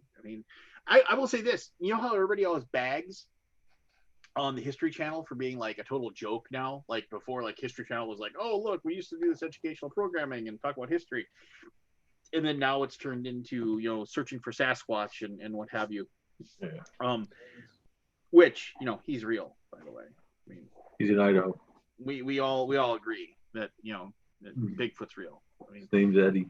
Yeah. But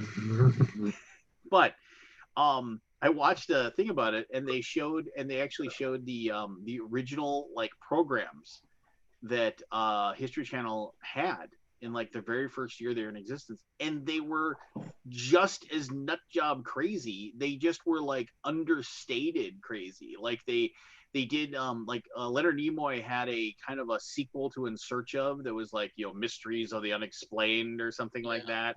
It's just they realized what people wanted to tune in and watch, and they just started leaning into it. They just leaned into the curve more and just said, this is what people want, let's just go ahead and make this.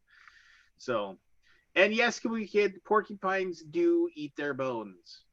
That's why. What do you mean eat their bones?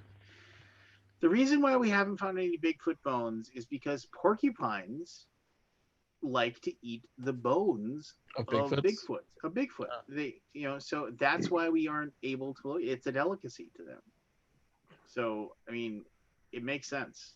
All right, let's think about this for a second. The absence evidence is not the evidence of absence. It's not even that.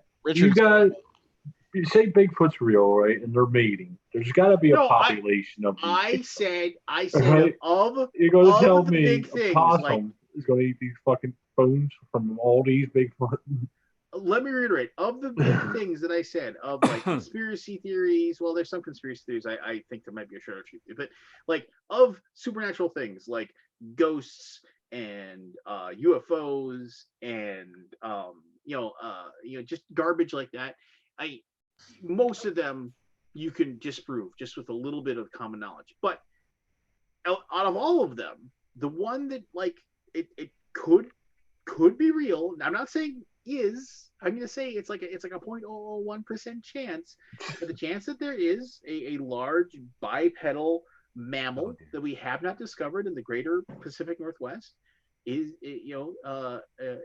very possible. And I want to mention that it is quite possible that maybe they're extinct now. Like maybe they've gone extinct in the last like 50, 60 They years. would have found the bones, Lance. The porcupines eat the bones, Scott. Is this what I signed in for?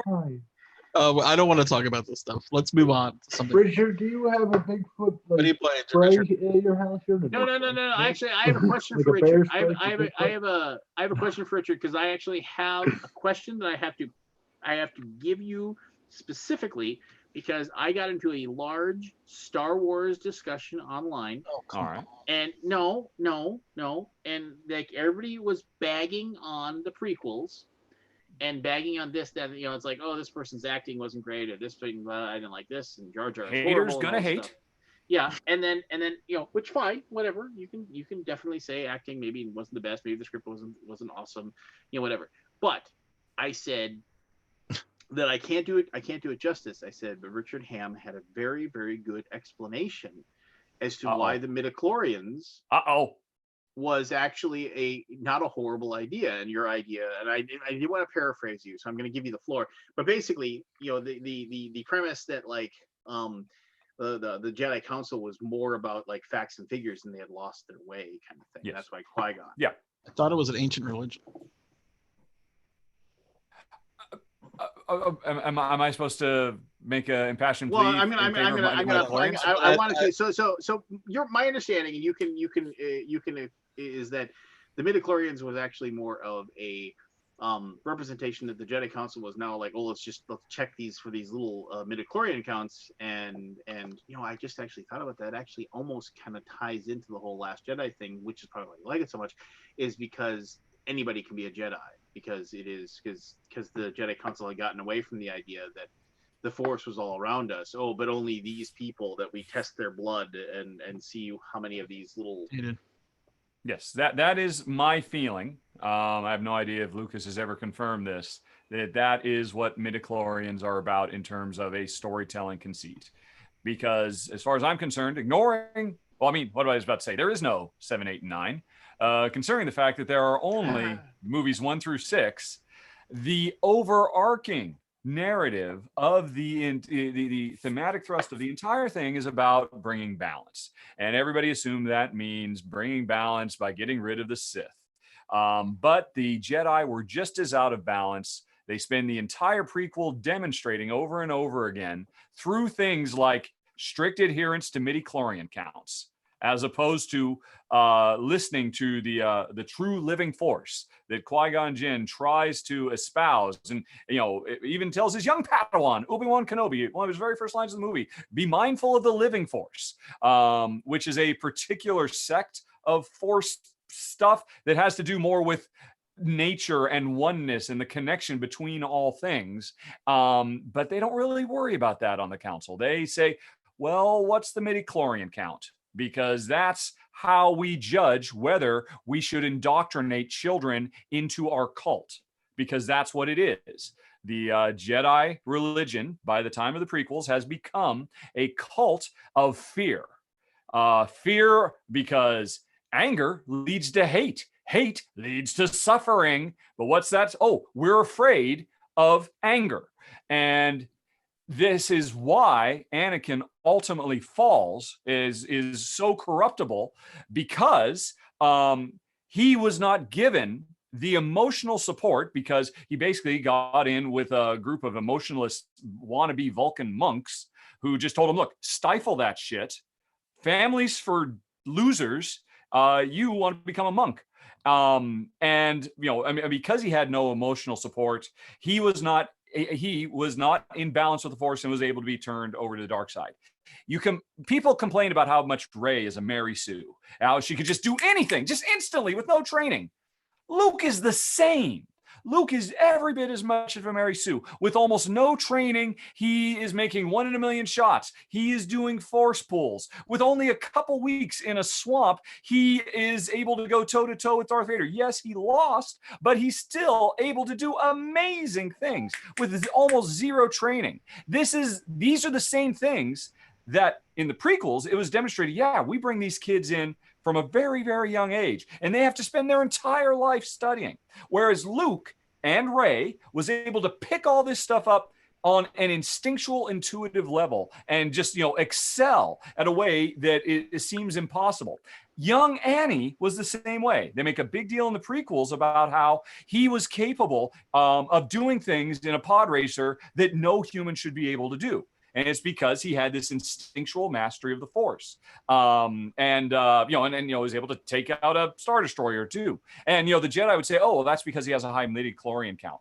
No, it's because these are well-balanced individuals who are in touch with their humanity and their emotions. I had an argument. I've had many arguments about this, but what was my line? I was a really good one. Ultimately, if you do say so yourself, right? If I do, yes, I'm pretty proud of it. In Return of the Jedi, Luke is finally able to defeat Darth Vader using anger, but he's able to defeat the Emperor using love of his father, and anger against his father.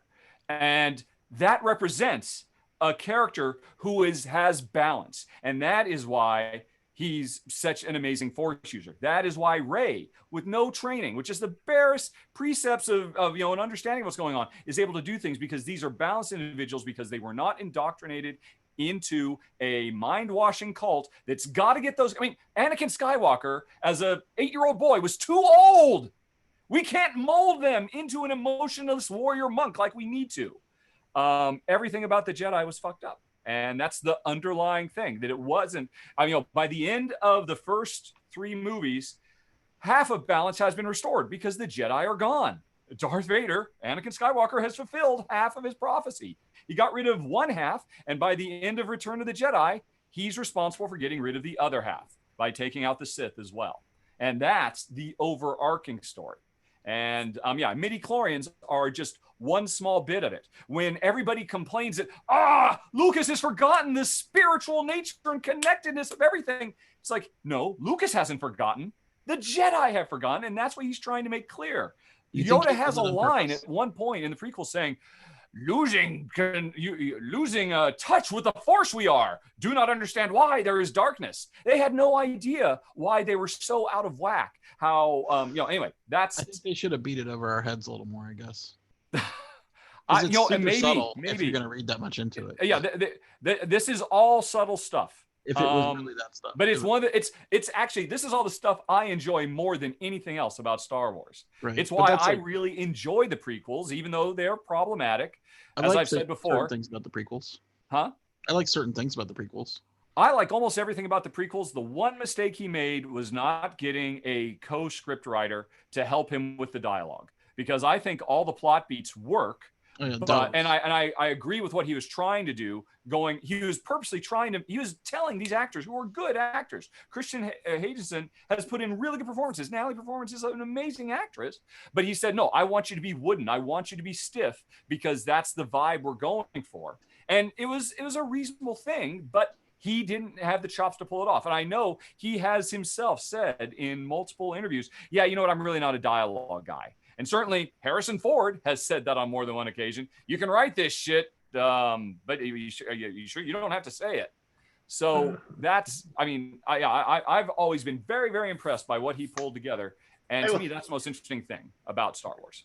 God, it seems like so long ago now too. You reminded me of that Mark Hamill was on the talk show circuit for Jedi or whatever, and he talked about how he was complaining that they had like one of the scenes that was after they were in the trash compactor. He's like, wait a minute, I was like underneath the water, but now I my hair is all perfect and fine. That doesn't make any sense. And he was like, and Harrison Ford says, it's like he's just like, hey kid, this isn't that kind of movie. This ain't that kind of movie, kid.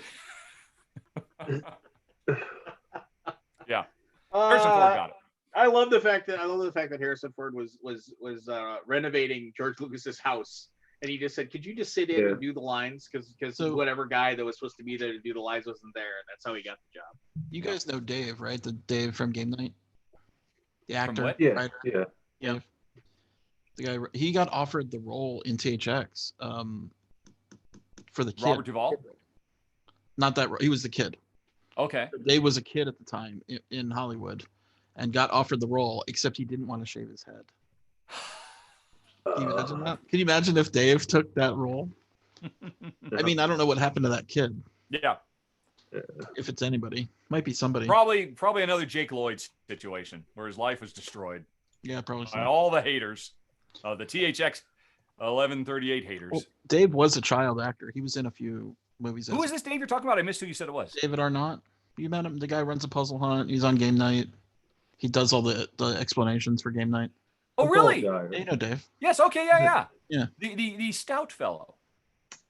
Stout. Yeah. Sure. Yes. Okay. Yeah. Oh, he's great. Yeah. He wrote Ford Fairlane. He wrote Last Action Hero. What? Yeah. What? He didn't know. I thought I covered this ground. Yeah, I didn't know. He wrote The Adventures of Ford Fairlane? Yeah. Andrew Dice Clay, Ford Fairlane. Last Action Hero. Hero. And he wrote The Last Action Hero? Yep. Why do I think Shane Black wrote that? They co-wrote. What does he do now besides Game Night? He's a voiceover actor, so he does looping and stuff. Really? And he was on Good Luck Charlie. That was his last big acting thing. Do you know Good Luck Charlie? No. Disney. It's a Disney show. Okay. He was the manner of the Quickie Chickie. He was in one episode per season. So, I don't think he's got anything serious right now. I think he gets umpteen hundreds of dollars or thousands of dollars in voiceover royalties because he's in everything. Wow, I had no idea. As a voiceover type thing. Yeah.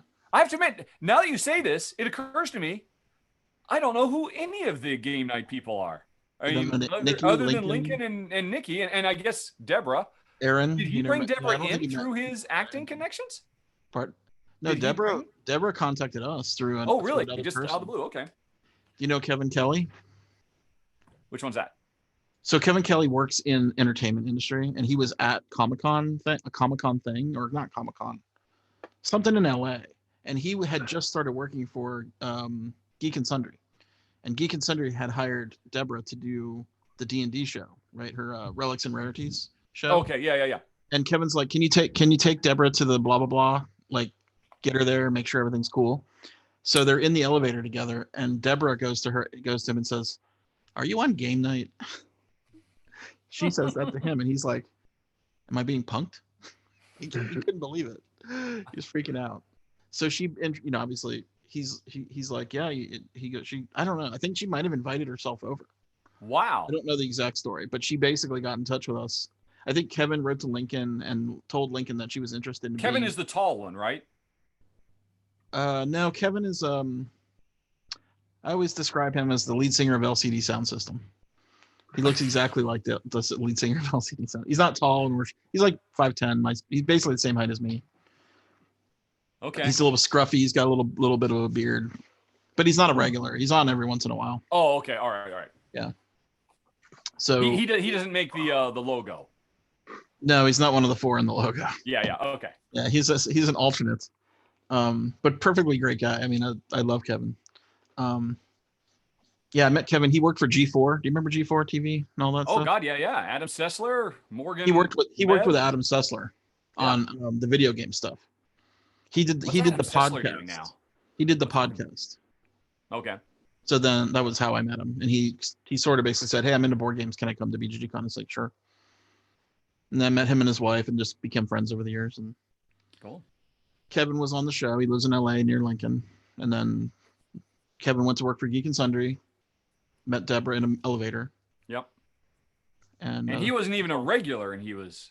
She just knew him because she got into the show and she watched everything. She watched all episodes. Really? God, such a geek. We hit 300 episodes, by the way, last week. Last 2 That's weeks. amazing. Congratulations. Thanks. It's hard to believe, right? Like time just goes by and Yeah. hardly feels like anything. So what's new with everybody? What did I miss besides a lot of game show shenanigans? Survivor was great. Fantastic. We were discussing the end of the gaming convention industry. Oh, in general? Yeah. Pete basically proxied it. He not proxied it. When it laid it all out, and here's basically, suppositioning things, and he was hard to argue with? It's hard to argue with. Wow. That seems, I'll have to go back and watch it. I mean, we did recover from the Spanish flu, though. Up until a few months ago, we did have conventions. And that's after having survived the Spanish flu, wherein I'm sure conventions were off I think limits in for a while. time, how long did it actually really take to survive the Spanish flu? As a social.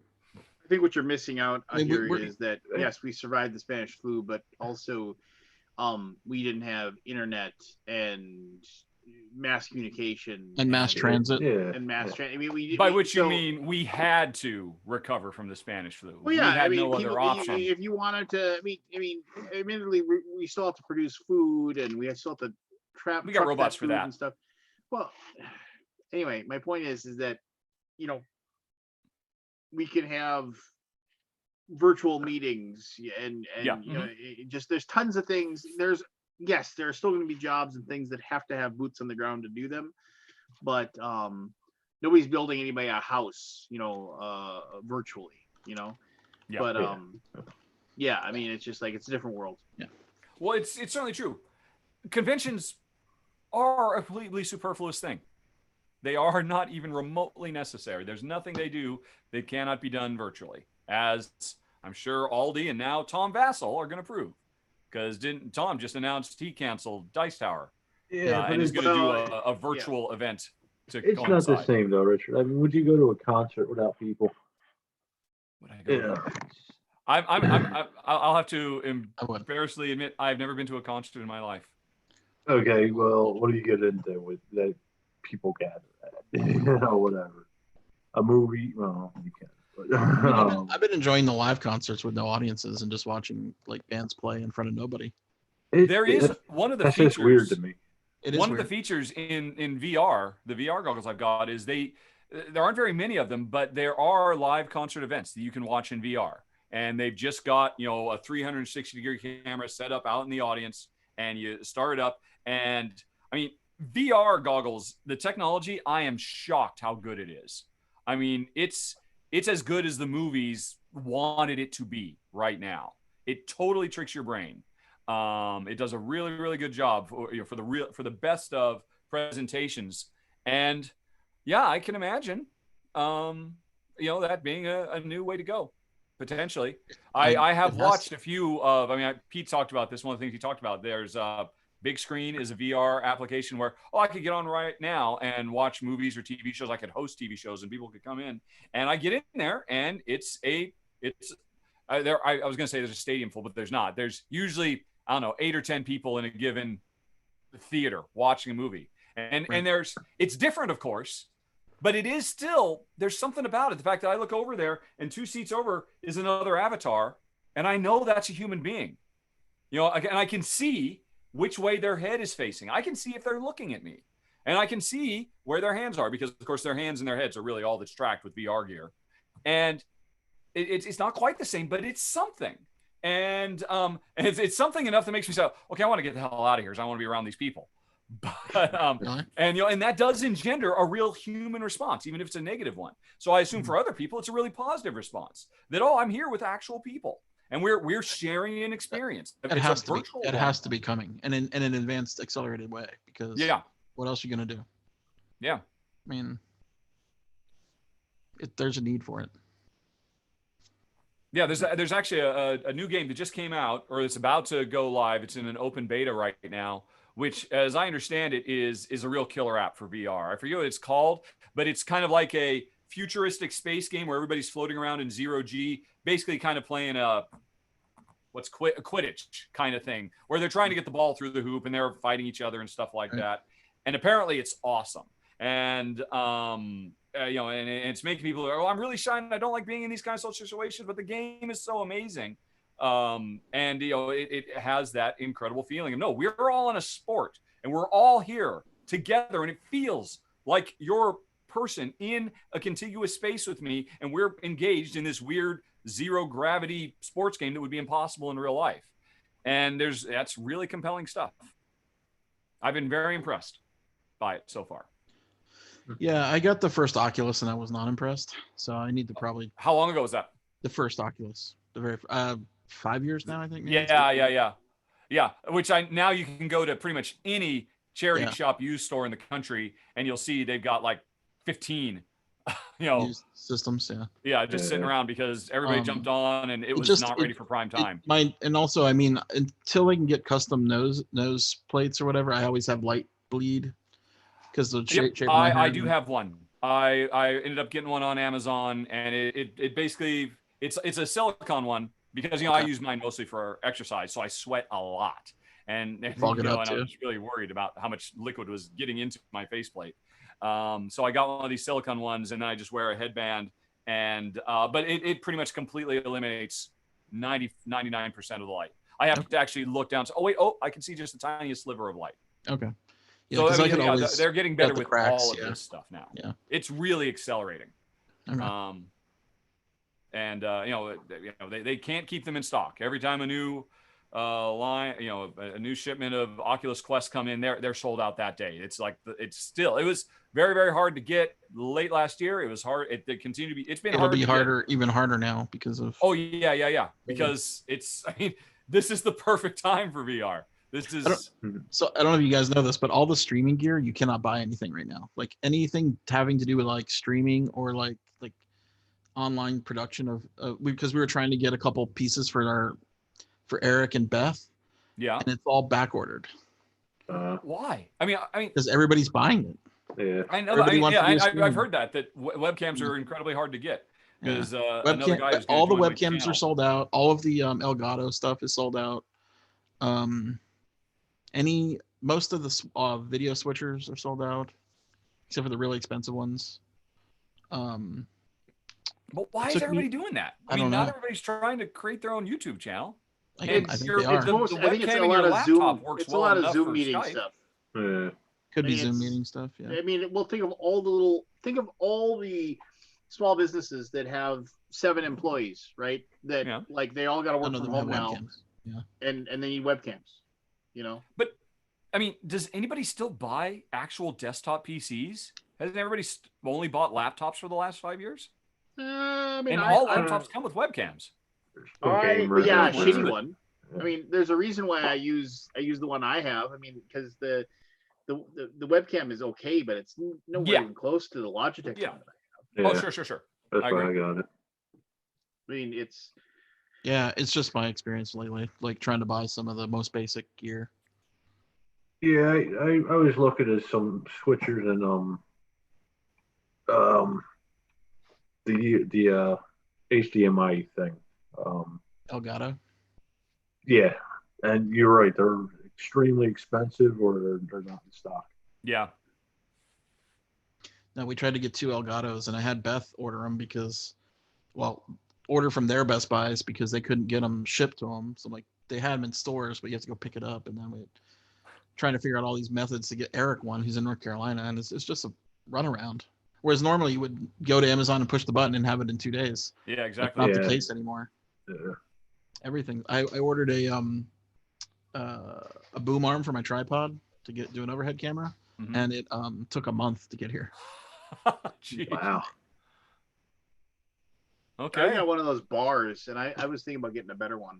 I don't know. Yeah, I got this Manfrotto one. It's not as long as I want it to be, but it works. That's what she said.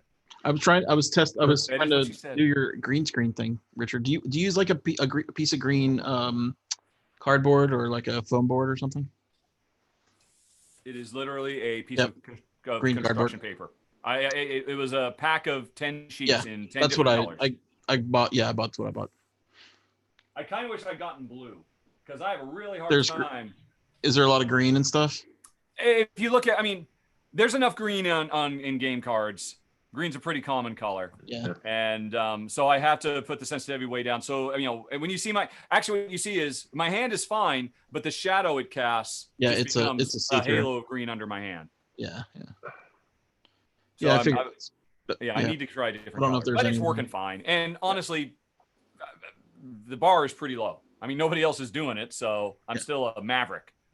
And for now, No, but when I was doing my live streaming, I was zooming my camera in and waiting for it to come in. And then, oh god, yeah. That is terrible. Wait, let me show you. Okay, come on, focus. Focus. Wait. Yep. Son of a bitch, motherfucker, focus. Yep. Or holding it up. I and trying to- absolutely hate that. I mean, I am, you know, I just, yeah. Nothing sucks more. And like, sometimes it just snaps right away. And other times you're like, come on, I just want to show the symbol. That's all I want to do. Mother humper, come on. I talked to John.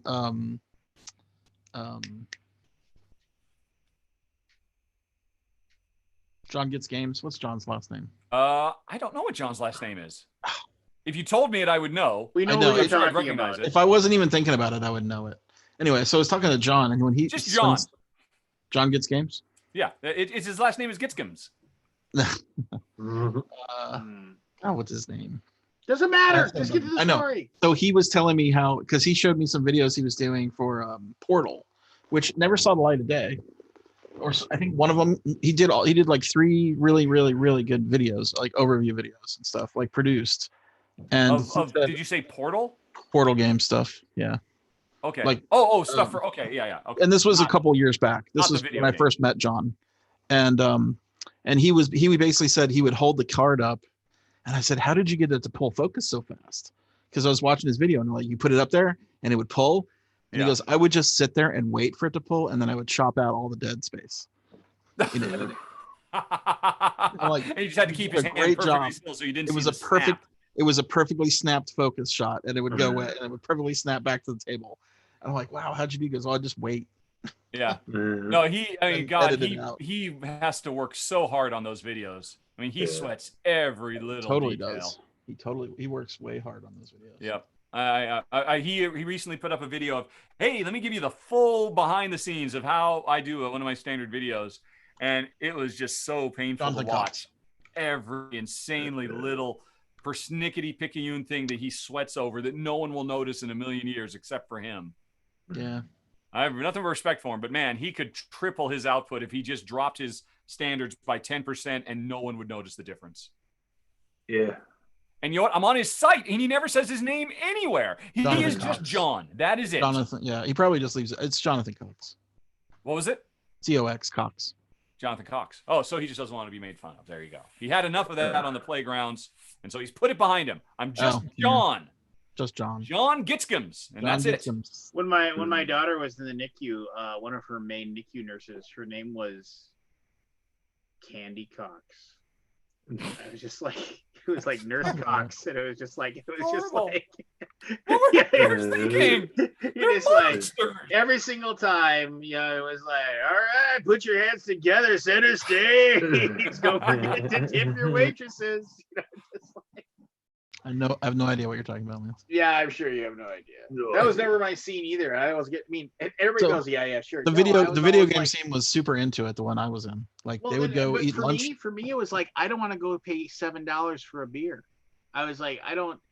And can I please pay $7 and then be frustrated because I get to sit there and stare at naked ladies for a while, and then I'm like, oh well, this is great, you know. I'm down $50 and I'm frustrated, so I'm just like, you know what, I'm gonna go to the rummy bar, and I'm gonna spend $10 on like, you know, 4 beers, and I'm gonna go home. You know, just like you have fun. I don't know. People are, but you whatever. If that's your thing, that's your thing. I just anyway. It was a big thing in the Dallas video game era when I worked. What, strip clubs? Yep. Oh, me too. For lunch. Yeah, that was a really common thing when I was in Austin as well. And business meetings with publishers visiting from out of town. I know, crazy, right? Yep. Oh, they got a great buffet. Well, to be honest, they do. The buffet is pretty darn good, I have to admit. Yeah.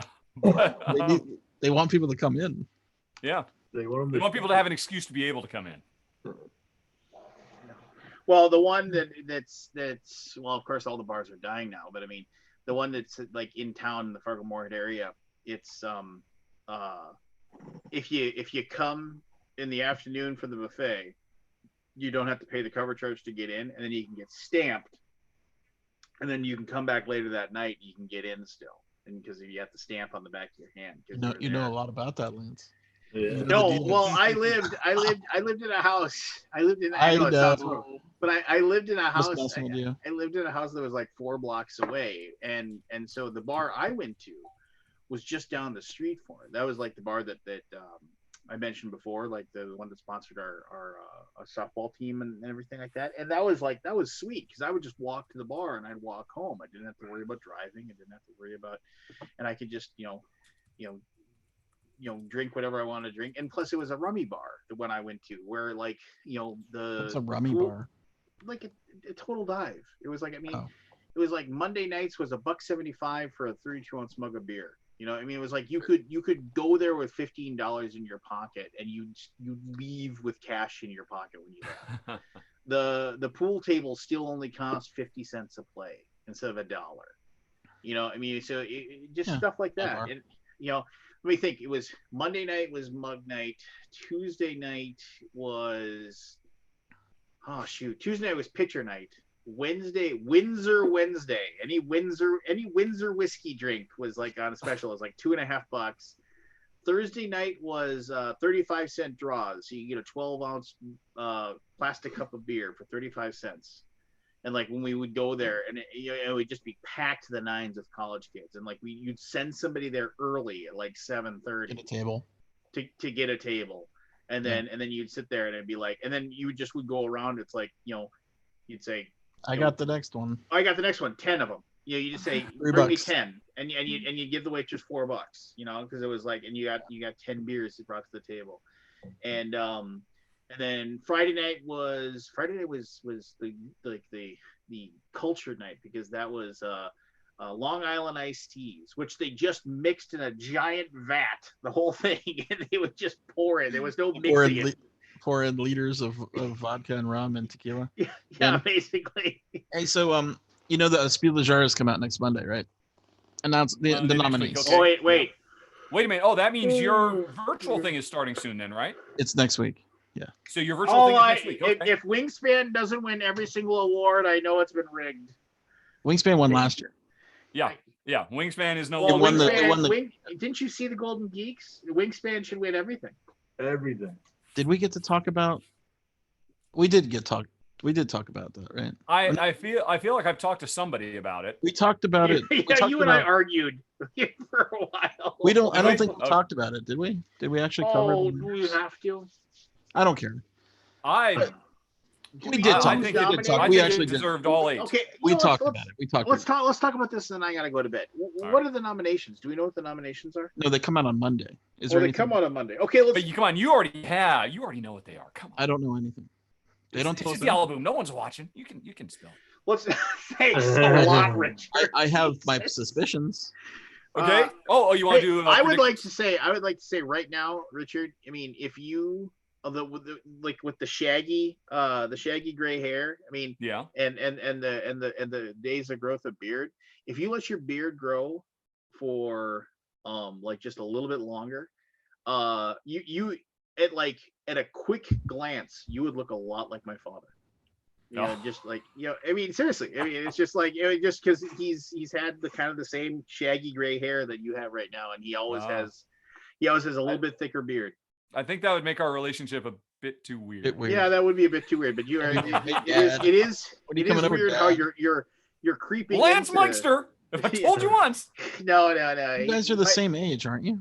It's your brother from your other. No. I'm 51. You're what? 47? I can count. I can remember 3 times in my life that my father ever raised his voice to me. Like he is the, as I said, he is the quintessential stoic Norwegian. He My father was like that. No, I mean, like I remember when I spoke at his dad's funeral. I spoke at my grandpa's funeral. He wouldn't tell me. I mean, and this he softened and he's definitely doled out the compliments before. But I heard him talking to his wife, and they were talking, and she was like, they were talking about the service, and he said, he said, I was really impressed with what Lance said, and he was just like, he really yeah, I mean, and he wouldn't say it to me, right? He wouldn't, because it would make him feel weird to come up and tell me, but he actually, he told his wife, and I heard him, I was like, that's about as good as I can get. But when my stepfather passed away and I spoke at his funeral, not that I should talk about only speaking at funerals, but I mean, he like my father, who hates technology, sent me, he probably couldn't see, he would never be able to say it. He's a very good writer. He was an English teacher forever, and he writes very, very well. And I like to think I got that from him. But he sent me a text, a very, very long text about how impressed he was with me and how proud he was that I'm his son and stuff like that. And I was like, oh my God. I was like, just, if I wasn't already an emotional wreck over my stepfather passing away, I was just like, I was bawling, sitting looking at this text. And my wife's like, are you okay? And I was just like, no, it was like the nicest thing my dad's ever sent me. And like, just like, but anyway, yeah, but like 3 times in my life, and 2 of them were when I was young, and all 3 of them were about my sister. 2 of them I was young, and since my sister was adopted, like if I got really mad at her, I'd say, it's like, nobody cares, you're adopted. Like I would say that to her, and like twice he heard me say that, and he lit into me about it. And then the 3rd time was we were all up. What? No, he just was like, that's a bullshit thing to say, which it is a total bullshit thing to say. And the 3rd time was we were at our big Canadian fishing trip, and we were all drinking and whatever, and we were all making jokes and laughing or whatever. And then we started talking about how many Mikesters there were left in the world, and there's only like a couple dozen of us. And then so he started going through the list, and my dad said, well, let's see, it's like there's me, there's Lance, there's you and your kids, there's Laurel, there's your kids, there's Lorraine. And I was like, well, she's not a real Mikester. I said, just jokingly, we're all having fun. And he goes, not another word. I was just like, ooh, just like, 40, what was I, 45 at that time, and I was like back to being 12, like, yeah, oh God. Ouch. Yeah, but yeah, no, anyway, let's do our predictions for Spiel des Jahres. So who like, everybody pick one game for each thing, and see if we at least get our guesses fit into their nominations. Can we just get rid of the obvious one though, that's clearly going to win? Wingspan. Yeah. Which one? No. The crew. The crew. The crew. I think Wavelength could potentially be nominated. I don't know if Wavelength got released in Germany at the right times, but if it did, it would probably. I don't know. Well, I mean, I'll just go to Board Game Geek and find out what the release date was. They're perfect on that, right? Well, the problem is in the German version. Oh, just let me make my joke. God, why do you? Let him rag on you, Aldi. Come on. Yeah, what the fuck, Aldi? Like I was ready for that to. I'm going to sit through the whole long story about the adoption jokes, and now I'm like, yeah, no, I mean, you won't let me make my little comment. Go ahead, make your jokes. I get it. I just did, and you walked all over it. You just stomped on it. And... Well, I've been holding my tongue for like 10 minutes.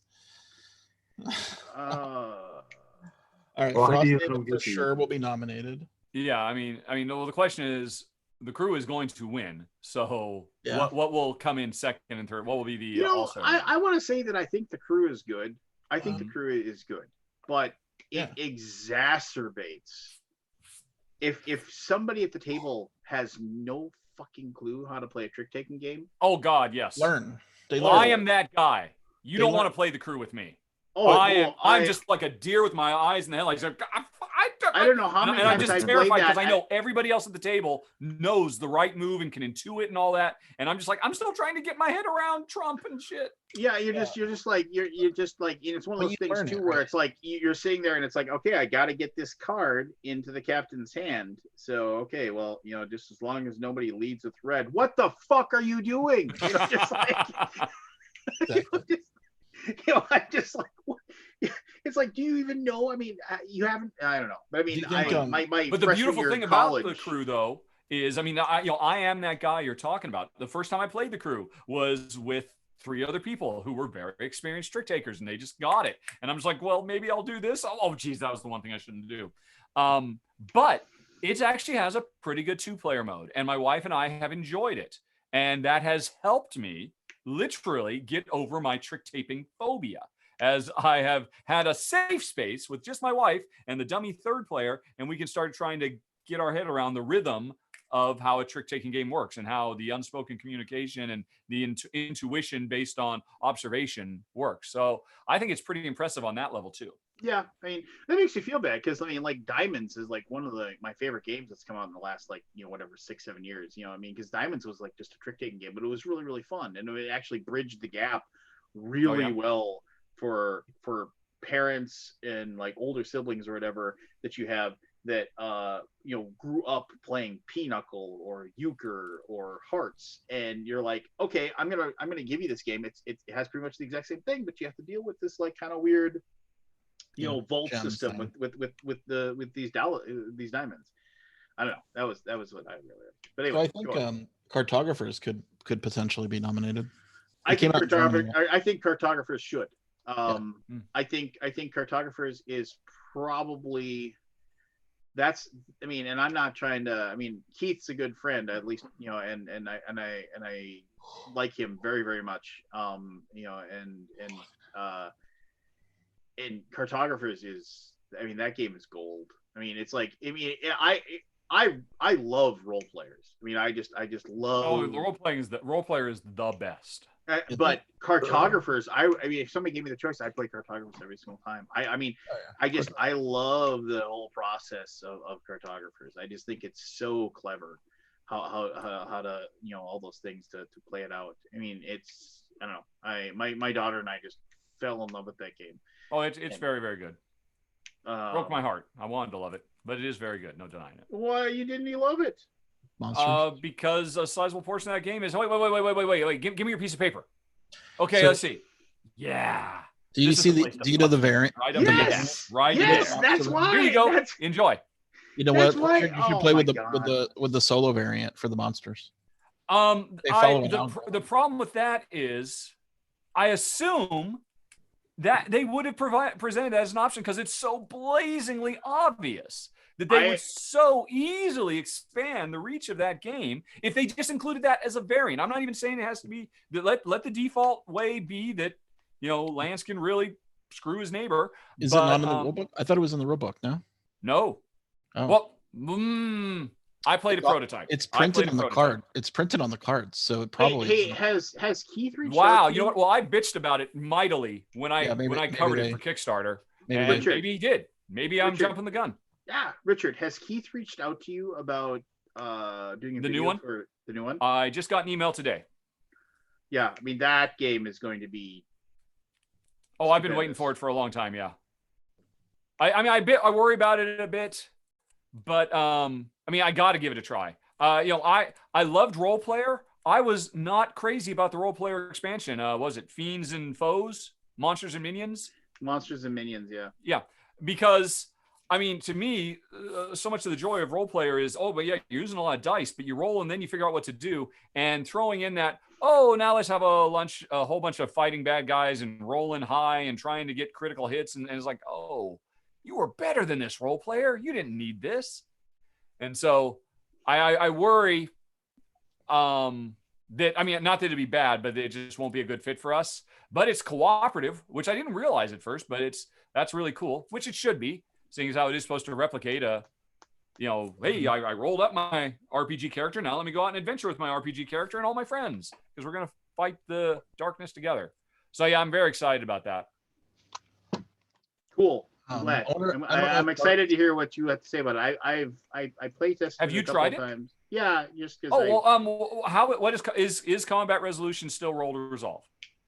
And Last beat time the I played it. THACO or equivalent I mean, yeah, last time I played it, but that was years ago. no, not years. It would be. Well, it was in 2019. So Yeah, well, even if it is, I still want to check it out anyway because last time I mean, it was very easy to mitigate it game. though. It was really easy to mitigate it with the different things. So I mean, yeah, I mean, there's definitely ways that can be resolved. I mean, I love the dice combat in Legends of Andor. I don't know how many times I get an email with somebody. They're like, "Oh, here's my game, and I want to have I want it to be like D&D and a board game." And they're like, "Oh, and if you roll poorly, you just fail." I was like, "Nobody's gonna want to play this." Yeah, that's so. They're going to say, "I'll just play D&D." That's out of date. Yeah, I mean, that's D&D, right? I mean, that's like, oh, I want to cast this spell. I hope he doesn't roll a 14 or higher. And, oh, he did. Okay, well, my turn's ruined. That's fine in Dungeons and Dragons because it's part of the entire story of questing to that dungeon. Well, yeah, in a full D&D game, that's flavor. That's spice. That's but that's if something you're like, here's my big have move. to come up with a creative way to solve that problem. Yeah, here's my big move. Oh, it failed. So yeah, you did nothing.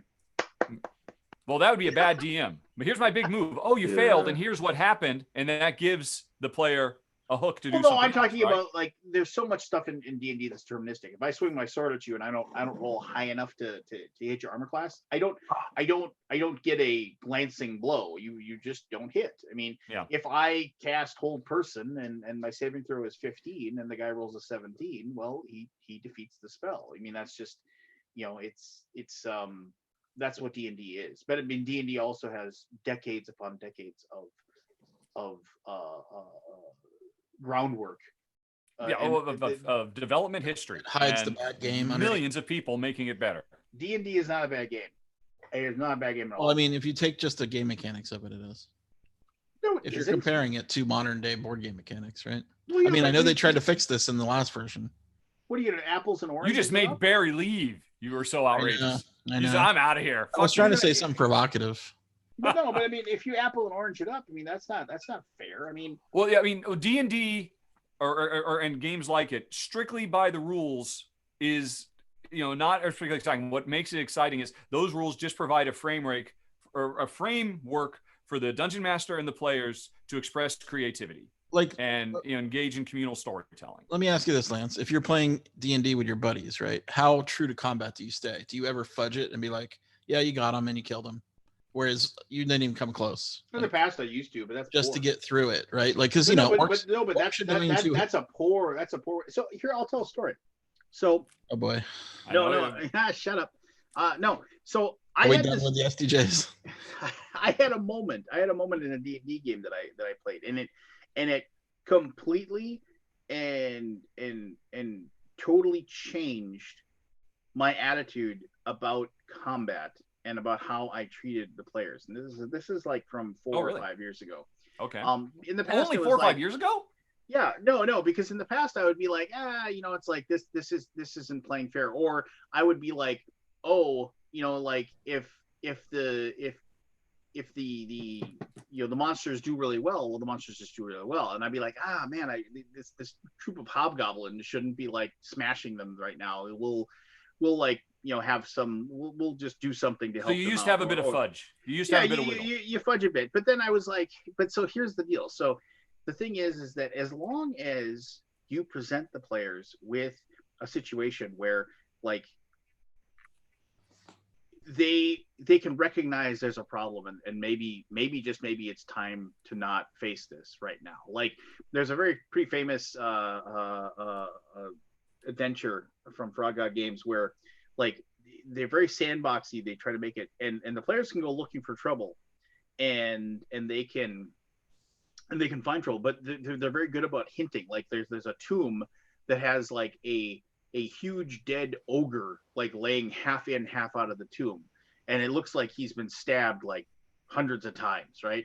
And it's like, oh, well, if the players go in the tomb and they're too low level, well, they're stupid. This thing just killed an ogre, and you're a bunch of Versal things that go in there. You're going to get slaughtered by the skeleton knights that are inside there because you deserve it. If you're dumb enough to go in there and do it, then you're dumb enough to die. But we had a combat where a high level illusionist cast a spell that like basically made it look like this big giant demon showed up to fight for him.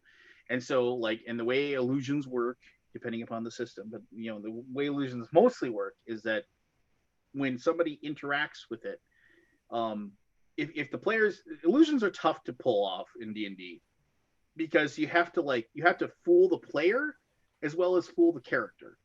And so depending upon how good the players are, like if you tell them roll a 20-sided, tell me what you get, they're gonna know something's up, right? And they're gonna be like, it's because so you have to kind of fool the player. And so like, oh, okay, well, the wizard gets like casting a spell. There's a big burst of magic, and a portal rips open, and this giant leathery winged demon comes flying out, and like snarls at you and starts looking to who you should attack. Okay, so the players are like, holy crap. Okay, well, I'm gonna cast Protect Them from Evil, and I'm gonna do this. So like, okay, they're reacting to it. They're not doing anything that would make it seem like it isn't real. Well, in the meantime, this dwarven fighter played by my friend Craig, he got knocked unconscious or to negative hit points by something totally unrelated to the demon, but it was close to the demon. And I ruled that the demon, like on its turn, walked over. The illusionist basically had the demon walk over, and like basically take his fist and just smash the dead body of the dwarf, basically smearing him into the ground. And it was just like, and like the entire table was just like this is like a 6th or 7th level, because we don't play with resurrection. If you die, you die. And here's a character that like he'd been playing for like 6-7 months, and now he's dead. There's just because they didn't, and I knew that he wasn't dead. I knew that he was completely fine. The players were all like, holy shit, like crap just got real, right? And they were just like, oh my god, what do we do? And the thing but they were also like, well, that makes complete sense. Why wouldn't he do that? The demon's smart. They know we have healers. If the dwarf fighter gets back up, he can do a bunch of damage. And so it was one of those things where I realized I didn't have to fudge anymore, because they were willing to accept the risk of losing the character. I didn't have to I was always worried about like, oh, I killed your character, and now you're going to be sad. Now you're going to be upset about it. And then after that, like I seriously, I did away with all dice rolls behind the screen. Oh, wow. I got rid of the screen. I said, and then I just played as the dice fall. That's what happens. And it relies on me to be like, have fair combats and have fair situations for the players to, but also it like makes them like, I'd have players say things like, well, let's just go in there because he's not going to kill us. Like they would say things like that, and it was just like, oh, it's like there's no risk. Like the idea of going into an ancient tomb, digging around for some gold coins. I mean, that's a dangerous aspect. And so when that happened, I was just like, all right. And then my D&D games are so much better now because everybody sees the rolls, and it's just like, and everybody like there's moments of like real tension where it's just like, oh my gosh, I absolutely positively have to make this roll or I'm dead kind of things. And then I think that heightens it. Now that's just for us. There's a lot of players, the people that just don't want to play like that. They someone dies, what do? They start a new character. Make another character. Here's some 6-sideds, and a blank character sheet. But are they out for the rest of that session? Usually for like the combat, and then it's just like usually at that point like there's let's like go back to town and make it. Yeah, head back to town and we figured out just figured out where it goes. Yeah, I'd be interested to play one time with you. Yeah, I mean I've never really enjoyed the D&D experience because just like DMing it, I'm always feeling like, okay, in the 4th edition, I don't know if you played much 4th edition. The combats could take 2 hours for one month. Combats took forever because everybody was like, okay, like, screw this. Like, that's not fun. Right now, my gaming group is a little upset with me because we spent a lot of time creating our own gaming system, and which is still a good gaming system, but truth be told, I like 5th edition better. I'm just like, and I'm just like, this is actually a really good system, guys. I mean, there's a lot. There's still, yes, there's clunky stuff in here that we can ditch it, but I mean, it's it got rid of the power creep that most things have. There's some annoying things that just don't make a lot of sense. Like, oh, I have this cantrip that I can just cast over and over again, because I'm a wizard and I can just cast this little firebolt over and over again, which is dumb. But it's not damaging, right? It's just it does like 1d8 and you got to roll to hit, right? Oh, really? Yeah, but I mean, you still have to roll to hit. So well, that gets rid of the stupid, like, I'm just gonna throw a dagger when I run out of spells. Well, yeah, and let's be fair here. The first level wizard, like, ha ha, like running around and throwing daggers around, that's a dumb thing too, just as it's dumb that the guy's gonna run out there with 3 hit points and start swinging his staff at stuff. I mean, so I'm totally fine with, what, you got to roll to hit, and plus there's some pretty, like, if you're firing a firebolt into like melee, there's like a bunch of, like, so the chances of like a wizard hitting with it, as long as it isn't just like some dumb like goblin standing in the middle of open field like 10 feet away from him and just waiting for him to throw fire at him, it gives the wizard something fun to do, and it also makes them more than like, look, I'm your 2-charge spell item, just like, I cast my magic missile in my sleep, I'm gonna go over here and hide by the horses. Just wait. Yeah. That's just some of the stuff I can't get over with D&D. Yeah, I mean, but I mean, like I said, like, combat should be exciting and dynamic and not the focus of it. Yeah, that's why I like Fudge. You ever play the Fudge stuff? Yeah. I like the plus, just you either succeeded or you didn't, and in different where you don't sit there and number crunch for half an hour. Yeah. But that's why I like number crunching too sometimes. Like, ultimately, like, I hated Pathfinder because, like, once you got to 5th or 6th level, you were already like marking out all of your feats, and like you were just making these supreme gods, like, like the power creep and the exponential power creep of your characters as you got into 8, 9, 10, 11, just like you had these just monsters among men that, like, could just walk into any village and destroy it, like, because like these poor saps. Well, couldn't you? I mean, didn't Pathfinder have monsters that could take on big characters? Well, but here's the problem with Pathfinder, and this is not Pathfinder Second Edition, which I've read the book, but I've never played. Like, a lot of campaigns, what they ended up being were like, oh, well, here's your fighter, and with his greatsword and the 5 attacks he gets around with critical hits and all the other power attack and this feat and that feat, he's capable of doing, as long as he can get close to something, he can do 60 to 120 points of damage in a single combat round. He's got an armor class of like 25. He's got a plus 19 to hit. He's just a Ginsu. And so you, as a DM, you're forced to be like, okay, so I have to have monsters that can stand up to this guy. But if any of those monsters ever break off and go and attack the thief or the cleric, they'll just rip them in half and throw the pieces to either side. So it's like Pathfinder was cool, and I liked what they tried to do, but I don't know. I don't know. I don't know if the perfect. I mean, I've not played a ton of role-playing games, but I just feel like the system. Well, the most fun I ever had was Arkham Horror, because you're basically a normal human and you can't do anything, and it's all about the mystery and versus the combats. Yeah, it's all about, and if you're in combat, you're gonna die. So so you basically try to avoid it at all costs, right? Yeah. And then the mysteries are were most interesting. But I mean, I do like the number crunching, but I prefer number crunching in the board games, like Warhammer type stuff. The Warhammer games, or like the D&D board games, or Gloomhaven, or those kind of things. And if it takes too long, I lose interest. Oh yeah. We started getting into what's that big giant fantasy game that came out last year that was massively huge? Which one? There's like 27 of them. Yeah, no, I can't remember. That are basically you're on another planet. You know that one? Who knows? I mean, all of those games. I mean, let's be honest. I mean, and this is cynic under Viking here saying, all of those games, those big box 8 billion miniatures games. I mean, and there are exceptions. And I said this earlier today too. I mean, like but all those 8 billion miniatures. I mean, the game is just a weird. It's just a weird delivery setting to basically get a bunch of minis which is what people want, right? Well, it's a combination, right?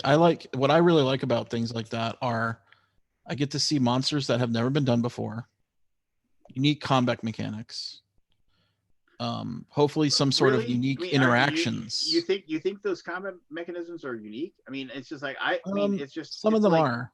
Yeah, some of them are. What do they come down to? Like, I'm going to play these cards, and they're going to do certain things, and I'm kind of got a weird deck building thing going on, or a little bit. Yeah, I've got dice. No, I really did like the mechanic of the one I played that I was talking about, which I can't remember the freaking name of. Yeah, it was so good. It was so memorable. Lance, I got COVID-19 on the brain. I don't have time to worry about the name of a board game. Well, you need to worry about your goddamn website. That's what you need to worry about. You know, that's about board games. I'm trying to. No, no. So and again, not. I mean, but I mean, most of those things. I mean, look at Joan of Arc. Like just a ton of awesome looking minis. Yeah. And like, I mean, the game itself just seemed like an afterthought. Like, it was just like, oh, they were already like they sent out the game with the rule book, and they already had like 1.5 like of the rule book coming, because it was just kind of like, oh, well, geez, because and taking nothing away from Mythic and the fact that they made, fantastic looking miniatures, but that's what it was. I mean, these games, I mean, are just, I mean, Nemesis is a good game. I like Nemesis. I really did like Nemesis quite a lot. Nemesis is good. It was over fast enough that it didn't overstay its welcome. No, and Nemesis, but here's ultimately what I don't like about these games, and I'm here. I'll just fucking blather about this stuff for a while. What am I thinking of, Kabuki? I can't think of the name of it. I can't stand setting all that shit up. I can't fucking stand it. It's like, I want to play a tactical game of moving this person here and that. All right, so find these 27 different pieces of cardboard, and now put the little doors up, and put this thing here, and put that thing there, and do that. Okay, spend 45 minutes setting it up. Now get your character. Okay, I got my character. Okay, now take these 27 pieces of plastic and wood and put them on these different markers and put in here. Okay, now put my guy there. Okay, here's your 27 cards you start with. Okay, cool. Where's the okay, there's the place where I get. All right. Hour and a half in, we're ready to play. Maybe. Okay, now has anybody read the rules? Does anybody remember how to play? Does anybody? It's like, okay, so what is get the scenario book up? It's you're 2 hours in, and you haven't even fucking started playing the goddamn game. And I'm just like, and I mean, and it's just like, also, like you said, it takes too long. It's like, okay, but that's a fucking double-edged sword too. If you make a game that only lasts like 90 minutes, people are like, all this setup, all this shit, all this stuff I got on my table, and this game's only 90 minutes long. What a fucking waste! I spent more time setting up the game than I had playing the game. But you're still playing it 4 hours later. I'm like, fuck, this is my entire Saturday. Yeah, Midara is by what I was talking. Oh yeah, and Midara, that was another game that like they came out with it, and it was like, and they're like, wait, we have a new rule book. It was like the game came out, and they were already like, oh, let's fix this, let's change that, and yeah. The game we played was still pretty solid. It was challenging me to think about it as a competition to Gloomhaven, but then after I played it a few times, I was like, there was some really good stuff in there, and I just got bored with it. I don't know why. Like, that's just me. But isn't that like most games is like, that's why, I mean, and once again, I'm not trying to kiss Richard's ass, but I mean, the fact that he still gets jazzed about stuff and still gets excited about things is like, is amazing, because I am so fucking. He's probably got another 5 years to go before he ages into a grouch. I'm a Johnny come lately. What was your year start? What year did you start? 2009, really. Okay, so you got about 9 years to go to catch up. Okay. And that's not derogatory, but I'm just saying, like, I mean, that's a long time, right? 9 more years. Think about it, like. I mean, I'm looking at my games up here. Where you're just dedicated to playing games and stuff. I'm just looking at my stuff that's up here, and it's like, okay. I mean, like Age of Steam. I still would enjoy a game of Age of Steam, but God help me if I could find anybody to play that with. I'm not. Are you feeling like it's all aboard games, Lance, or just certain kinds? Because for me, it's like I am really stunned if a board game presents anything interesting and new enough to me to make me want to play it a second time. Yeah. Okay. I mean, like Taverns of Tiefenthal, I enjoyed that so much the first time I played it. Like I almost bought it after I played it, after somebody taught it to me, and my daughter and I really, really liked playing it. I almost bought it. And then I said, no, I'm not going to buy it. And then, but I found myself about a month later thinking about how much I loved buying the cards and putting them on top of my deck, knowing full well what I was going to draw. And I was like, that was really fun. And my daughter really liked it too. And so the next time I bought anything, I was like, I went on Amazon. I was like, oh shit, I can get it for $35. Fine. Send it to me. 2 days, and we played it only once since then, but I was like, that's a good game. I like that game. They made a good game with that. But Richard, before that, how many different other Euros did I play? And I'm just like, fuck, this is boring. Can you just do something different? How is this? How are people like losing their goddamn minds over this stuff? It's just the same retread. And that's not saying they aren't a good game. It's that people have not been playing these games for 20 years, right? I understand that. They've been playing for like 5, where everything is awesome. And we were there, right? You have to admit. It's awesome. What are you playing more than once these days, Richard? Anything besides? Nothing really. I'm an odd duck. I don't get to play anything more than a couple of times. Jen and I Is play there things that you're like, I really would like to play that? Like, I really, only game that has gotten any real replay in the last 6 months was Maracaibo, and that's only because a couple of months ago, or maybe it was last month, Jen said, "Yeah, whatever you wanted to play today, no, we're playing more Maracaibo. I want to play more of that." So we got that out and played it a couple of times over the ensuing weeks. So 2 games from last year for me, I wanted to play more than once: Maracaibo, Tapestry. Alan Brown says most. Last year I played a lot of Tapestry. I played Tapestry almost 10 times, which for me is huge. Yeah. This is last year, obviously. So I just want to say in the comments, Alan Brown just said most Euros have unique elements. No, you're wrong. Just like that's not true. They do things different. Most just because you move the cube to the left instead of the right doesn't make Alan it Brown's statements to most Euros of note. Yeah. Because you're right. I mean, yeah, there's a fuckload of Euros out there now that are just basically retreading the same Stone Age. They're not doing anything that wasn't done 10 years ago. Worker placement, collect resources, trading resources for points. Yeah. Typical and that's fine currency because manipulations. For everybody, somebody's going to be, well, I've never experienced this before, and I could have experienced it 10 years in Stone Age, or I can experience it with this, whatever it is. And that's fine. But yeah, I mean, I don't seek those out. I seek out the things that do something different. I played Nakatomi Heist board game the other day again with my daughter. I really like that. And that's probably helping keeping you fresh, Richard, honestly. Yes. If you were just playing the same stuff over and over. Yeah, I don't know. I mean, before I started doing the channel, I mean, I've played Agricola over 50 times. There was a time when we were playing it every Sunday. That was our Sunday ritual. We would play it. And then you played Caverna and you said, God, I wasted all those times I played it. Yep, we had a great time. And I know Jen misses it a lot. I certainly wouldn't mind it either. We played Agricola a few months ago again because I finally got a copy of the revised edition. I wanted to see what was different. So that was nice. And it just brought back all the feels. But yeah, I don't know. I mean, I'd love to. I mean, I would love to play some more Foreign Trajanum. That one didn't do anything for me. Oh, I loved it. Interesting. Yeah.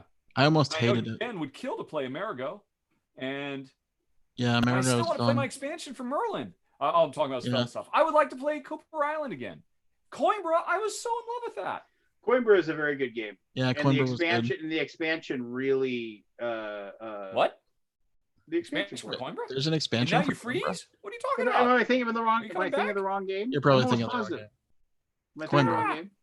I think you are. No. Was there a Coimbra expansion? For some reason, I think there was. Maybe there was just like an expansion.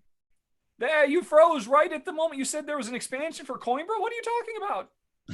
He's looking it up. There was like a little kind of gag, like 5 pieces thing, but there was no. Oh yeah. I'm thinking of something different. How's that Aftermath? Aftermath? Oh, I'm so Yeah. on the fence. Uh, It's actually pretty cool. It's you played more than one scenario? We played.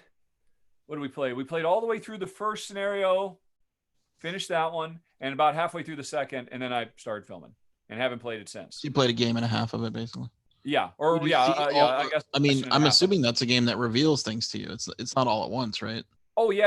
I mean, I would imagine there's probably a good 10 or 15 games in there before you feel like you've seen everything. Before you've seen it all. Yeah, Interesting. something like that probably. It's actually interesting thing about Aftermath.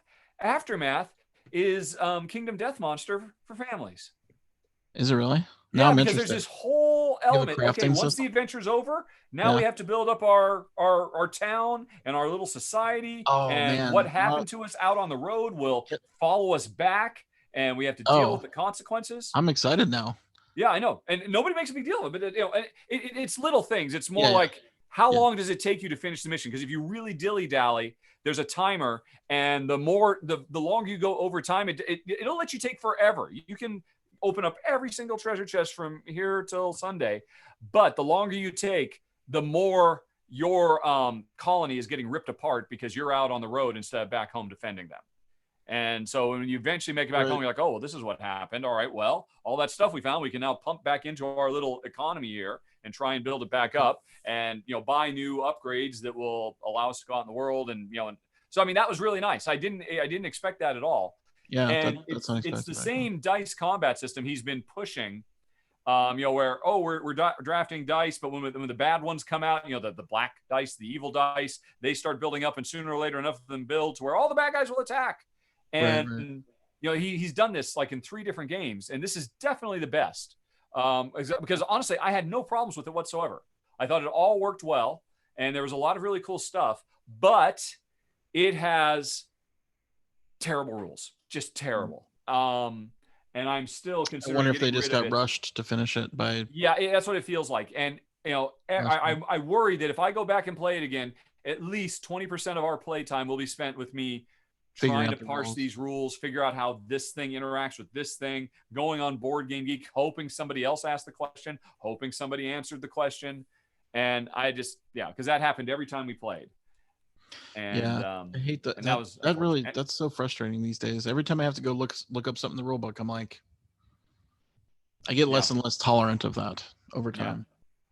I mean, I had more trouble. I ran into more. How do we deal with this in this than I ever did in Gloomhaven? Yeah. And it shouldn't be the case because it's still relatively family friendly. So I'm really on the fence. I might be getting rid of it. But I would like to go back. We both really like the world. Would you? The other would one, you just go through and read it all and see what happens, and then just kind of? Yeah. If I do get rid of it, I'm going to do that. Right. And the other thing that was freaky surprising about it is it's an incredibly grim and dark world. Considering how Fluffy. how fluffy it is in its Yeah. presentation. The Right. first time, because whenever you come into a new area, there's like a little text story about, well, hey, here's what happened 10 years ago during the event when all the humans disappeared and all the animals gained sentient. And they're terrible, gripping, horrific stories of how, these mild-mannered mice ended up being tortured and and that's how they become the monsters they are today. It's like, Jesus fucking Christ. Was there? One of them, Was there I'll a see you in pandemic? hell. It's like, why? If Wait. What this game would are you give them talking about? nightmares. Aftermath. Hold on a second. The one that really hit me so hard. Let me Yeah, see. read it. Hold on. It's not spoiler. It's like episode 1 or 2. Yeah, well, you would run into it pretty early if you go to a specific area, which you're very likely Can to that go game to. be soloed? Hmm? Is that a solo game by chance? You would have to control 2 characters, but Oh, okay, you can't just play a that wouldn't be a solo big deal because the characters aren't that complicated. Okay. It does say 1 to 4. Curious. Yeah. Well, yeah, but there's you have to what do you call it? 2-handed. Right. Right. I Okay. played, Yes. All right. Are you ready? Ready. Here's what happens when you enter Gutter Doom. As you can Okay. see, it's a gutter. All righty. It's pretty long. I don't know if I read the whole thing. All right, I'll read the whole thing. Pick out the good stuff. All right. So if this is your first time on this page, read the following. Otherwise, skip to page 9. And so these are always flashbacks to the events that happened on the day of the event. The aftermath. Which is we live in the aftermath now of all humans disappearing, and we become sentient. So this is a story of something that happened to some innocent animals on the day. Pinky, what's happening? One of the white mice squeaked in fright. It had been hours since the humans in lab coats had vanished, and staring at the empty shoes on the ground had yielded no results. I don't know, the lone rat mused. Give me a minute to think. The mice crowded around him anxiously. He was their guide and protector, and they trusted him. And Pinky thought hard, and he began to realize his mind was stronger and more effective than before. He eyed the burners across the room and their blue flames that hissed unabated, and he sniffed at the acrid smell of chemicals building in the air around them. And something in his mind clicked. We have to turn off those burners, he squeaked. Hurry, hurry. We must throw our weight against the side of the cage. Knock it to the floor. They did as he said, and slowly the cage began to inch towards the edge of the table, but they were too late. An explosion shook the lab, and the rolling fireball swept through the room. The mice squeaked in fright, but Pinky threw himself over them and grabbed each one that he could. The whistling flames struck the cage, and they were lifted and thrown through the window out into the street. The cage shattered, and the mice shrieked in terror and pain. But none shrieked louder than Pinky. He howled, his bulging eyes the color of blood. His fur and flesh burnt or melted away, and the mice wept for him. They grabbed hold of their friend and dragged him into the safety of the storm drain. And there they all disappeared into the darkness. And from that black pit, Pinky screamed with all the fury of hell. Wow. That's incredible. Read that to your 6-year-old kid while you're playing this game. Is that no? The age range has got to be higher than that. What does it say? What does it say? 14 plus. Well, yeah, but that's the standard because they don't want to have to do age-proof testing. Yeah. Did Pinky die? Huh? Did Pinky die, or is Pinky one of the main characters? Pinky ends up being the boss. Oh, okay. And so that's the other thing too. They humanize. I mean, this is total full-on Road Warrior Mad Max stuff. Yeah. With cute little fluffy creatures. Oh, I like it. But then they go and they humanize. You're like, oh my God, Pinky was a hero, and now we've come here to his sanctum, and we're gonna try and kill him. Oh wow, because he got all twisted and evil by falling into the pit and getting burned. This was something we just ran into on the way to something else. Oh, okay. We're like, right. Well, we could go down there, but fuck that. Let's keep going. Little side quest thing. So I mean, it reminded me of the Secrets of Nim. Yes, it's very Secrets of Nim. Exactly. Yeah. I love that. This is I guess you'd call it a PG-13 Secrets of Nim, basically. Do you know how happy I was when I realized that all the Fury of Hell. No. Yes, I was so happy when you read the Fury of Hell. No. I read the original novel of that. It was like Mrs. Brisby and the Rats of Nim was the original novel. And I remember my mom bought it for me. Wasn't that like sort of a required reading in like grade school? I don't know, but my mom bought it for me, and like she saw it in like some book order form, and she was like, because I remember there was all like the fluff books, and she was like, "This book sounds like it'd be really good. I think you should get it." And Do you guys remember? And I read it, and it was amazing.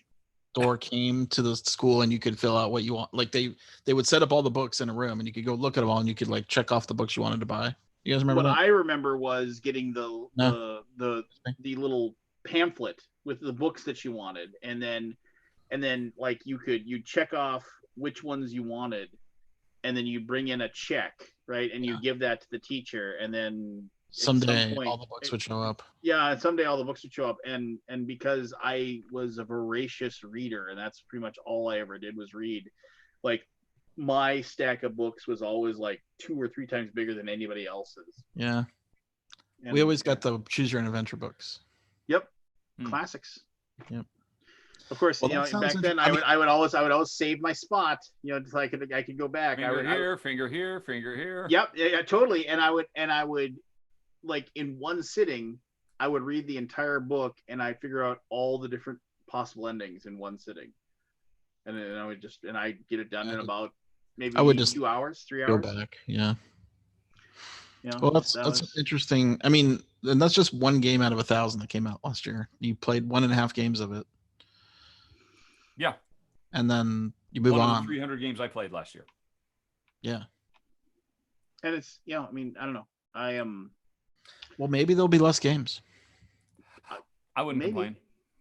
I mean, I'd feel bad for, all the hopes and dreams being dashed, but I wouldn't complain. I mean, for the first time, I'm down to under 50 games out on my shelves, out in my game room, waiting to be played because publishers have sent them to me. Normally, I'm hovering around 100 or 120, and it's just like it's a weight weighing on me. I got to get all these fuckers played and filmed. But so interesting. I'm getting ahead of the curve for once, getting almost to a normal person. I haven't played anything. I mean, I played like Pandemic. I played like stuff I know, right? Like Pandemic and The Mind and very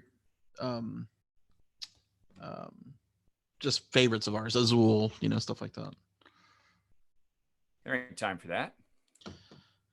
Well, I mean, I'm not a super solo gamer. Like I'll do a solo game, and I started recording them and streaming them and stuff, but it's hard. Yeah, it's a challenge. It's a skill. You have an incredible skill to keep it all in your head, plus be entertaining.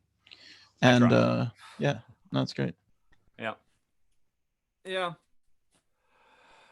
That's why I haven't picked up the Robinson Crusoe box yet there, Kabuki. She's still here? Man, I'm all ready to not be here because I'm freaking tired. I think she is. Yes, she is. Yes. So. Yeah, she's still here. Oh, nobody was impressed by my dramatic reading. Well, I thought you did a very good job. Oh, thank you. I thought it was great. And I do remember. I was going a bit fast just to try to get through it. Kabuki Kid mentions the bookmobile, which I love the bookmobile. There was nothing better than the day that, like, when you'd walk out of the school and you see the bookmobile outside, and I'd be like, yes. Where did we get the money for the bookmobile? Did we just did the parents just pay the bill like later?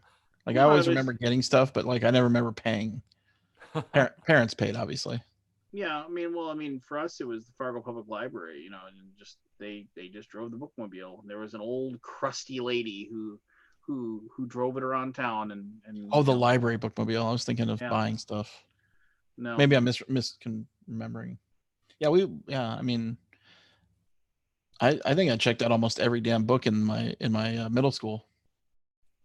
Like like certain kinds. I remember there were certain parts of the book, like, I mean, every single book that was about like in the very beginning of the Dewey Decimal System were all the UFO and Loch Ness Monster books and everything. The paranormal. The 001. In fact, I was a media aide in middle school. It's actually a class. You get to work in the library. And as I got my seniority, I got the 001 shelf. Because it was my favorite shelf. Yep. To sort. Like I said, of all those. Though, have you seen the release the recent released videos from the F-18s and stuff? They're all debunked. Well, I mean, are they? No. There's two or three that they're like. No, the spinning, rotating object that has a glow around it, that one's debunked. I'm pretty sure the really fast mover was debunked too. Thought I saw the debunking video for that. No, I might have to dig into that. Any of those night shots have glows around them. They're all the same. Like all the videos are have the glow. The glow is nothing. It's a has nothing to do with heat. Weather balloon. It's always weather balloon. And then the way the cameras work on those airplanes or those planes, the way they rotate makes things rotate weirdly. Because the cameras, it's a gimbal kind of issue. Like sometimes the camera has to move really far to track something, so it'll rotate a lot, and that'll make the object think it look like it's rotating abnormally. They're all debunked. You just Google it. You're just part of big UFO. That's what you are. You're just trying to hide from us. I wanted to believe that fast mover, man. That thing is hauling ass. When they put the tracking thing on it, you know what I'm talking about? Yeah, I mean that was the first one that. I think it was reported by Time Magazine and stuff like that. Yeah, no, I'm pretty sure it's debunked. Well, the world's a little bit less magical now. Yeah. Thanks a lot. I mean, the ruiner of dreams, Scott Alden. Now I just got to go back to porcupines eating bones. That's what they do. Or is it beavers or something? It's until what is it? I love that the Pentagon declassified those. Those were out ages ago. I saw those a long time ago. The absence of evidence is not the evidence of absence. So you've been listening too much Coast to Coast. I never listened to that show. One night I was building my PC, this PC right here, and I turned it on because like those FM apps, those I love stereo or I love radio. Mm-hmm. And I was like, oh, the Coast to Coast show. I've never heard it before. And I turned it on. I'm like, How do people listen to this nonsense? Well, For so hours. the biggest thing against that radio show is that how like just the how many ads there are, and like just like so it's like they have so many crawling ads, and like like getting you back in, and then they finally get somebody on there to talk, and more often than not it's it's some Yahoo that gets their 45 minutes of airtime, that wants to talk about how they're a psychic vampire, or they want to talk about how they saw the dog men up in the forest or something, and it's totally and then George Norrie has to be like, oh my gosh, really? Oh geez, and like you just want to scream, like you just feel like George Norrie wants to say, you're fucking liar. It's just like, really where are the pictures? You have a phone, I see it on you. Why didn't you take pictures of this? You would be a billionaire if you had pictures of alien dog men walking around the forest. Like you would it's like, oh yeah, oh my the disturbance from the spacecraft made my phone not work. Oh Jesus, that'll happen. No, as a very, very good essay I read once was oh god, what was it? What did they describe it? They said UFOs and spirits and like are a very convenient phenomena. Like, so whenever they always pick the person walking home late at night in the middle of nowhere without any cell reception or without a phone or anything like that to abduct. That's the person they always abduct. They never. It's just always somebody conveniently in the right spot. It's never. The flying saucer never hovers over Mexico City for a half an hour. It's just like, it's just because if it did, we'd shoot it down. So I don't know. Anyway, it's late. Yes. I appreciate you coming on. What were you doing? That was you were up so late. Are you talking to me? You get in late. Not that I'm your keeper. I mean, your business is your own, but you got in super late. Oh well, no, I think I told you I was watching the season finale of Survivor with Jen and my mom, so we had to watch that. Did they survive? Yes, and one of them survived better than everybody else. Whew. Thank goodness. I was a little worried. Have they altered the end game at all? Is it still the same end game? It's pretty much the same overall. They just, I mean, the new thing they introduced this time was actually pretty much a Euro mechanism, because there were lots of ways throughout that they could get these survivor tokens, fire tokens, that they had all kinds of uses for. And they basically introduced an idea of commerce, that people would start doing favors for each other because they trade tokens back and forth. And if somebody was voted out on the way out, they had to bequeath all their tokens to somebody who was still an ally, still in the at any time you could trade them in for food or luxuries or whatever, but most people didn't, because everybody assumed, well, by the end, this will be worth something. And it turns out it was. And, it gave you big advantages in the final challenges and stuff like that. So that was like a new thing they threw in this year. They always throw little game changers like that from season to season to keep it fresh. Yep. But it was very good stuff. And then when I got Aldi's message, I was watching. I hate true crimes type story stuff, but I am really engrossed in Defending Jacob. Which one's that? It's on Apple TV. It's about a married couple whose teenage kid is accused of murder. Oh, wow. Murdering another kid. It's a real. No, it's not. I shouldn't have said true crime. It's a true crime-esque type thing. It's a fictionalized crime. It's a fictional story, but it feels very real, and it's just super grim. So grim. Did you watch The Night Of? I think we. Oh yeah, The Night Of was so good. Yes, this is the first crime thing I've enjoyed since In the Night Of. Okay, I'm not saying it's as good as that, but I find it really compelling. It's in the same ballpark. Yeah. All right. Cool. Yeah. I'll check it out. I have that year of Apple TV for buying the stupid phone, so I might as well watch something. There you go. Yeah. Did you watch the video game show? Yeah. Okay. It was. I got bored with it halfway through the second episode. Yeah. It was. I mean, it's really kind of hard. I mean, I understand why firemen always complain about the inconsistencies and the untruths in fire movies and stuff like that. Because I mean, come on, this is ridiculous. Yeah. There's a gem of truth. There's There's a kernel there's of a truth. kernel of truth in this everything thing. is just so blown up, and it doesn't have to be. The testing department can be interesting if they're just real geeks instead of really cute girls who hang around and just play games and talk about their problems. It's like, oh, this isn't real. But I watched all the way through because my mom really liked it. And she's like, wow, this is just what it was like for you, wasn't it? Exactly. It was exactly like that. We worked on shovels for years to make penises. But I mean, actually, probably the thing that it does nail more than anything else is, the central megalomaniacal character at the heart of operations. That was very much like working with Peter Molyneux. Yeah, you had that. Yeah, I did not. Although I don't want to say anything. No.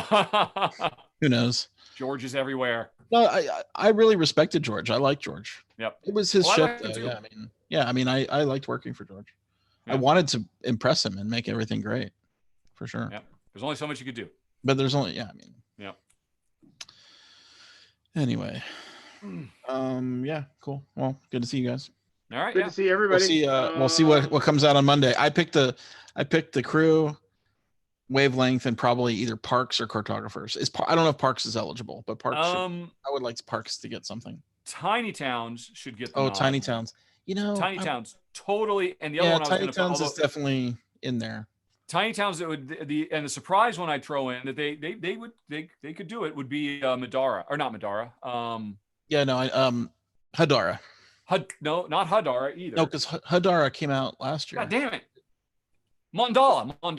Oh, Mandala. I haven't tried that one yet. Yeah, but I've heard nothing but great things about it. Super good. Oh, well, then it'd probably be in there then. Yeah. I've heard nothing. I'm sure it'll get a recommendation at the very least, but I wouldn't be surprised. But it's and I wouldn't even hazard a guess at Kennerspiel. They're just so. I have no clue. I mean, it literally 1 year. It could be Cooper Island could do it. There's no way Cooper. I mean, yeah, you could. Maracaibo would be. There's just no consistency there whatsoever. Yeah, I don't know what would be there, because I'm trying to think of like big strategy games that are appealing to the Euros last year, except for the Maracaibo. Let's see. Let me look at my. I don't mean to drag this out. 2019, and what Crystal Palace? Did you? I really like Crystal Palace. Oh yeah, that got a lot of love. I didn't play it, but it has a mechanic. Honestly, Maracaibo could get a nod. Black Angel could get a nod. And I mean, and they shouldn't, because that'd be totally inconsistent. Yeah. But they could, because every once in a while they just throw in, what the hell is that doing in there? Miyabi might. Oh, Miyabi, I've heard Miyabi. From Haba. Did Isle of Cats make it over there? Because it really should. Probably not. It's a Kickstarter game. There's no way. Yeah. You're right. Well, no, I mean, Shem Phillips. Whatever West Kingdom game is. Oh yeah. Paladins. They love Shem. Paladins. Yeah. Would it be Paladins, or would it still be Architects? I'm not sure. Whichever one. Architects was available last year at Essen, so probably not. Okay, then Paladins. Yeah, probably Paladin. But I heard Paladins was a bit too much for everybody. It's a lot of game, but a lot of game. Yeah, it could be anything, honestly. And here's the deal: I know they haven't been able to play a lot in the past few months, right? Like publicly play, like Tom is no longer there, so Tom played. There was a lot of bad mouthing of Tom, but he played shit tons of games with so many different people, like huge groups, like hundreds of people he would play with. Mm-hmm. He was super serious about the thing. Anyway, I'll be interested to see. I look forward. Sort of, kind of a no. I normally I can usually pick them, right? Like, but this year it's like, what? Who knows? Yeah. Well, I mean, there's no greatest game of all time Wingspan, so I already went there. It can't win again. Well, maybe a game like that transcends. Do you remember in the early days of Spiel des Jahres, same game won more than once? Really? Oh yeah. Yeah, because they didn't have enough games for the next year. Oh so wow, really? Yeah. They gave it the award to same game. Those were the dark ages. I feel like what a renaissance we live in, huh? Glut. All right. I wonder about okay. All right.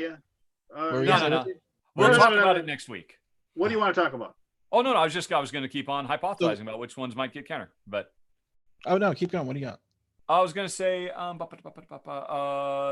not Maracaibo, but Alexander Fisher's other game, because they can't give it to Maracaibo, but they want to give it. No, I know what you're talking. Newdale could for sure. Yeah. And you said Newdale has a legacy thing going on, and I missed that because I only played it once.